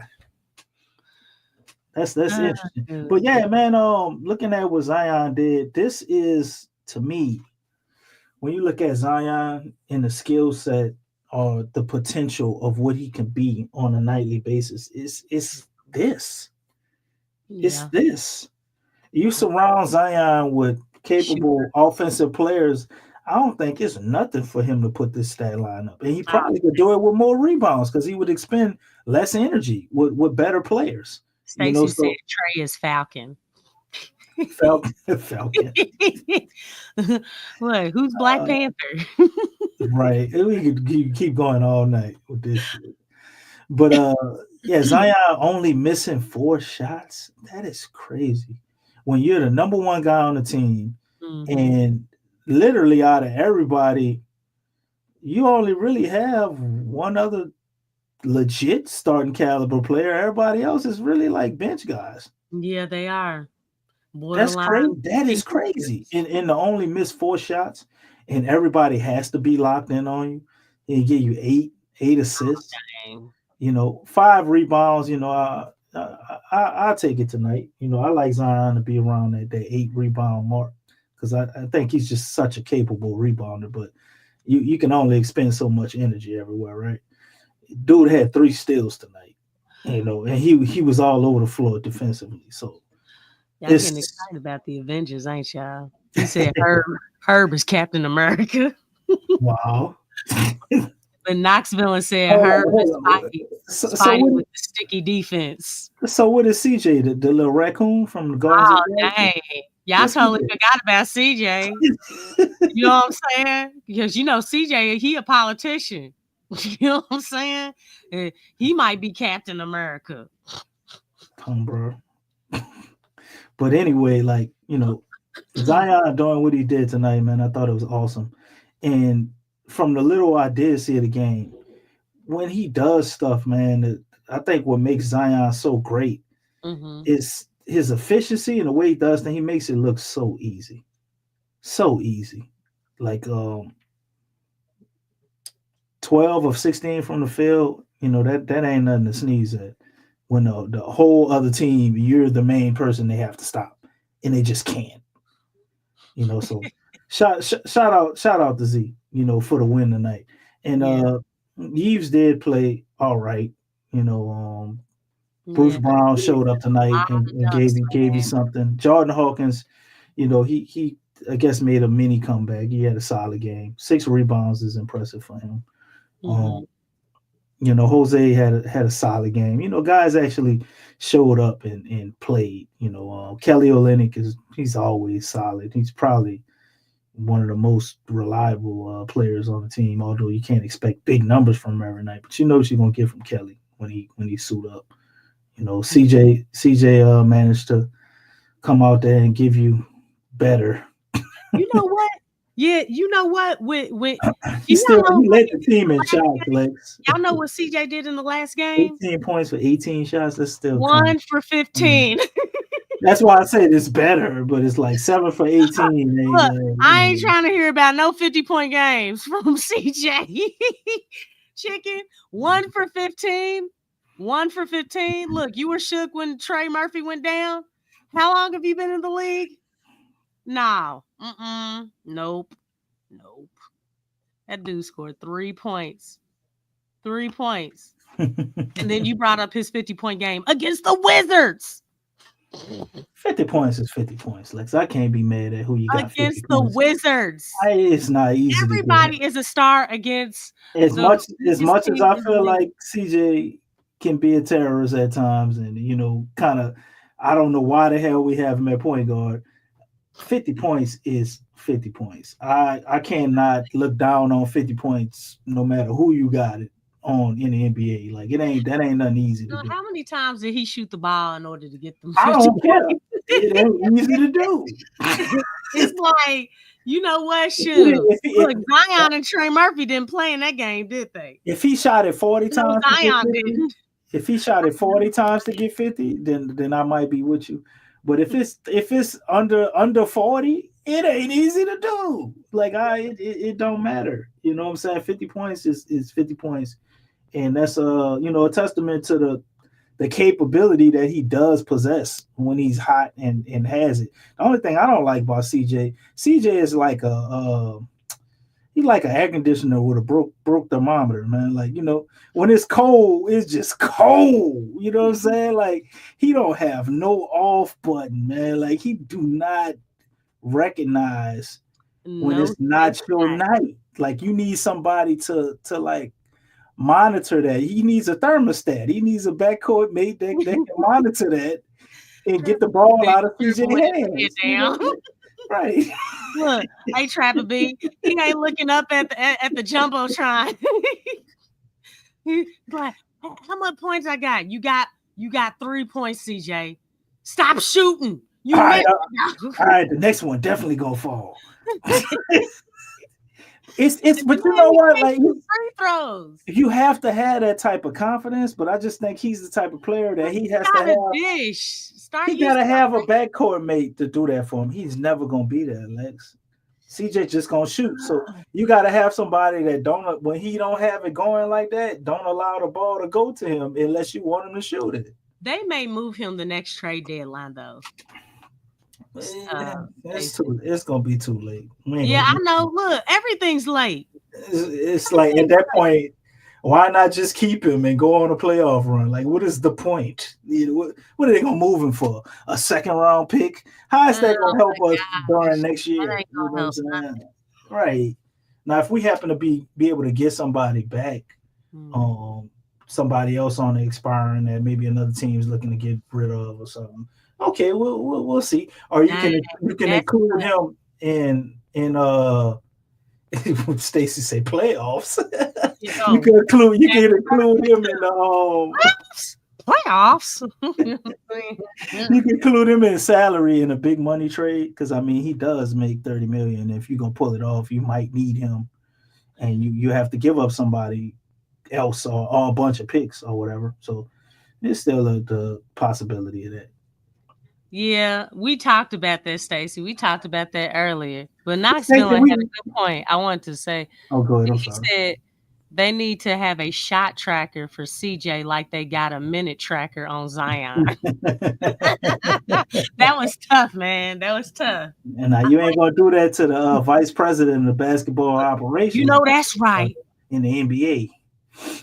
Well, I'm mixing him up with David Griffin. What is CJ's official title for the NBA? He's the president of the Players Association. He's the president of the Players Association. He's not the vice president. He's president of the Players Association. Yeah, I was about to say Madam Secretary of the Madam Secretary.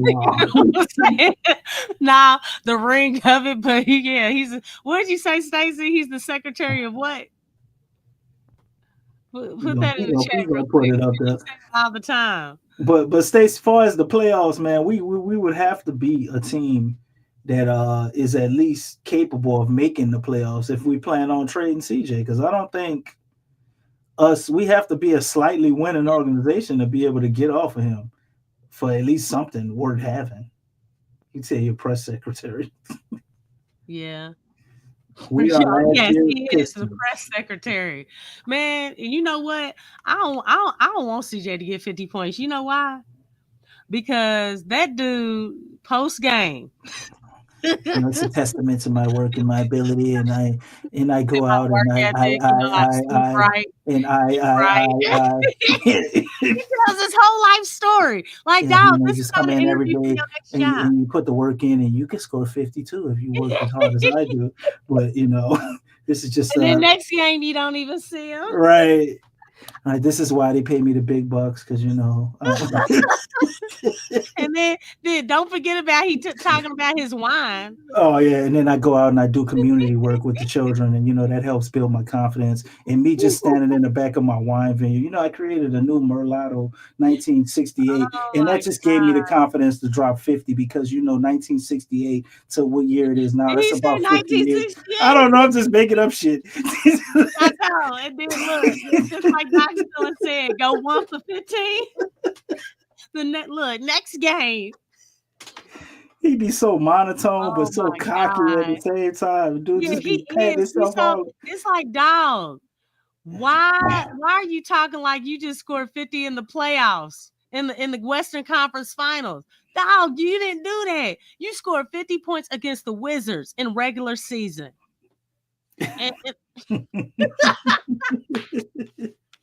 CJ be breaking his neck to give himself compliments, man. Oh goodness gracious! He patting himself on the back with other people's hands. Man, nobody needs to give him credit. You know what I'm saying? Yeah. Dude. It'd be like 10, 15 minutes long, Lex. Man. And it's like he be telling his whole life story. And he does it every time saying the same thing. Hold up, Stacey got a good one. What did he say? Because he always do that shit. He said that man say he and his brother are the best in the world. He always do that. He be in that speech, and then he go to talk about. He said, "Yeah, because me and my brother were coming up, and we always worked on our craft, and he's an awesome player, and I can't He's even giving credit to his brother, but he's got. Then he put himself up over. Yeah, right. That's his brother. You know what I'm saying? Man, CJ crazy. CJ is crazy. I mean, to make it to the NBA and to play at an extremely high level, I think everybody has to have the mentality of a maniac. Everybody got that testimony. Why do you feel like you got to say it just because you put up 50 points against the worst team in the league? I just think they have to have that irrational confidence like that to be able to play. I mean, you do. So I guess for him, you gotta have that long-windedness too. It come with it, you know what I mean? You say come with it? Yeah, but most players are like, they got the ego, but they keep a lot of their inner thoughts to themselves. Right. He said, Stacey said, your bro is a 6-man on EuroLeague team. That's crazy. But I know his brother up in age. Nah, he probably probably 39 or 38. I ain't gonna lie. Like I went and looked him up though, because I'm like, what the hell are they talking about? CJ brother. CJ brother was like a bucket for real. I think he could have played in the league. He just chose not to for whatever reason. Like, dude was really like that. For real. I don't know, man. I don't know. Go look up highlights on him. Like he was nice. DC. I don't know what he is now, but he was. I ain't looking up no highlights of CJ's. Because when we first got CJ, I looked into it. Like, see, dude was out there balling. I ain't looking at the CJ, man. When I heard about the history I come from, and my brother used to wake me up when I was 12, he used to wake me up at 5 a.m, and we would go get 1,000 shots up before high school. And he started talking all that shit. I'm like, man, who is his brother? Go kick rocks. Go kick rocks, CJ. Christian James McCullum. Goodness gracious. Okay. So last thoughts, so we can get up out of here. Do you have any thoughts? I got a lot of thoughts. Did you? You said you have a lot of thoughts. Okay. Well, hold on, just a second. Let me go to this. We need to pick an area what we want to talk about when we get out of here. We're gonna be here all night. Oh yeah. I'm gonna say something. You gonna say something. The chat gonna say something. Just keep on going. Hold on, just a second. Friday's March 20th, right? No, today is actually March 20th. Friday's 21st. Oh dang. Yeah. Dang, they don't have what. Goodness gracious. We play Minnesota again. Play. You ain't gotta pull it up. We already know. Oh, okay. Well, I want to see the matchup indicator. You know what I'm saying? Oh yeah, all right. Well, go to the Pelicans on Minnesota, and you should see the. Okay, Gamecast. Let's go to that. Just hit the Pelicans, the whole team. Okay, hit the Pelicans. There you go. Now going right here. Oh goodness, it's moving because of commercial thingy. All right, here we go. Oh wow, same percentage as last time. Okay, so what do you think? Do you think the Pelicans get the win on Friday, brother DC? Can lightning in a bottle strike twice? You know what? I thought you were gonna say, can Genie pop out the bottle? You know what I'm saying? I thought you were gonna start talking about Genie. I'm like, dang man, can we catch lightning in a bottle again? No, I don't think so. Let's see who's playing. Have we beat anybody twice in a row when we played these back-to-back matchups? Utah. Utah. That's cheating. Lex. And the Wizards.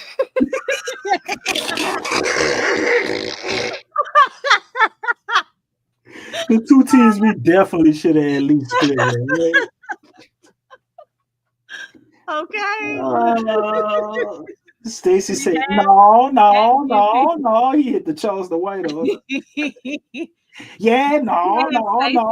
We have that. Hell no.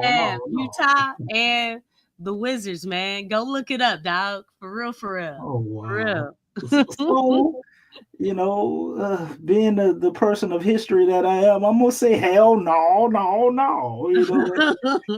The Minnesota is gonna show up. Obviously, tonight Zion did his thing, but we have to also be honest and looking at the stats. I don't think Minnesota played their best game, and I don't think they played their foot forward. I think we caught them sleeping a little bit. You know what I'm saying? They probably thought they was just gonna roll out of bed and beat us because end of the season, we're a team that's up there in the talkings for number one pick. They probably thought they could just come in and beat us, but I think they're gonna take the second game a lot more serious, being that we got them the first time.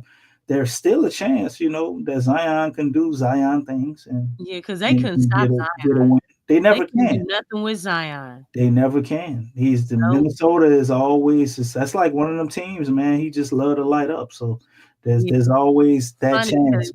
You hear that talk all about, with Anthony Edwards, and it's like, shoot, Anthony Edwards you think Anthony Edwards gonna be 5 or 16 again though? I mean, they was trying to show him love with all them damn free throws, but yeah, they were, but let me tell you something, man. Zion plays defense, man. And I think we're forgetting about that part. Yeah. You know what I'm saying? Zion matches up very well with Anthony Edwards. Just like they put Anthony Edwards on Zion because Anthony Edwards is their best defender, versatile defender. That's what Zion is for the Pelicans. And he's a bigger body. He's a lot of power. And personally, I feel like he has a lot more speed along with his power. So, it's a great matchup. It's a great matchup. But that's not to say that, again, I'm not down in Anthony Edwards because Anthony Edwards, solid player. The dude can put up some points. So I think he'll come out next game.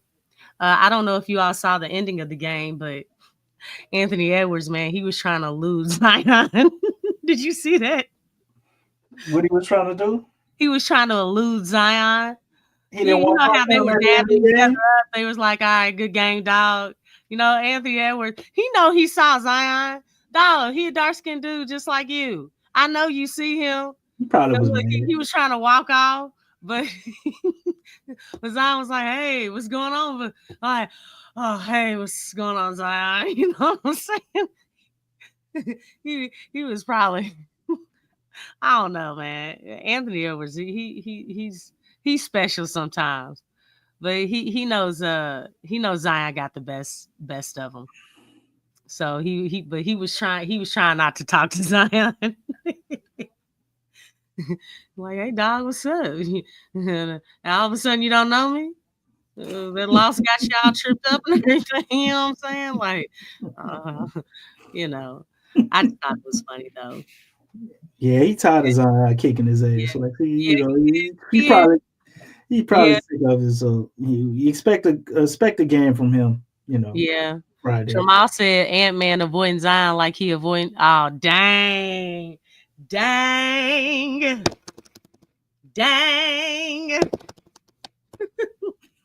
You see it, DC? He said he avoiding that man like he avoiding his own kids. Boy. That was hardcore. And then a baby looked just like him too. I'm like, God damn, man. You know what? It's really something how, because obviously he's with, his baby. I won't stay on this topic for long, but every time he shows pictures and videos with his baby, it really takes the attention off the baby he's celebrating, and everybody focuses on the everything else. So it's really it's gotta suck. I know the baby doesn't understand, but it's gotta suck for the baby. You know what I'm saying? That he is with, but yeah. I don't know. It's just kind of weird because no matter how much good he's doing with that child, nobody looks at that, and I'm just pointing that out. I'm not saying you got somebody like Tyreek Hill who he got children all over the goddamn place. He's celebrating all of them. He was replenishing. I think he thought it was his duty to replenish the earth or something like, like there was a nuclear and it's like, well, we got to replenish the earth. You know what I'm saying? I ain't mad at him. That dude went to work like dog. You I don't say be fruitful and multiply. He took it serious, Lex. You know what I'm saying? You don't need to make a community. There's plenty of men out here, you know what I'm saying, that can help out, you know what I'm saying? And not with a whole bunch of people and things. But I think he trying to, he's at probably like 11, so maybe he trying to make an NFL team. He might want his own personal NFL team. It's like, but how long does a running back stay in the NFL? Running backs probably they average about 5 years. He a receiver though. Receivers is probably like 10 years. 8 to 10 years. You know what? I'm sorry. Dang.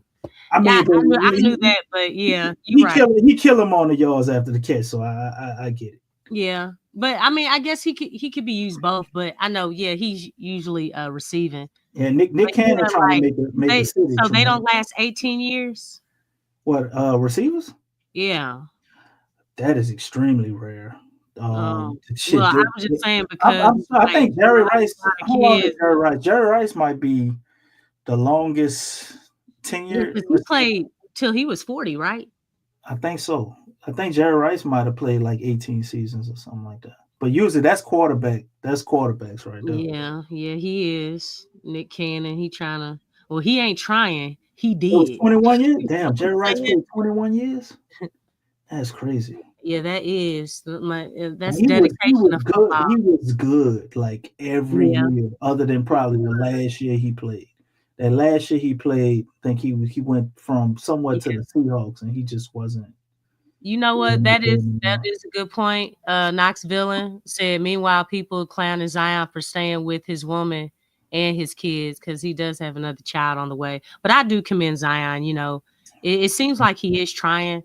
And you can't, knock that. Like everybody has a situation and different things. But that is to be commended because, I mean, he's not populating the world. You got to do what's right for you. I mean, everybody's gonna have an opinion or look at it one way or the other. Like you can never please people because no matter what you do, you always gonna be wrong to a group of them. So. You just got to make the best decisions for you and your family. And I would say, if you have a child with somebody, and obviously for you to be doing that, to have a child with them without protecting yourself, there must have been something serious there. So it would be the best to try to figure that out if possible. Well, you got to know NBA players is kind of different from. Yeah, but I'm just saying. I mean, it's not. You want to protect yourself one way or the other. You know what I'm saying? Shoot. Hey, you know what? I've heard a lot of stories. I mean, there's a lot of stories, but I mean, it's crazy out here, man. You really just got to watch yourself. I mean, because temptation is everywhere. And that's one thing when you have a lot of money, and I think that's the biggest thing. When you have a lot of money, you get everything. You get the positive things and you get the negative things. Right. You know what I'm saying? You get exposure to all that. And you have to be strong enough, whether you're male or female, because, you have access to everything. And it's like, wow, I can do this, I can do that. And, because money talks, it really does. So, it's, you really can't judge. I don't like to judge because everybody has their different paths. Everybody has different upbringing, but, you got to make the best decisions for yourself as best you can. And, try to fight temptations, not putting yourself in a compromised situation. Cause I think that's a part of it as well. When a lot of these guys, they're young, right? Hormones are popping and things, you got everybody hollering at you, everybody wanting to take pictures, everybody wanting to touch you. Oh, can I get a picture, selfie, all that stuff. It's a lot. That's a lot. And it's easier said than done because a lot of people, you got to think, are not in that situation. So a lot of people cannot speak on that But when you are, things can change. It can be, again, it's tempting. It's temptation, but you got to be strong. So, just hope all these guys can work it out and, just do the best they can to fulfill their responsibilities. Yeah. Have self-control and self-discipline and sexual discipline. That counts for something.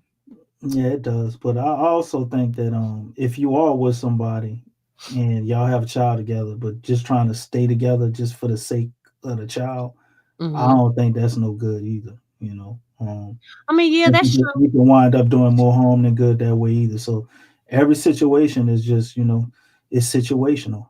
And depending on that situation, you got to make the best decision. But to have self-control and to actually plan your family, they have a place called Planned Parenthood where they plan to eliminate babies, and you would never have to go there if you actually planned to have a child, which we were never taught how to do. To them parties and the club and stuff, there's no. Everybody plan on having sex, but nobody don't plan on having no baby. Look, you get a little bit of sauce up in your system. You know what I'm saying? Yeah. There's probably some weed around too. You know what I'm saying? Shoot, get the jumping. Those things do work on you. They work on your mind. They get you all relaxed, and you start looking at some meat, and things start looking delicious. You know what I'm saying? I'm just saying. Hey, y'all know how it works. You know what I'm saying? Yeah, you got to plan. You got to plan ahead of that, though, Lex. Yeah, basically. Because it is very possible. A lot of us have done it. What you talking about, Willis? It ain't easy. It ain't easy. It ain't me. Oh boy, it ain't easy. It is not easy. It is. Look, thank the Lord. You know, it is definitely the straight and narrow path. You know what I'm saying? You know what I'm saying? Hey, we just spend a little bit of wisdom. Lacey, what you saying? Looking at me. Hey, I think that comment for you, Lex. What?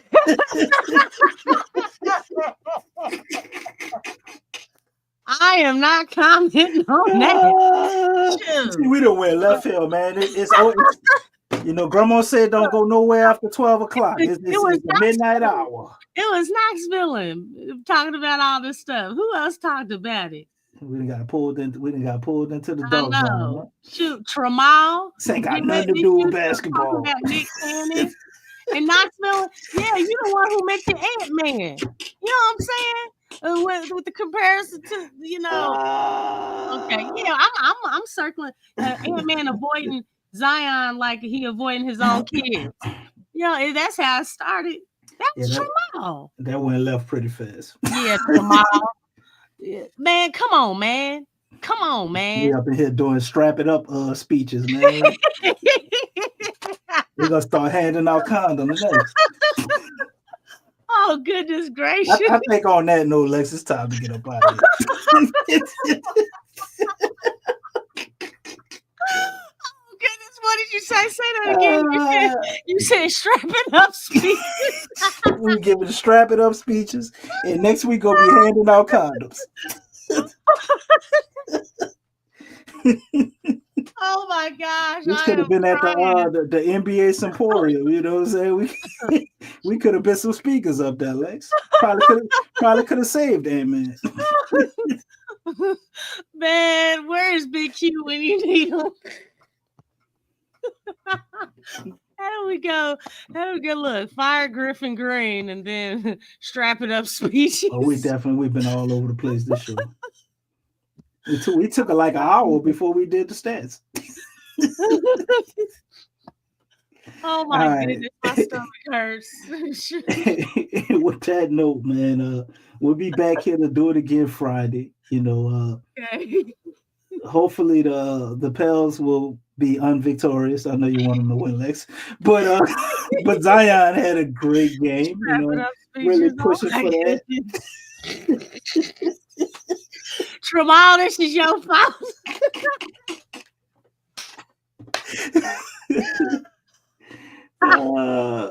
And on that note, y'all please like, share, and subscribe.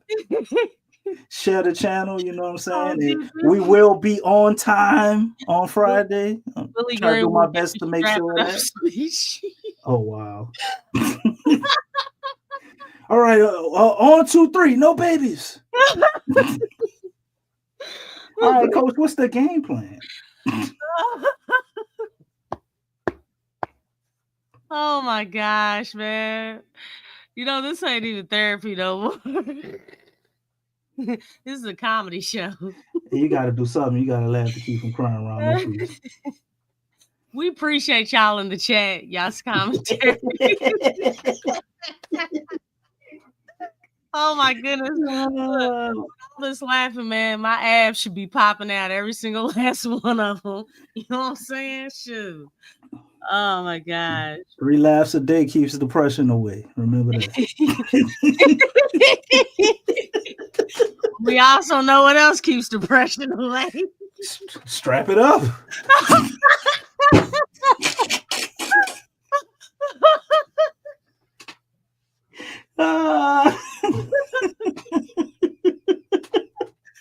Oh man, what is going on? Oh goodness, Tramal, this is all you, man. This is all your fault. Oh goodness, but yeah, all right. We appreciate y'all. Y'all get some sleep. We'll be back on Friday. Hopefully, we'll be opening up the phone line so y'all can give your thoughts and comments and ideas, concepts that we pray and hope the organization will hear and act on in the name of Jesus. Okay. You know, because Lord knows we need them to act on this stuff. But yeah, appreciate y'all. You all hit the like button, share the stream because it helps the stream to grow. And with that being said, peace out, bruh. Peace. You're listening to the Pelicans postgame report on the PRO Media Network for all things Pelicans. Perfect. Fly Pelican, fly Pelican, fly Pelican. And I tell them that. Fly down, I'm a Pelican forever. Yeah, ain't gon' lie, I feel flyer than I ever been. We stay ballin', this New Orleans, I'm a Pelican. It's going down in the nest, wild, wild west. Come in town and you best, show us some respect. 3-point threat, I better make it rain. If it's something, don't jump stupid like your ankle sprain. Always said, never hate the player, hate the game. Jumper where the dame late, punch a train. Post game, big Q, talking about business. Bird gang, YouTube, they ain't flocking with us. Lock up the division mission, get into the finals. Finish competition, then it's going win the title. I know this flyer than you can get. Such a threat that the ref just might call a tag. You could double, you could press, but you can't check. Right, left, slide by you like a Eurostep. Fly Pelican, fly Pelican, fly Pelican. And I tell them that birds of a feather flock together. Fly down, I'm a Pelican forever, Pelican forever. And never, and never, and never, and never, and never, and never say birds of a feather flock together. Yeah, fly down, I'm a Pelican forever.